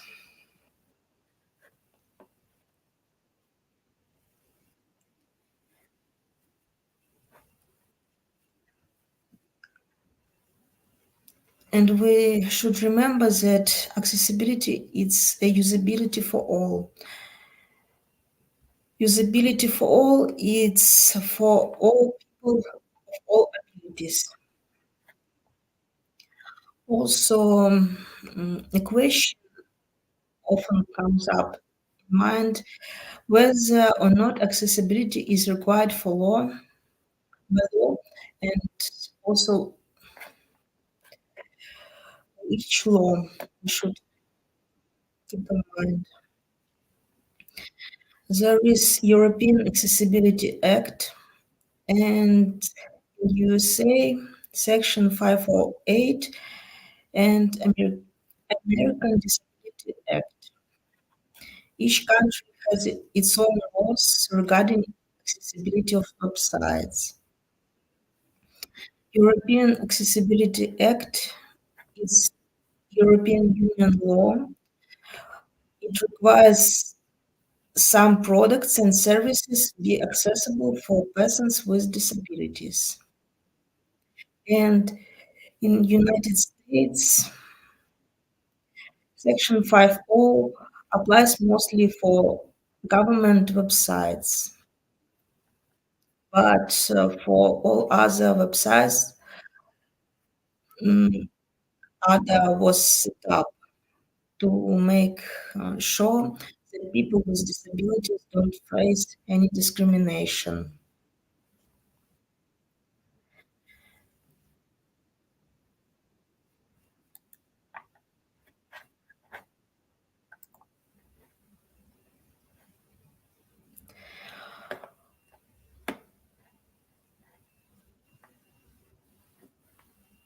Also, there is a web content accessibility guidelines, which was created by World Wide Consortium to establish an international standard of website accessibility testing. And law in different countries use these guidelines in order to provide accessibility for all people. WCAG provides 3 grades of accessibility: A, AA, AAA. And the last one means full accessibility. If you're not sure which category you want to design your website, use accessibility guideline. You should have at least A or AA grade of accessibility.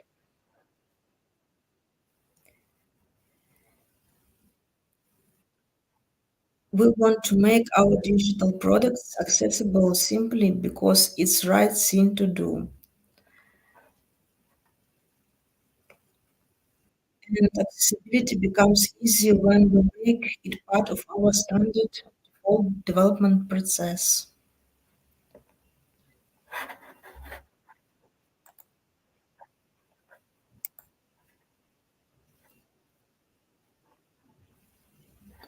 We have several principles of Web Content Accessibility Guideline 2.2.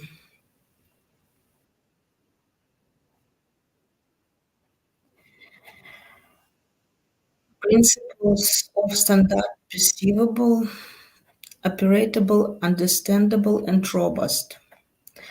Perceivable, this principle focuses on the idea that people need to be able to perceive the content. The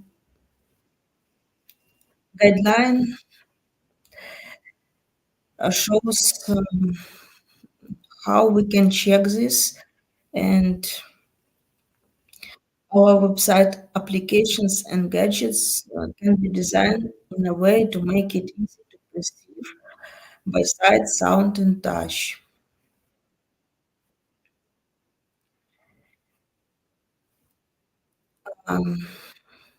Website content maybe could not be perceivable if designer leaves out description of photograph because without text alternative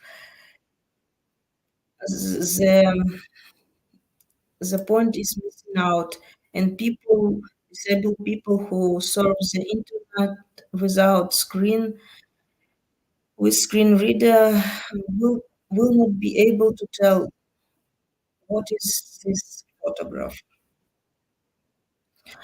Operable. This principle is a guide to ensure users that should be able to find and to navigate through web content and to interact with it. For example, keyboard accessibility. You can access the content through keyboard. You can press next button and go through the whole website. operable. That principle is a guide to ensure users that should be able to find and to navigate through web content and to interact with it. Understandable. This principle provides guidelines on how content can be made easier to understand for all users. Um, for example, it recommends providing alternative information.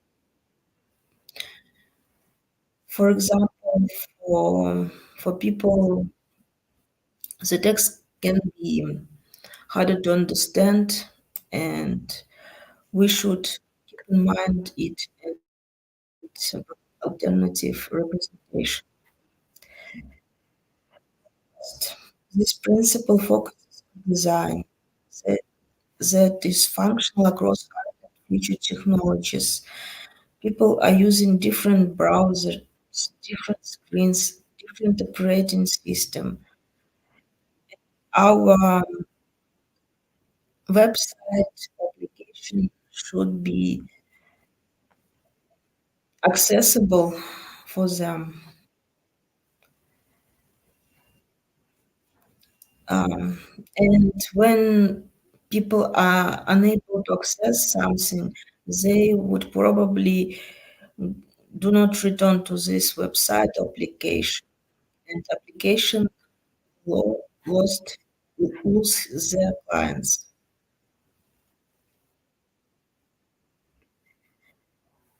WCAG has documentation, helpful information, checklists.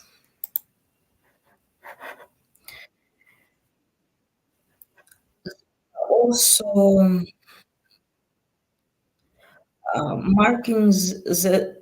marking of level of accessibility. For example, A, and you can use this site for testing and fixing accessibility bugs.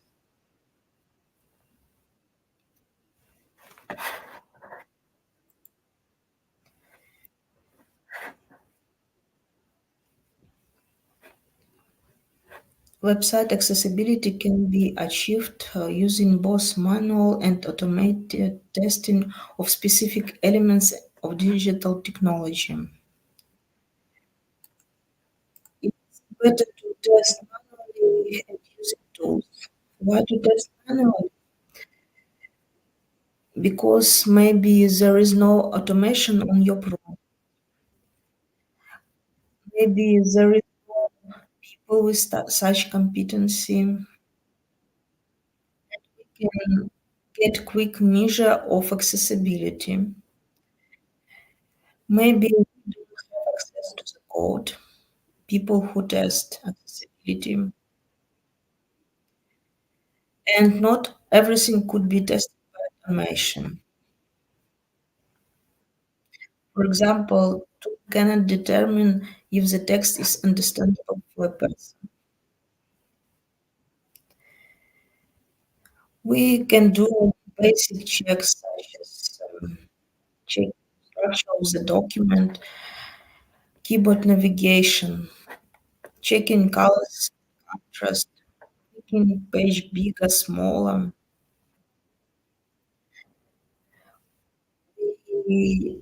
Could check dialog windows and redirection. We could check labels, text for pictures, subtitles. Also, blinking moving content.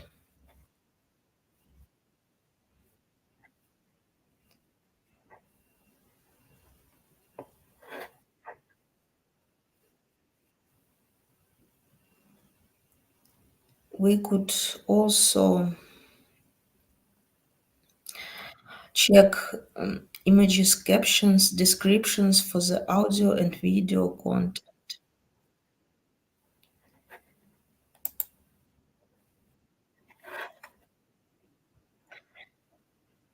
There are several tools for automation accessibility testing. You can generate accessibility report using these tools. Lighthouse is an open source accessibility testing plugin for Google browser. It allows to check all kinds of web page performance metrics. Just when you paste URL, you will get the report. Accessibility is one area which Lighthouse tests.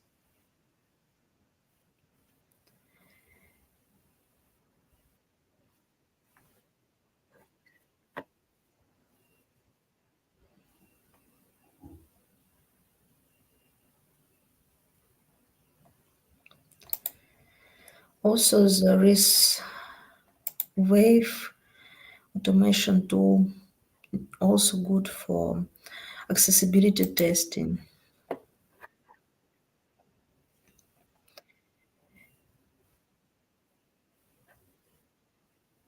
New HTML check is a color contrast analyzer. It's another Chrome plugin for accessibility testing. It lets you to test your color contrast of any web page. X is a product by accessibility testing company Turkey, which has worked with corporate giant like Microsoft. It's a free plugin for Google Chrome, Firefox, and Android.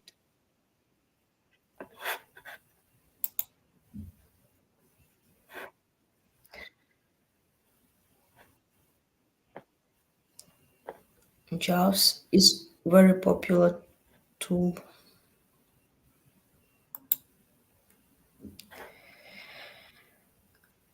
Accessibility testing is a must. Designing a website that's usable by everyone is just a good thing. It's needed by law,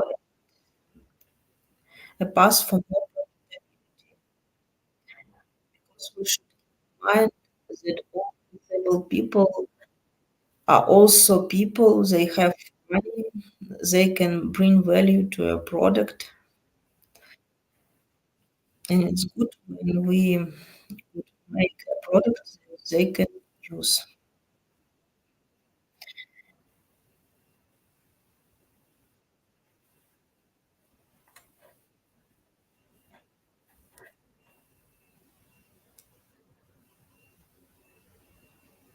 That's all. Thank you.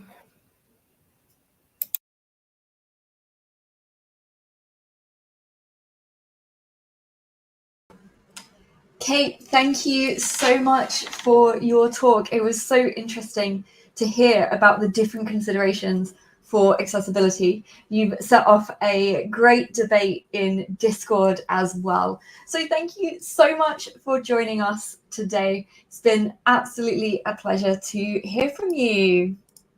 And so now we are taking a small break until our next speaker. So our next speaker coming soon.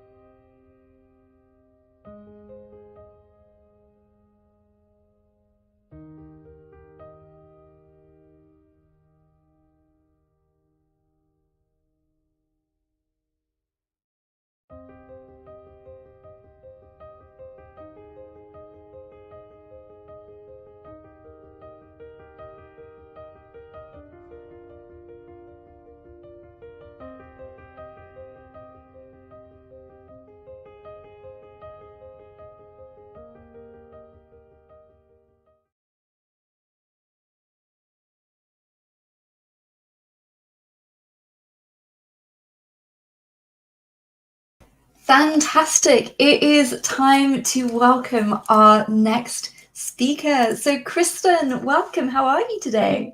Thank you. I'm great. Happy to be here. Fantastic. So, we are so excited for your talk. So, it is over to you. Awesome. All right. Hello, everyone. I am Kristen Brun-Sharkey, and I'm so happy to be here celebrating International Women's Day with all of you.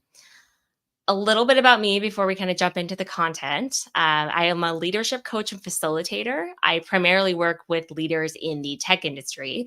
And that's because prior to doing this full time, I spent 15 years leading various teams in advertising, tech, and marketing. And I worked everywhere from a 10-person startup where I was the only woman for a good chunk of the time I was there to Fortune 100 corporations like Yahoo and Verizon. So I relate a lot to the challenges that women in tech go through. And it also happens to be my favorite group of people to work with. Also, I'm based in the San Francisco Bay Area, and I'm an avid improviser, which means that I regularly perform in front of audiences without a script, making up everything based on the work of my fellow performers and a single word of suggestion that we get from the audience, which sounds insane, I'm aware, for most people. But you'll be hearing more about improv throughout this talk. Now, let's talk about imposter syndrome.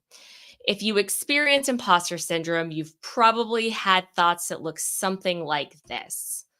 Like, I don't know enough to speak up. I don't deserve this opportunity. Why am I in this room? What if they find out that I'm not qualified? I have no idea what I'm doing, and et cetera, et cetera.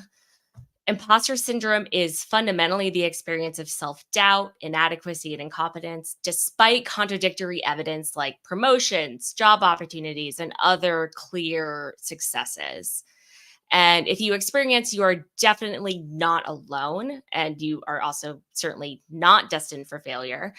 In fact, a KPMG study showed that 75% of women executives reported that they've experienced imposter syndrome in their careers. I think actually really there's only one group that I'm completely positive does not get imposter syndrome, and it's cats. So if you need some inspiration throughout your journey, you can always look to your feline friends. Now, there are 5 types of imposters that show up in imposter syndrome. This is all according to research done by Dr. Valerie Young. And you may experience one or even all of these. It might be very situational or context based, but these are the ways that it tends to show up.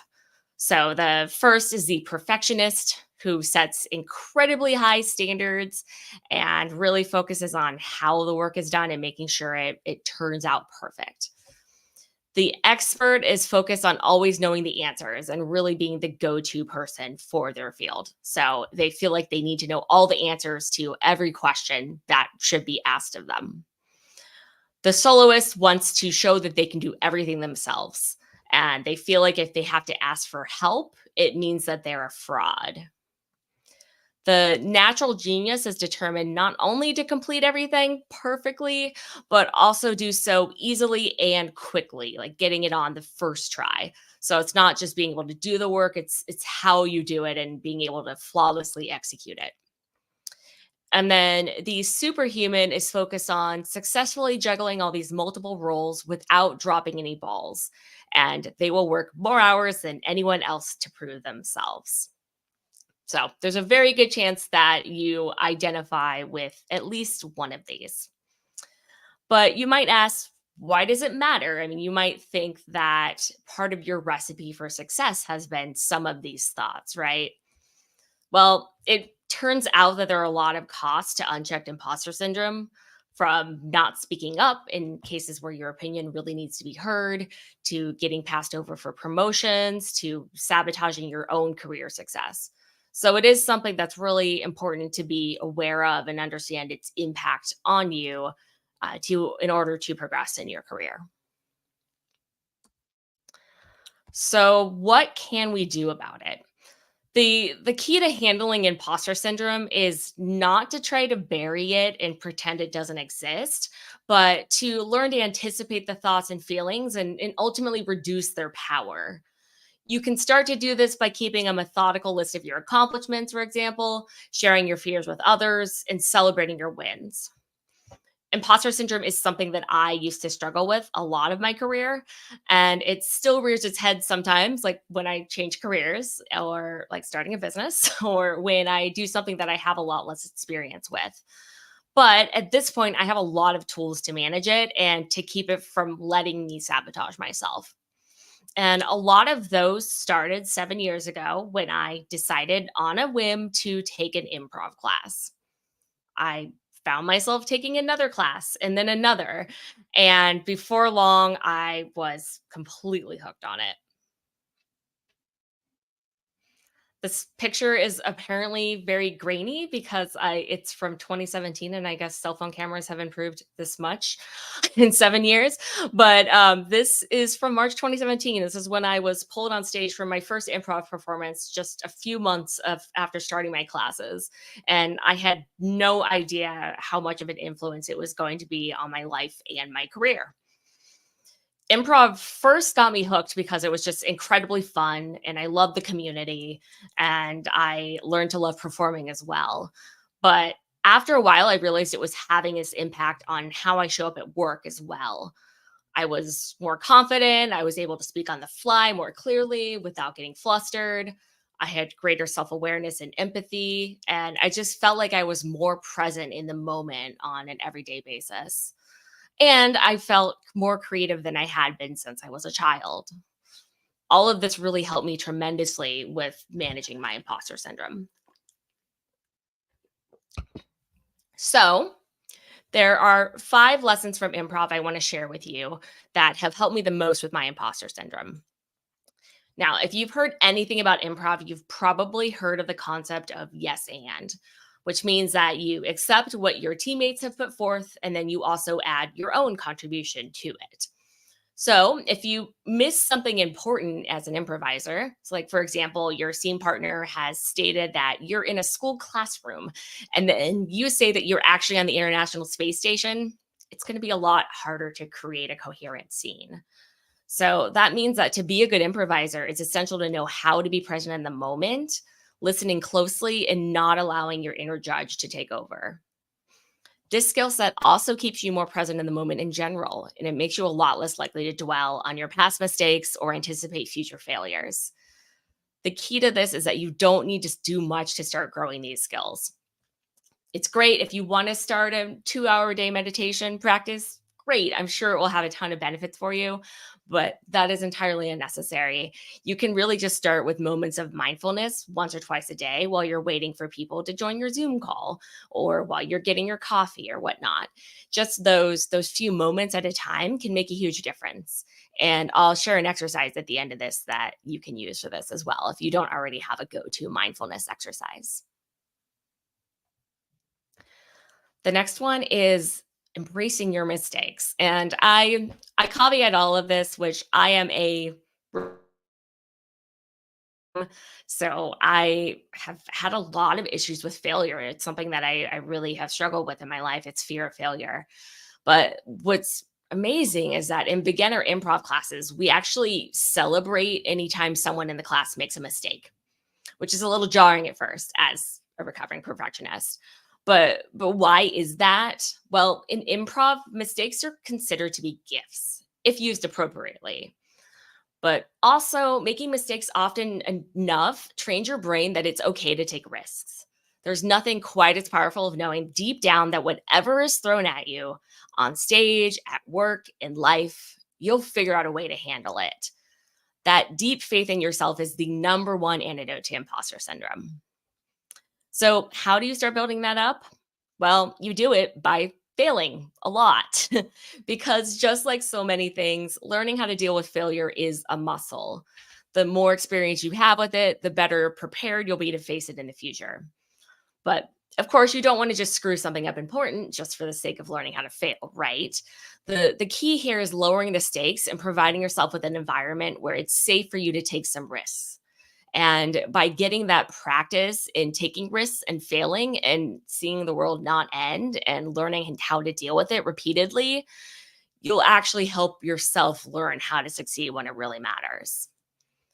Improv exercises are a great way to start practicing this and learn to accept your mistakes and failures in an environment where it doesn't have lasting consequences. But you can also do things like create a brainstorming group with a set of coworkers that you feel comfortable with and truly practice the idea that there are no bad ideas during that session.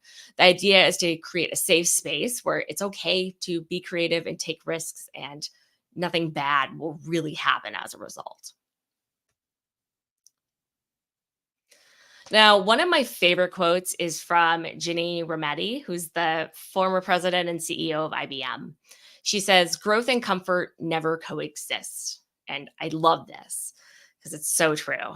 And in improv, comfort is not found in the predictable. It's actually really found more into the unpredictability of it. Like every moment that you're on stage is just this uncharted territory. And the beauty lies in embracing that uncertainty.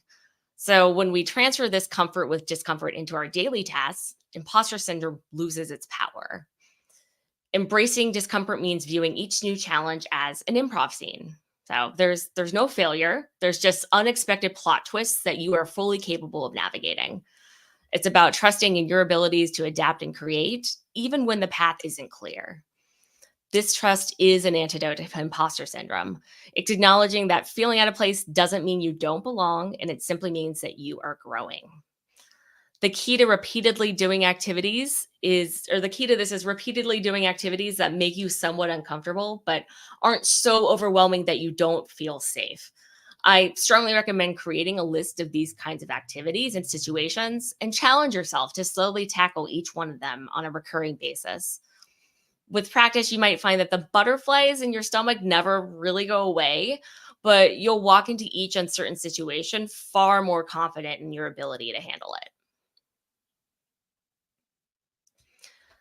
Next, in improv, we have a saying called follow your feet. So, most of the time, not all improvisers in a group will actively be in a scene at once.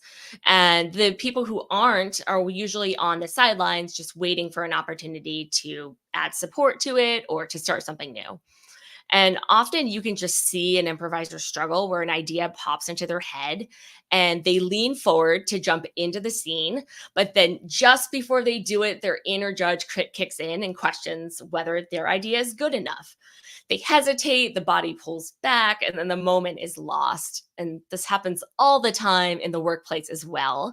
If you've ever been in a meeting where you've had a thought and went to speak up and then second guess yourself, thought maybe it wasn't smart enough or was something you should have known already, then you have experienced the work equivalent of this. The key to this is to trust your body and to trust your instincts. Your first response is usually the best one because it's from your gut, it's authentic, and it's probably also the most relatable one for other people. You also don't need to worry if it seems like it's too obvious a response because often it's either not obvious to other people, or for the people who also thought the same thing, they also assume it's obvious. So then nobody said this thing that people would really benefit from hearing from. To help with this, you can focus on being more aware of what your initial responses are and how your inner judge might shut them down. And the mindfulness practice will help a lot with this as well. Then you can ask yourself, does your inner judge have a valid point here? So, for example, if the response that pops into your head is potentially offensive to others, great. That is your inner judge doing its job. So you cannot say it. But you can also ask, is it just shutting it down out of fear? And the more awareness of this you have, the more you'll be able to express yourself authentically and have more confidence in yourself. Finally, we come to play. In improv, play is the undercurrent of every scene. It's not just about eliciting laughs, even though a lot of people assume that's the case. It's really about exploring possibilities without the fear of judgment and allowing ideas to bounce and grow in unexpected directions. As adults, so much of our sense of play is conditioned out of us, but it still has an important role to play in our lives and our work. When we rekindle our sense of play to our work, we bring this lightness to problem solving. We encourage innovation by permitting ourselves to ask, what if and why not? So, for example, you can take a current project or a challenge that you're facing and dedicate some time to looking at it through a playful lens. Ask yourself, what would a child do to approach this? What wild, out of the box solutions might they come up with? Allow yourself to doodle, daydream, build ideas out of a silly or impractical notion. The key here is not to find an immediate solution, but to allow yourself the freedom to explore without the constraints of right and wrong. And when you let play infuse your work, you'll find that the imposter syndrome's grip loosens. You're not just an adult doing a serious job. You're an innovator, a creator, somebody who brings their whole self with all of its creative potential to the table. Now, I'm going to introduce you to a couple of exercises that you can do on your own to start building these skills. These are just going to be a brief overview, but actually at the end of this talk, I will give you a link to download these and 10 additional improv-based exercises that you can do completely on your own. So the first one is a simple mindfulness practice, and it's one of my favorites. So I'll tell you how this works, and then we can actually just do a couple breaths together. So you start in a quiet location, close your eyes if you're able to, and then you're going to basically breathe in deeply over a period of 4 seconds. You can count in your head, or you can use an app to keep time if you prefer. You'll hold your breath for 7 seconds, and then you'll exhale slowly, making it last for 8 seconds. Try not to let your breath whoosh out at once, even though it can take some practice to do that. And then I usually recommend repeating this 5 or 6 times, but you can even just do it for a breath or two before a meeting. So let's try this together just for a couple breaths. So go ahead and breathe all the way out, and then breathe in, 2, 3, 4. Hold, 2, 3, 4, 5, 6, 7.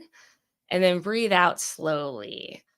3, 4, 5, 6, 7, 8. And then let's do one more. So breathe in, 2, 3, 4.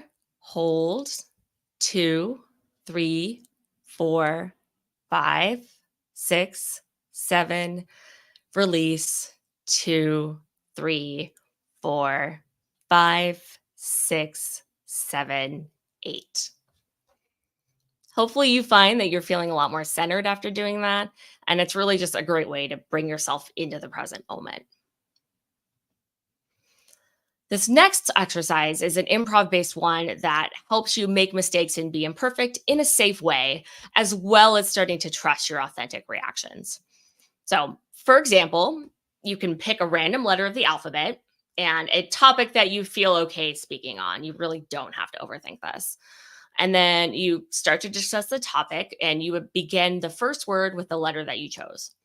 Then try to start each subsequent sentence with the next letter of the alphabet until you've worked all the way back to the letter that you started with.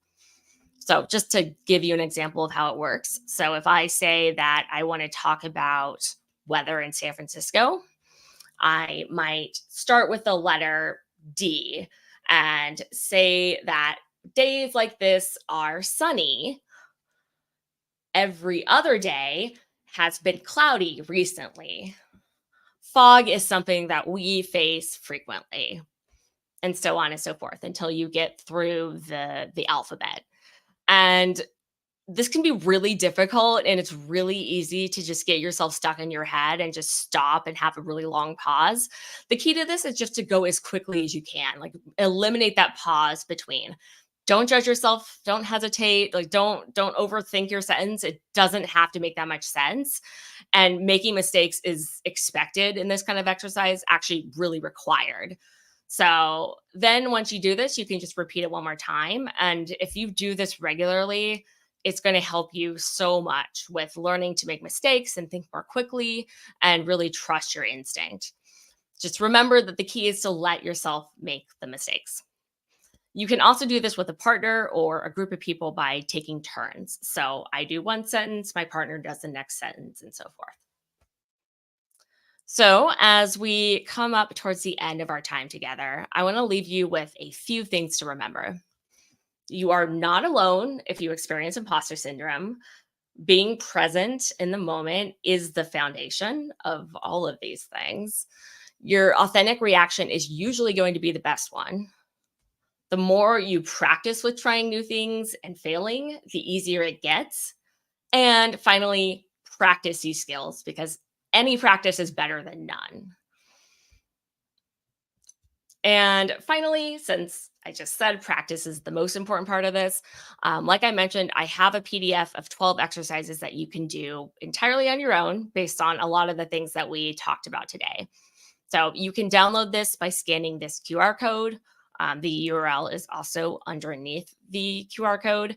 You're also welcome to reach out to me via email, my website, or LinkedIn and ask for it as well.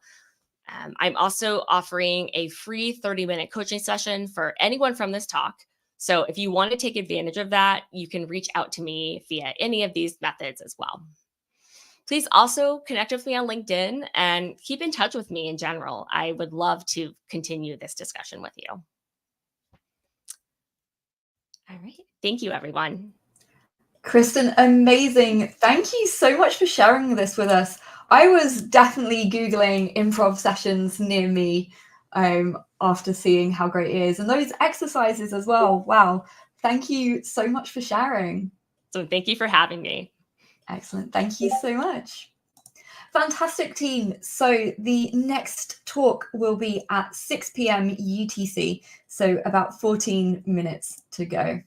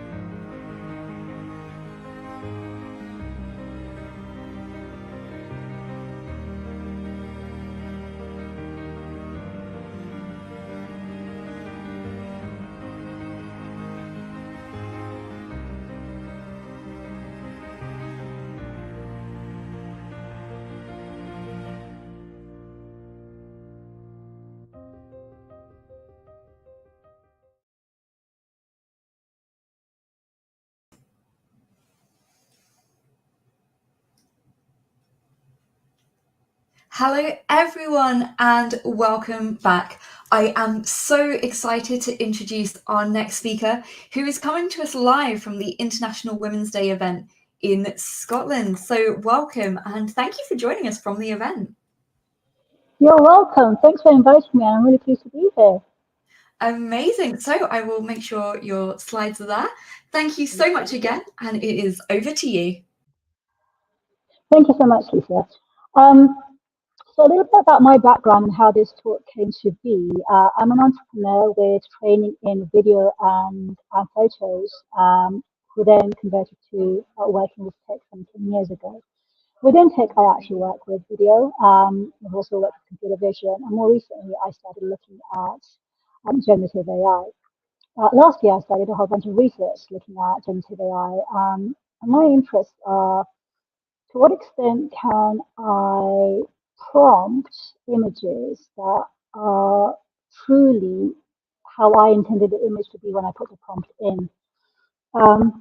It's one thing to do prompt engineering, but actually, before the entire prompt, um, before the prompt stage, the entire process that's involved. And I always wondered about, well, how much does the process that goes into basically creating the machine learning architecture impact the visual output that we get.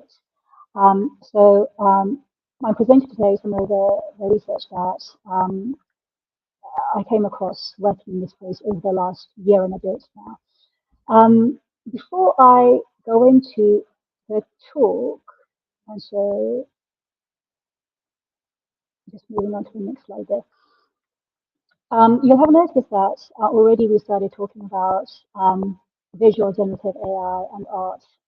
When I've been speaking to colleagues who are from the creative fields, they always scrutinize the definition of AI art. And they say to me, if somebody is in need of a machine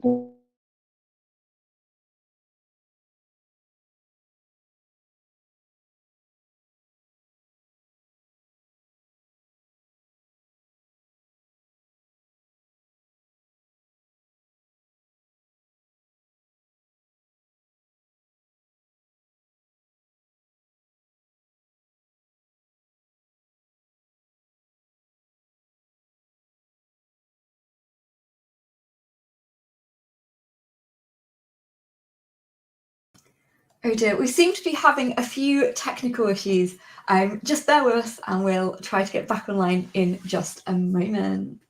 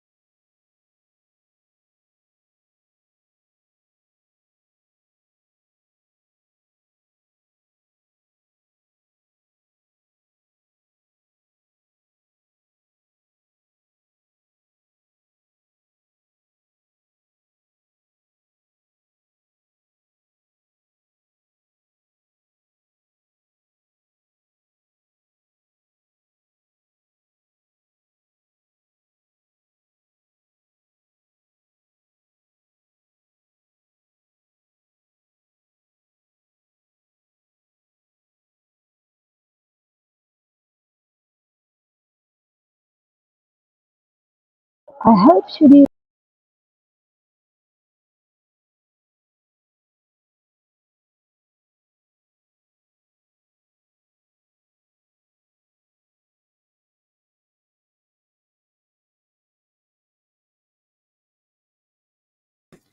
Fantastic. I think we have, we can go live again. Hello. Hi there, Lisa. Sorry about that. Slightly short in the connection here. So I was talking about what is art essentially. I think when it comes to generative AI and art, you've got two different fields basically that are coming together, and it would be good to have some kind of definition of art. Um, and I often show this picture. I'm not sure if we have chat available to our viewers.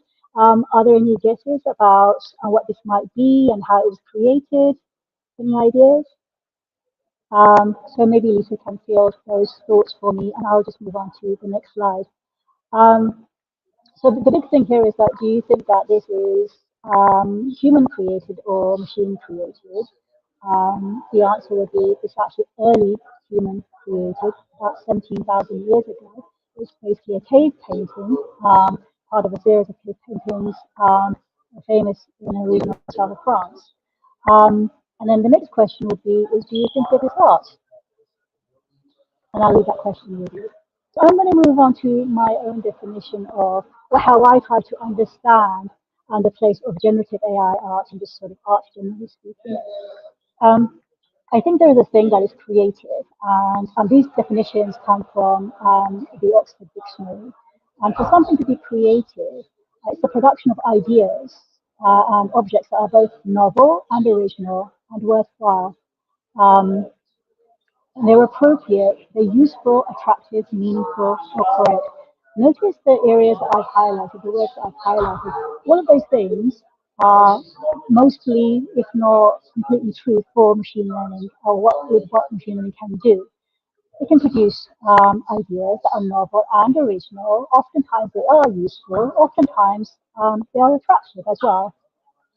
The meaningful, well, it depends how the context of meaningful. If it's some instructions that are meant to understand and they're meant to mean something to me, I'm sure that generative AI can do that quite well. Whether if it's something related to human expression, human emotion, I'm not sure if that kind of meaningfulness is something that machine learning can convey very well, because of course it's very human. It doesn't really understand human emotion that well. Oftentimes the content that if we are using a text-based generator, then the content that is correct. Compare this to a definition of artistic, and really what I've highlighted there is that it's human creative skill and it embodies beauty or emotional power. And that's how I separate the two things. I think some generative AI machine learning definitely can be creative. In actual fact, recently there have been some tests which suggest that generative AI is more creative than humans. Well, that doesn't surprise me. Then with an artistic quality, I do think it is the expression of a human experience, and so you have to be a human to experience it. Often that is an emotion,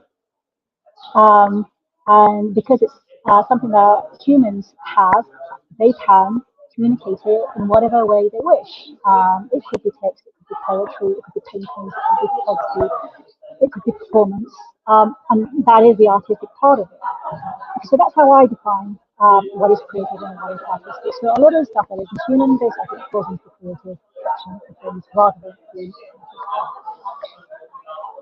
so one of the experiments that I did, also one of the thought processes that I had is when it comes to using prompts to generate images, because most of my interest comes in the visual aesthetics, I wondered what parts of the generative architecture actually have an impact on the output I should expect to see. There's a lot of conversation around prompt engineering, but it's more than just prompt engineering because that's a final difficult. There's some debate around data and the diversity of data. Again, it's a huge part of machine learning. but it's still a part of it, and I wanted to have a fuller picture. And to me, there are at least five big chunks that go into a pipeline before an image can be generated. And here, I call it a pipeline, it's basically steps that or things that are relevant for the generation of image content based on prompts. And the first, of course, is, well, how does the generator understand my words and is able to relate my words to images that it might try to create? So then we look at text image pairing. This is something I'm going to touch on a little bit later in the presentation. This is when we have some kind of framework that gives meaning to images. Then we look at diversity and amount of data. This is a topic that a lot of people have talked about already, and I'm going to touch on it a little bit later in the presentation. Then we have model abstraction. Different models, they have a lot of parameters, but they've been trained differently and they perform differently. The benchmarks, and the benchmarks are pretty good. But if you actually look at the output, especially when it comes to visual material, there's going to be a huge level of human ranking as well. A lot of the models generating images actually do have a component where there is human ranking, where the human decides whether this is the image I actually wanted when I put the prompt in. Then, of course, there are temperature parameters, some controls that the prompter has access to decide usually how creative or conservative they want to be with the generation of an image. And then, of course, there is the actual user prompt. And it's this bit that sometimes people assume that it's all around the user prompt and we can control a lot of things. Well, we can control a lot of things, but I think what we can control really is limited in the user prompt, and I'll talk a little bit about that later on. So during my experiments, what I did was, I'll talk a little bit about text-image pairing.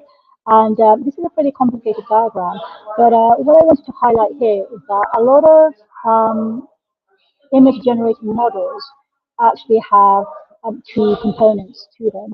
The first component is about how they associate text with images. And usually there's basically a different generative AI network called CLIP, which is used to give meaning to, give visual meaning to words. And CLIP is something that's open source. It's created by OpenAI, and so CLIP is a network that's also used by other image generating platforms. So Stability AI uses CLIP. Midjourney most likely uses CLIP to give meaning to sort of build relationships between text and images. The one image generator that doesn't use CLIP is Google, that has its own way of making relationships between the image and the text. But all you need to know is that there is a step that happens before everything else, and that is actually making a relationship between the image and the text. So beyond that, what I wanted to experiment with was given a text prompt, what sort of images can I generate? And actually, before I go further into the slides, for those of you who are familiar, so this presentation are going to be lots of images that are very UK based. And when I started prompting these images, I was thinking of a very a standard English beach, basically. So I started with a standard English beach, and then I started to add more detail around that. What do I want people doing on a standard English beach? And I imagine that in my head, I put a prompt, I wanted the prompt. I was expecting the prompt to look somewhat like the image that I had in my head, and I can tell you this is not the image that I have in my head. And what it seems like here is that the English word in my prompt has been slightly overpronounced in the generation of this image. So we have some people that are dressed in Victorian English outfits on a beach, with their hats and fully suited, playing with more than one beach ball. With the prompt, you can see that it's singular, not plural. So this prompt was created in summer last year.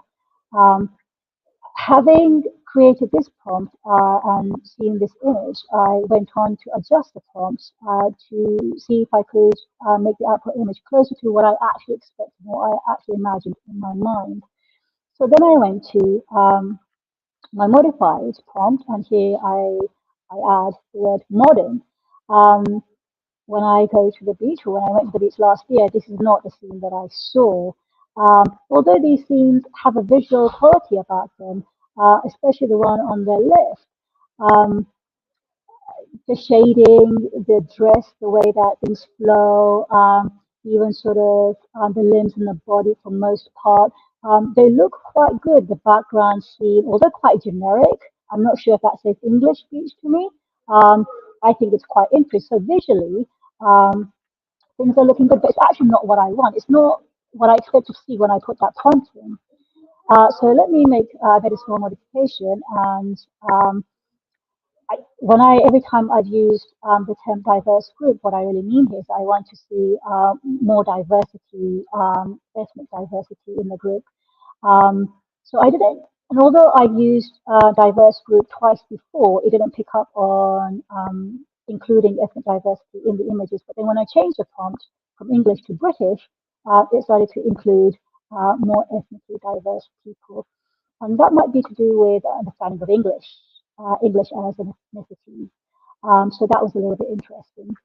Um, but what I also noticed is that introduction of, and there are plenty of balls, plural, so I'm still missing the singular here.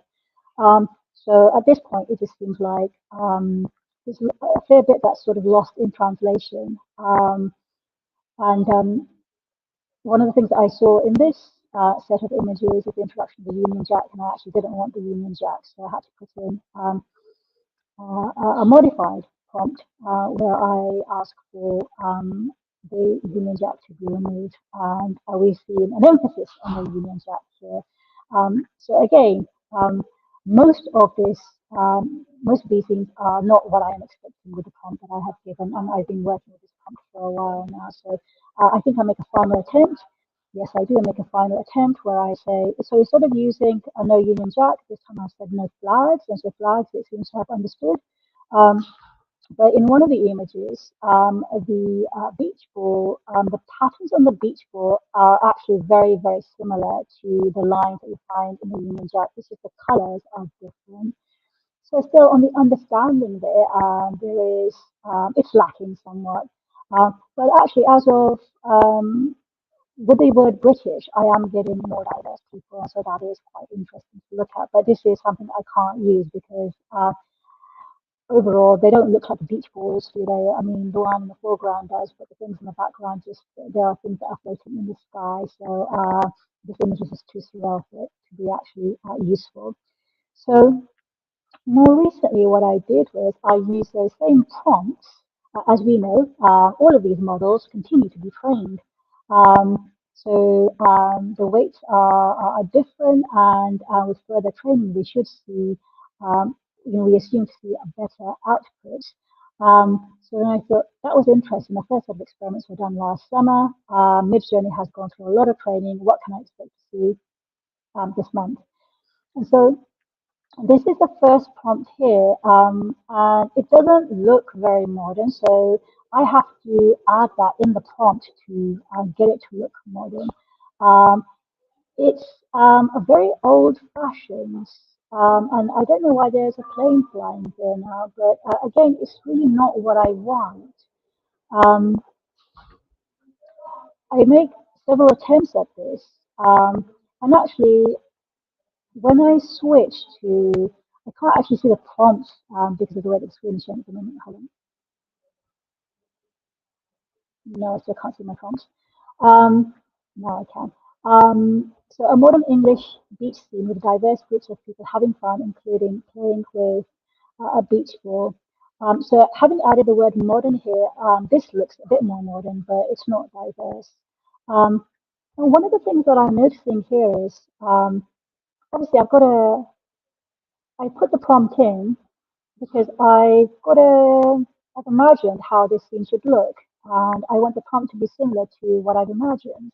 Um, and the thing is, this again looks like a generic beach. I put British or English in there on purpose. I just don't want any beach scene. I want it to be a typical English or British beach scene. And there's nothing about this that tells me that this is English or British. Again, these are very generic scenes. Stylistically, they're okay.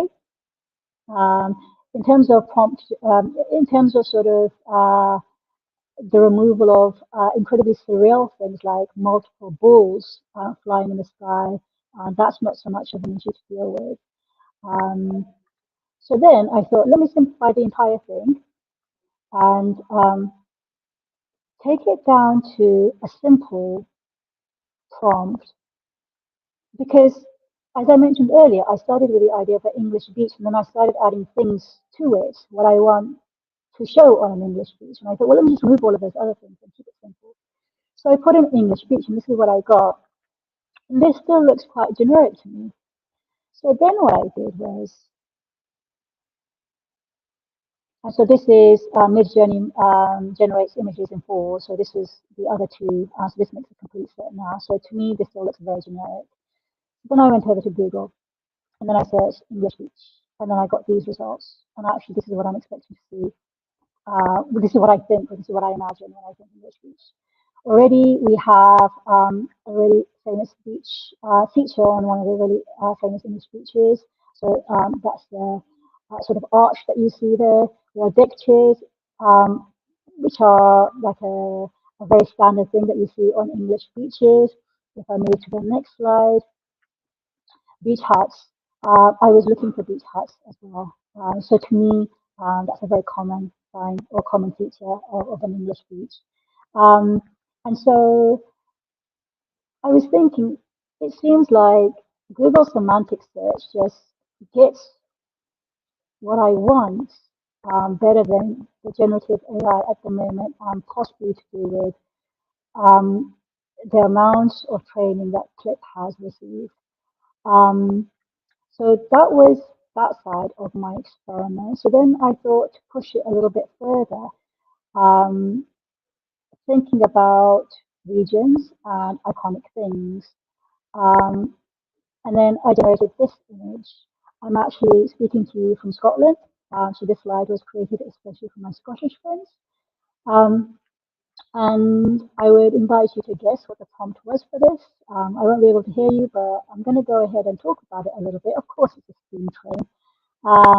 It's meant to be the Flying Scotsman, which is a really famous steam train service that ran from London to Edinburgh, Scotland, some while ago. It was one of the fastest steam train services running between the two cities. But the actual complete prompt, and you will have a bit of a giggle when you hear this, was something along the lines of um, the Flying Scotsman. The Flying Scotsman racing a mallard train. And the mallard is also a very fast train. Actually, the Flying Scotsman and the mallard were in competition to beat the fastest steam train record here in the UK. Now, the mallard train is actually named after a duck. And what you see in this image is not another train. So the Flying Scotsman is not racing another train known as a mallard. The Flying Scotsman is racing a duck.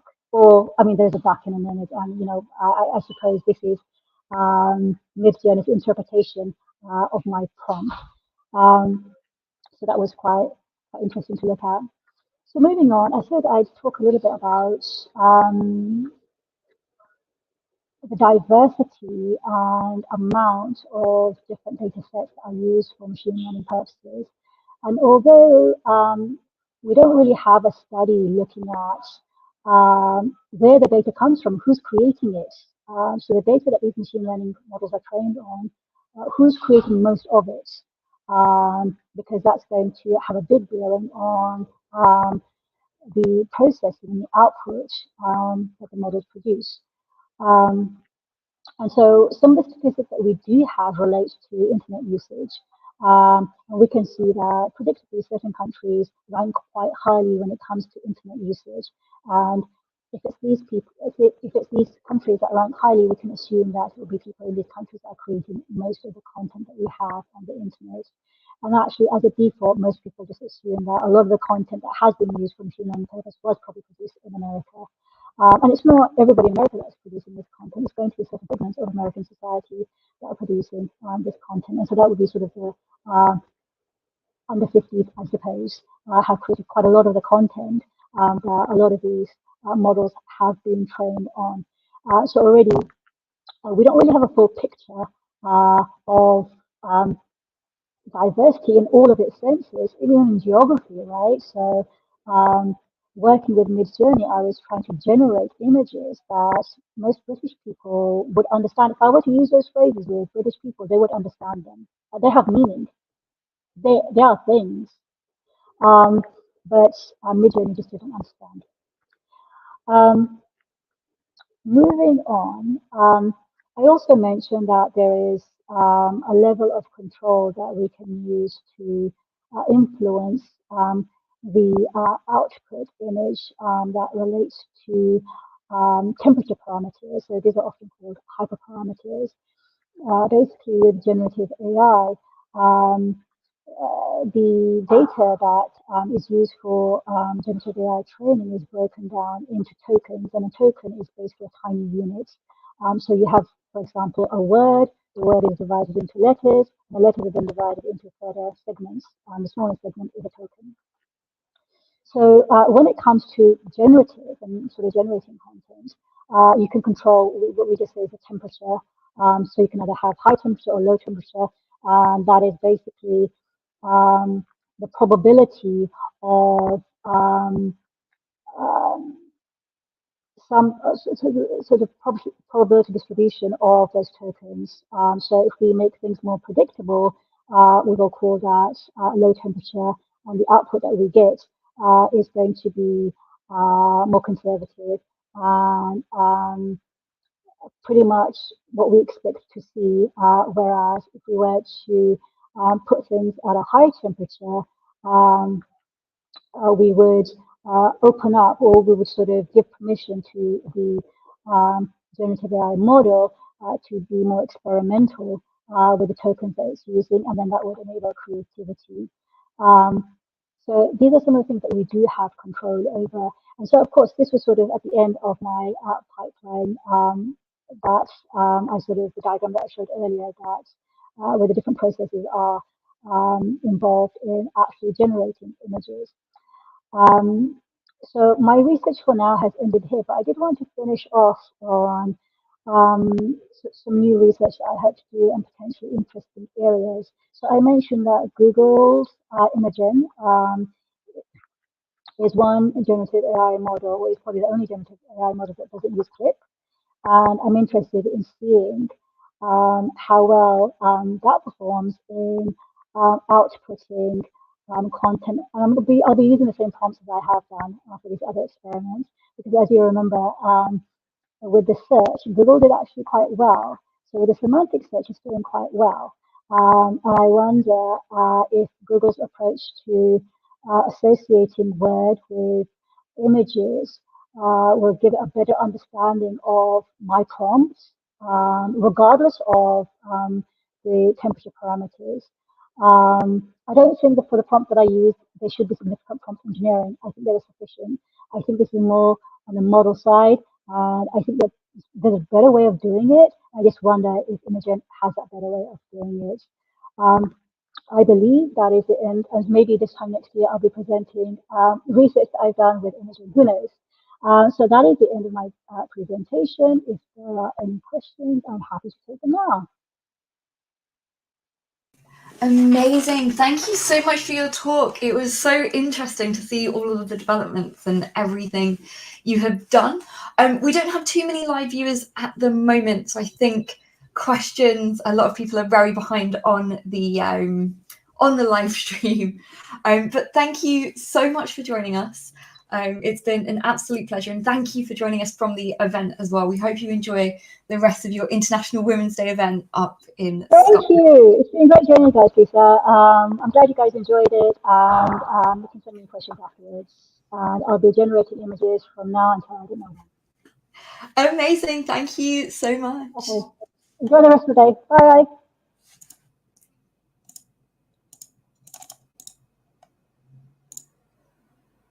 Fantastic. So our next talk is in 35 minutes.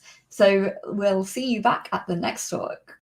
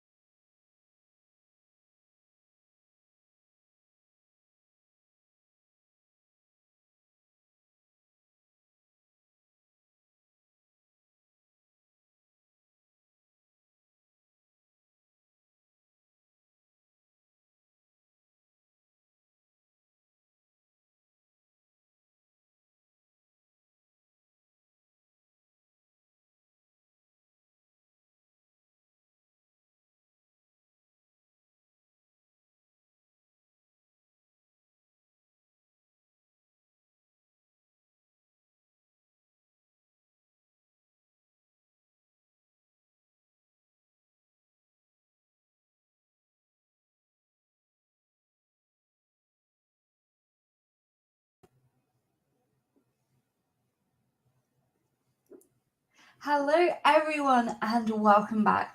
I am so honoured and delighted to introduce our next speaker, Nina. She's going to be talking to us about inclusive futures. So a big welcome to Nina. Hi everyone. Can you hear me? We can hear you. I'm just going to bring up your slides. Perfect. Thank you so much. This screen thing is doing something weird to my teeth, but I hope it's okay. But yeah, thank you so much for the introduction, Lisa. So hi everyone. I'm Nina.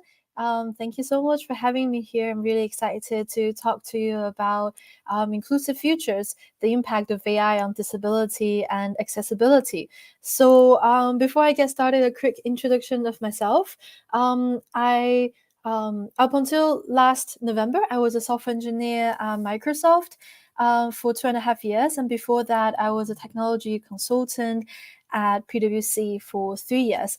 I'm currently studying for a master's degree in cognitive science, where I specialize in artificial intelligence and neuroinformatics. So this presentation is based off one of the course that I did, where I wrote an essay on sort of the impact of AI on disability and accessibility.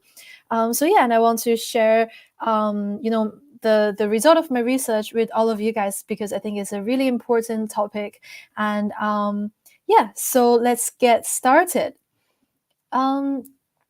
So I just want to quickly run through what we'll talk about as part of this presentation. So first of all, I'll give a quick introduction of the background, and then we'll move on to talk about some of the highlights in the advancements and opportunities in the field when it comes to how AI is being used in different types of disabilities. And then we'll talk a bit about the challenges and concerns, as not everything is all rainbows and butterflies. And then we'll go to the conclusion, and then we'll have like Q&A at the end if we have time. Throughout the sort of the presentation, there will be a lot of I inserted a lot of like YouTube videos, because I think it will be the best way to present a lot of the things that I want to show you guys in sort of the video format. Let's get started with the introduction. According to the World Health Organization, the need for assistive technology is on a steady rise, with projection indicating a significant impact on the global disabled population. And by 2030, this impact is estimated to affect over 3.5 billion individuals, highlighting the urgency for inclusive solutions. So there are a lot of insights from really reputable sources such as the Forbes and Harvard Business Review that has shed light on the potential of AI to bridge accessibility gaps. So these discussions really highlight sort of AI's ability to provide services that really cater to the diverse needs of individuals with various types of disabilities, and it will really contribute to the ultimately thriving towards inclusivity in all aspects of life. So by leveraging AI, we can really ensure that individuals with varying abilities have access to the same opportunities and services, and they really reach their potentials compared to their peers. So therefore we can foster a more inclusive and more equal society, enabled by technologies, especially the AI. So in terms of the advancements and opportunities, there has been a lot of one big thing, for example, when it comes to opportunities or what AI can help people, is around including areas such as communication, living independently, and sort of education, and another important aspect is employability.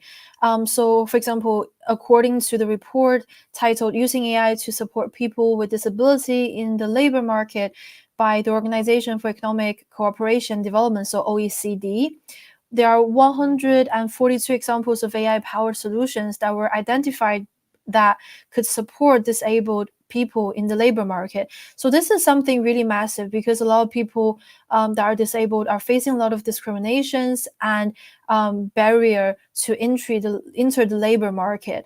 And by enabling people to enter the labor market, they can fully be more integrated into the wider society, and thus have a better quality of life, and whether if it's from a professional or personal perspective. So now let's break it down to like different areas of different types of disability, and see how AI can help in these different aspects. So first, let's have a look at visual impairments. So AI technologies such as virtual assistant and like Siri, Alexa, Echo, I'm sure a lot of you guys are familiar with or use them personally, play a really crucial role in facilitating communications for people with visual impairments. So these technologies have the capability to describe text and images to individuals with visual disability, offering a bridge to the world around them. And so in this case, for example, Microsoft has released an AI called Seeing AI, which allows AI to understand the context of objects in photos and describe them visually to visually impaired individuals. So yeah, now let's have a little look at a video. Let's see if this actually plays.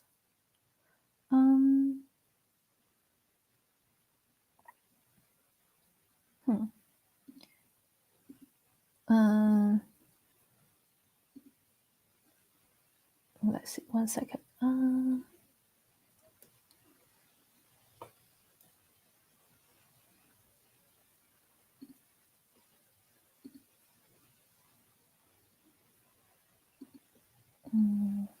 If it doesn't play in the slide, I can just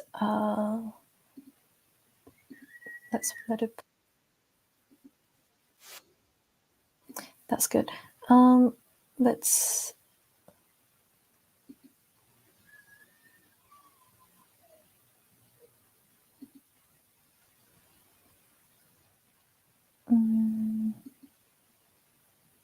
Yeah, I think I know how to do this now. Let's try this. Okay.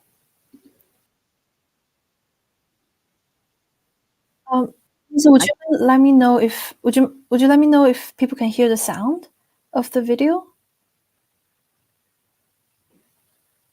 I hope that's possible. Microsoft research project for people with visual impairments. The app narrates the world around you by turning the visual world into an audible experience. Point your phone's camera, select a channel, and hear a description.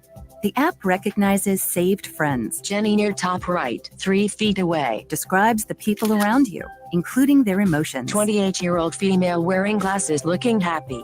It reads text out loud as it comes into view, like on an envelope. Kim Lawrence, P.O. Box. Or a room entrance. Conference 2005. Or scan and read documents like books and letters. The app will guide you and recognize the text with its formatting. Top and left edge is not visible. Hold steady. Lease agreement. This agreement. When paying with cash, the app identifies currency bills. $20 US. When looking for something in your pantry or at the store, use the barcode scanner with audio cues to help you find what you want. Campbell's tomato soup. When available, hear additional product details. Heated microwave bowl on high. And even hear descriptions of images in other apps like Twitter by importing them into Seeing AI. A close-up of Bill Gates. Finally, explore our experimental features like scene descriptions to get a glimpse of the future. I think it's a young girl throwing a frisbee in the park. Experience the world around you with the Seeing AI app from Microsoft. Yeah, so that's one of the really great examples. And here, another one very similar is called OrCam. So it's another AI-based device that empowers blind and visually impaired individuals by providing instant visual information through voice commands, enabling independent engagement with printed or digital content. So yeah, let's see if this works. Call your doorbell camera company and cancel the subscription. Sorry about the This ad. brand new Let's subscription. see. Okay, perfect. Introducing Allcam MyEye, the most advanced wearable AI for vision impairment. The tiny device magnetically snaps onto the side of glasses and instantly reads text to you from any surface. All you have to do is point. White chocolate cookies. Allcam's innovative smart reading feature works instantly and discreetly. Start smart reading. Read me the headlines. Found 2 headlines. First result, Allcam MyEye 2 named 2 times list of 1. Second result, Genesis Prize Foundation. Read me first article. Allcam MyEye 2, an Israeli-made system to... Allcam MyEye can also assist with your orientation. What's in front of me? 1 door to your left and 1 door to your right. Identifying objects and helping with your mobility. What's in front of me? 1 person is in front of you, 1 empty chair to your right. Seamlessly recognize faces. Matt Jansen. Money notes. $50. Products and more, all in real time, without the need for an internet connection. Lightweight, intuitive operation in a device the size of a finger. Allcam MyEye is used by tens of thousands of people in 25 languages and 50 countries, helping them to live more independently and improving their quality of life. Allcam MyEye, personal AI technology with a life-changing impact. Yeah, so that's another example of how AI can help visually impaired individuals. And yeah, and this is another one. I don't know if a lot of people have heard of it. It's called Be My Eyes. Initially, it is actually an app where like visually impaired individuals can connect with via this app volunteers who would like help them like navigate around their space or navigate in the public space as well. So it's like people like I found out about it when I was at uni because a friend of mine was doing this. Like she was helping, volunteering through this app to help people. But that's like has risen a lot of like a lot of people not comfortable using it because of reasons like privacy or whatnot. So now this is integrated with like AI. So that has that means that people don't have to be connected with another real person, and that's just a lot easier. And like I think people are more open to using it.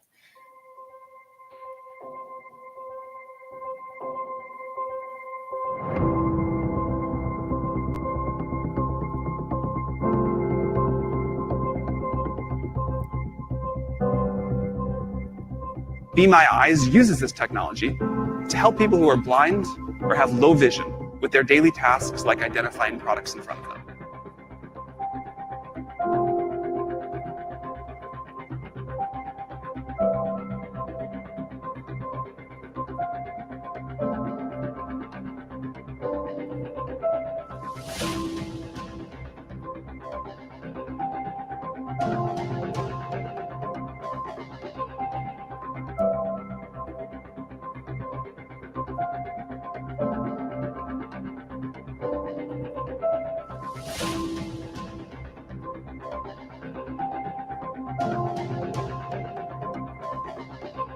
I've been using the new Be My AI-powered Microsoft Help Desk for a few months now.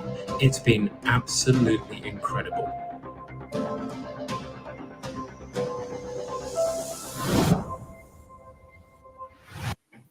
Yeah. So yeah, that's sort of around the visual, how AI can help the people with visual impairments. So now let's move on to have a look at hearing impairments. So alternative methods are really important for of communication are really important for people with hearing impairments because they they can't sort of just hear verbal communication, like that I'm talking now, for example. So AI technology has made specific contribution in this area. So enabling people to overcome the barrier when it comes to hearing. So for example, Google Live Transcribe app, for instance, utilizes AI to transcribe speech in real time. So that enables individuals who are deaf or hard of hearing to actively participate in conversations, bridging the gap in verbal communications.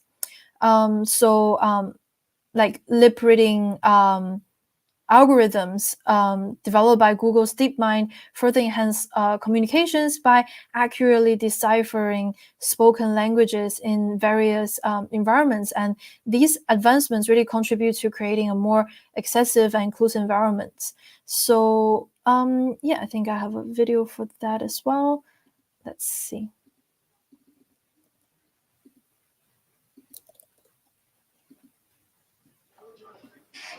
I'm set. Yeah.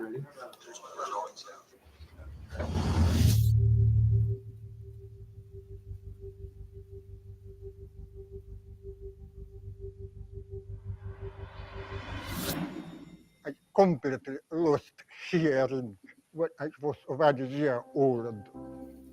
Technology provides tremendous opportunities to help people with disabilities. I'm a research scientist at Google, and I'm developing speech recognition in technology. Speech recognition accuracy finally became so good that I could fulfill my dream for whole life, to use speech recognition to communicate with people. Hello. Hello, how are you? I'm fine, and how are you? I'm doing good. What can I get you today? I would like tea. Live Transcribe is an application that runs in Android. It provides transcription of speech for deaf and hard of hearing in real time. Dimitri worked with the speech team to develop that technology, and Google has made strides in this in the past couple of years, but the app itself is what I've been working on. I'm not an Android engineer. I saw an opportunity for something useful and dug into that and kind of evolved naturally. Did I already mention to you I'm having one of my famous chili parties again this weekend? This was something that was born out of Dimitri's needs. All the technology existed already. It was kind of just a matter of hooking the wires together. Gallaudet University is the premier university for the deaf and hard of hearing. And yeah, let's pause it there so we have more time for the rest. Before I start the video, advancements in like speech to text and text to speech technologies are really complementary to each other, and they in a similar way they also bring relief to those with speech impediments. So voice system like VoiceIt in this case provide really invaluable assistance for those with brain injuries or speech impairments, allowing them to engage in fluent conversations and express their thoughts effectively by translating impaired speech patterns into clear and normalized speech. So yeah, let's have a look. My son's heroes skid across ice as he cheers from his wheelchair. He'll talk your ears off about his champions that take over the rink. He wants you to get all the details, but he isn't always understood. His excitement is clear, but his speech is not.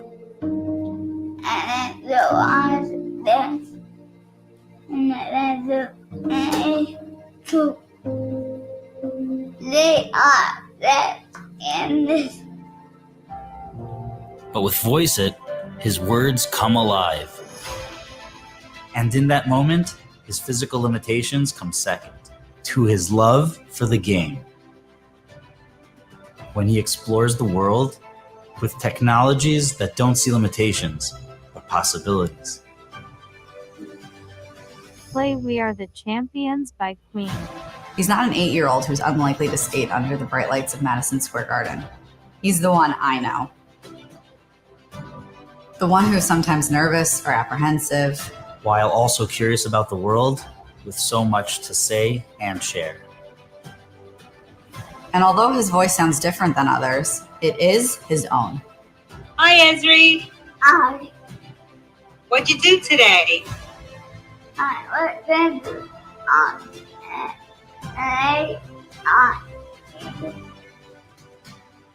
Did you score any goals? He's not the Rangers fan with cerebral palsy. He's a kid drawn to the art and energy of the game. Cheering on his favorite team with his dad. Hey! Hey! Hey! Hey! And one day, he'll know. This is the stuff champions are made of.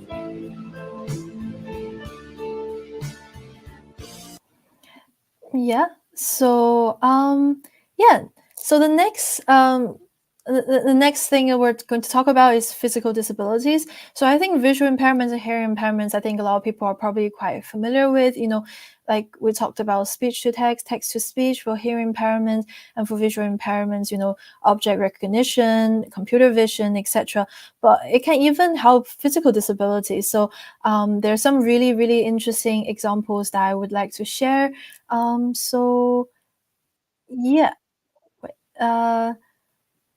So let me change the screen here.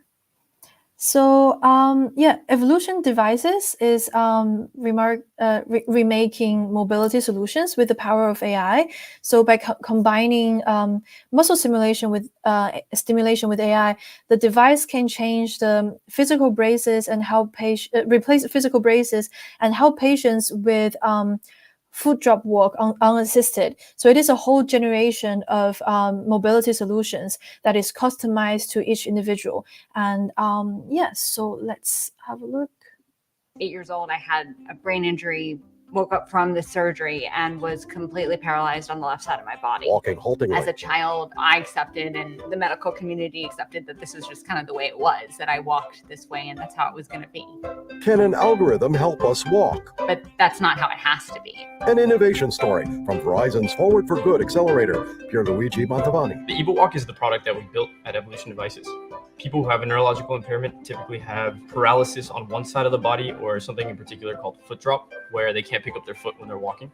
So it causes them to trip and fall very often, and it causes a lot of other walking problems because of it. A wearable device. We built a wearable therapeutic device that goes right below the knee, stimulates people's muscles as they walk to help prevent falls, and collects data to improve and enable remote physical therapy. A smartphone. So we have an algorithm that actually times the stimulation for each type of walking pattern that it reads. It helps people actually pick up their foot, bend their knee a little bit better so they can walk throughout the entire day with the stimulation on.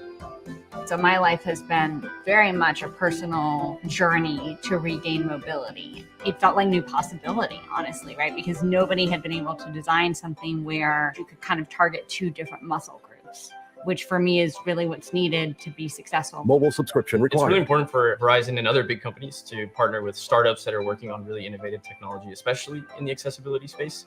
There's over 36 million people in the US alone that fall at least once a year. We want to improve people's quality of life and help them regain a bit of independence. Emily dons heels. My goal is to walk just like everybody else, and it's going to happen. Accessibility. And another example in this case is so it's called Smart Arms. So it is a Toronto-based company developing AI-powered bionic prosthetics using Microsoft AI and Azure's computer vision. So it was always a dream to be a professional athlete.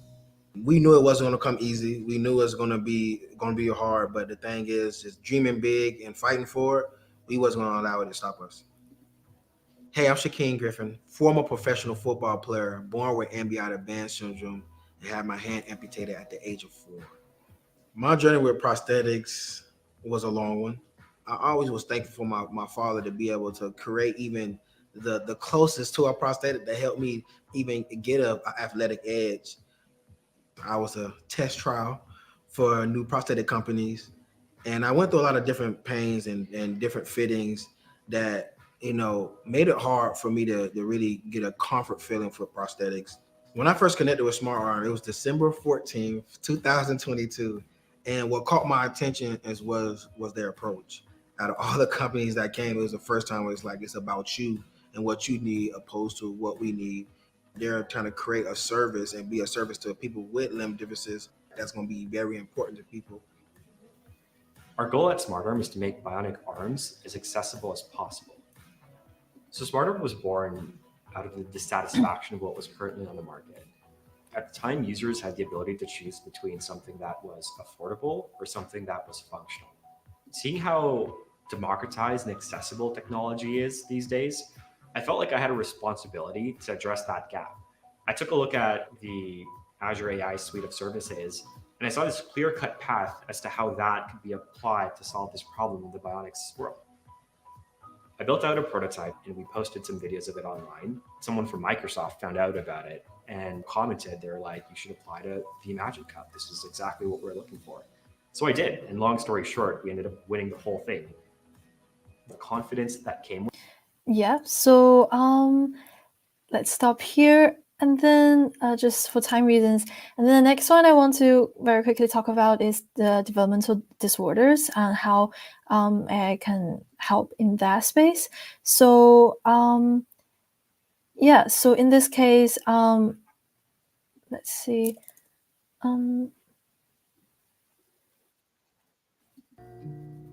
Let's wait for the thing. So yeah, so Moxie is a companion for social emotional learning and child development. So it's like a social robot, as we call it, and it's especially useful for people with autism and other type of developmental disorders. So it can help with things like emotional regulation, which is particularly challenging for people with autism. So yeah, let's have a look. Riley. Riley. Hi. There's someone here who wants to meet you.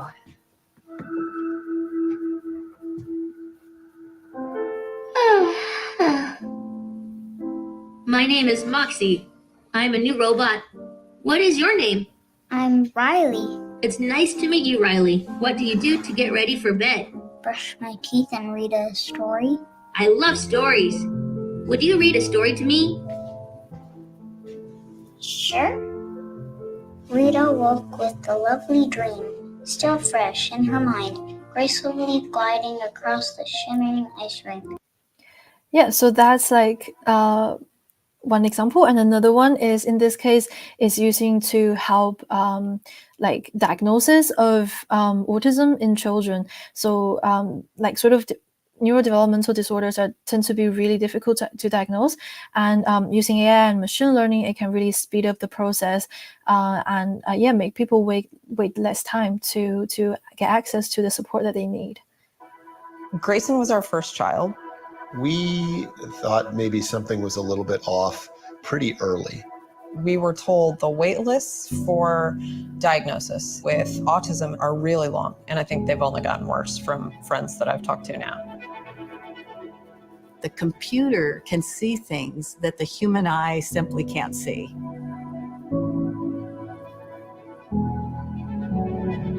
But when I first started doing autism research, the average waiting time for a parent who's worried that their baby or child might have autism is about a year. And so the challenge was, how do we come up with an app to be able to detect those early symptoms of autism, such as not making eye contact, not having normal facial expressions in a child's home? If a child is diagnosed at 18 to 24 months and provided 2 years of intervention, the average IQ gain is 17 points. So this has a huge impact on people's lives.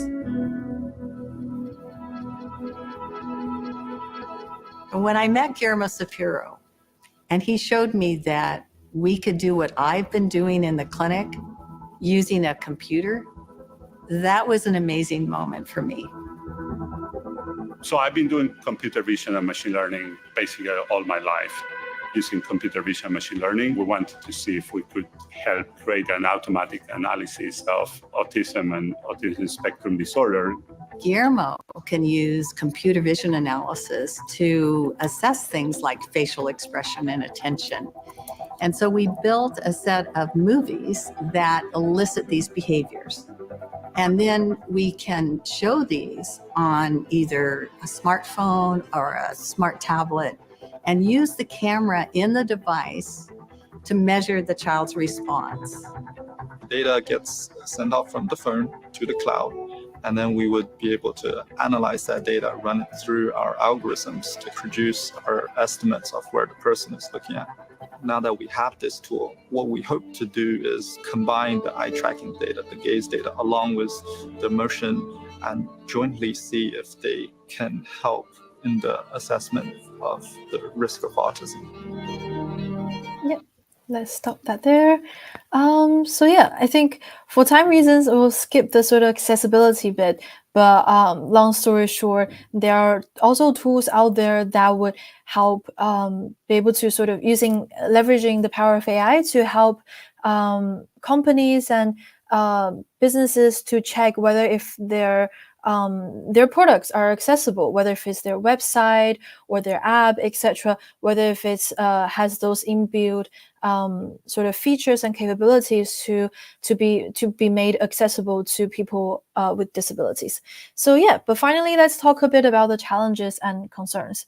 So first of all, is bias and discriminations. So a lot of AI systems are susceptible to perpetuating biases presenting the data that's been used for training, and there has been historically a lack of data from people from the disabled community, and it's super important to acquire inclusive data to train AI models, but that has been really challenging due to the underrepresentation. So there's a potential for discriminatory outcome against disabled individuals because due to the biased training data. So and secondly, job displacement is an issue because the use of AI in the workforce can introduce concerns for disabled workers. They may face difficulties competing with AI-powered systems for employment opportunities. And thirdly, the lack of accessibility, even though AI holds a lot of promises for improving accessibility, but some of the AI systems themselves may not take sort of accessible features into account. So that can be something that is overlooked by the developers.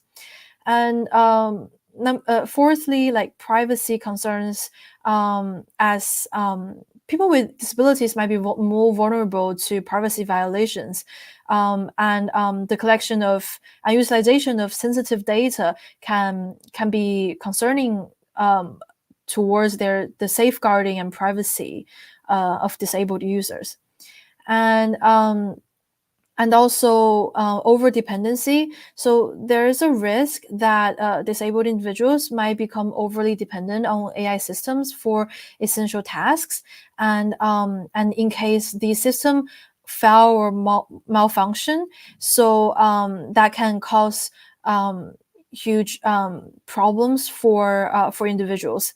So and finally, last but not least, performance inconsistency. So existing AI solutions still exhibit a lot of performance inconsistencies that might lead to really unpredictable outputs that can interfere with the user's ability to perform daily tasks. So making sure that these solutions are accurate and reliable is super important as something that needs to be tackled going forward. So in conclusion, AI has a lot of transformative sort of potentials when it comes to empowering and supporting disabled individuals in various domains, and but it's also very important to address the challenges and concerns that are associated with adopting AI and to make sure that it is responsible and reliable. And yeah, so we need to continue to put effort into leveraging AI to create a more inclusive and equal and accessible society that is for everybody, regardless of their abilities. So yeah, sorry for running over, but that's the end of the presentation. This is my, like, you can scan the QR code if you would like to connect with me on LinkedIn. But yeah, that's it. Thank you so much for having me. I hope everybody enjoyed the presentation and inspired people to, look into it more.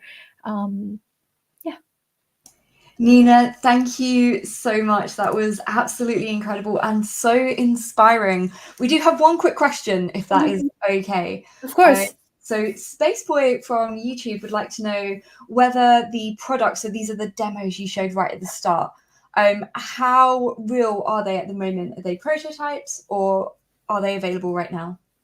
Yeah, a lot of these products are actually real products that you can download and use. Certainly, like I've seen in action the one of the speech to text ones, because I went to this event and there was someone who asked the speaker to put this his little microphone on his shirt so that he can sort of get the sound into his phone.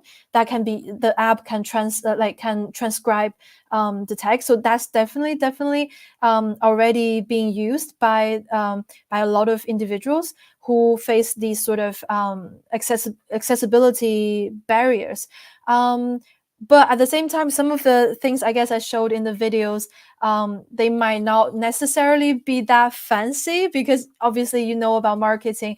I'm sure if you guys look at sort of the press conference of big tech companies, they're not necessarily even the product has been launched or released and used by people, is not necessarily that fancy. I think a lot of people might have seen sort of the Gemini launched by Google, and there's a lot of people talking about how it's fake. It's not fake, it's just marketing to it's more polished basically than what it actually is. But it's definitely sort of released and used by a lot of people already. And but obviously it might not be accurate 100% of the time, which is why we talked about sort of the performance consistency being super important. But yeah, a lot of these things you can try them out. I'm happy to share my slides, so you can check out the links on my slides, and download the app if you want to sort of give them a go. So yeah. Amazing. Thank you so much for sharing with us. It was so amazing to see some of the technologies and the impact it is having. So Nina, thank you so much. Thank you so much for having me. Thank you. And so that brings us to the last talk of the day, and we are now wrapping up. So thank you everyone for all of your engagement for the whole of today. We will be back tomorrow at the very same time to do it all over again. So thank you all so much. Have an amazing evening and see you tomorrow.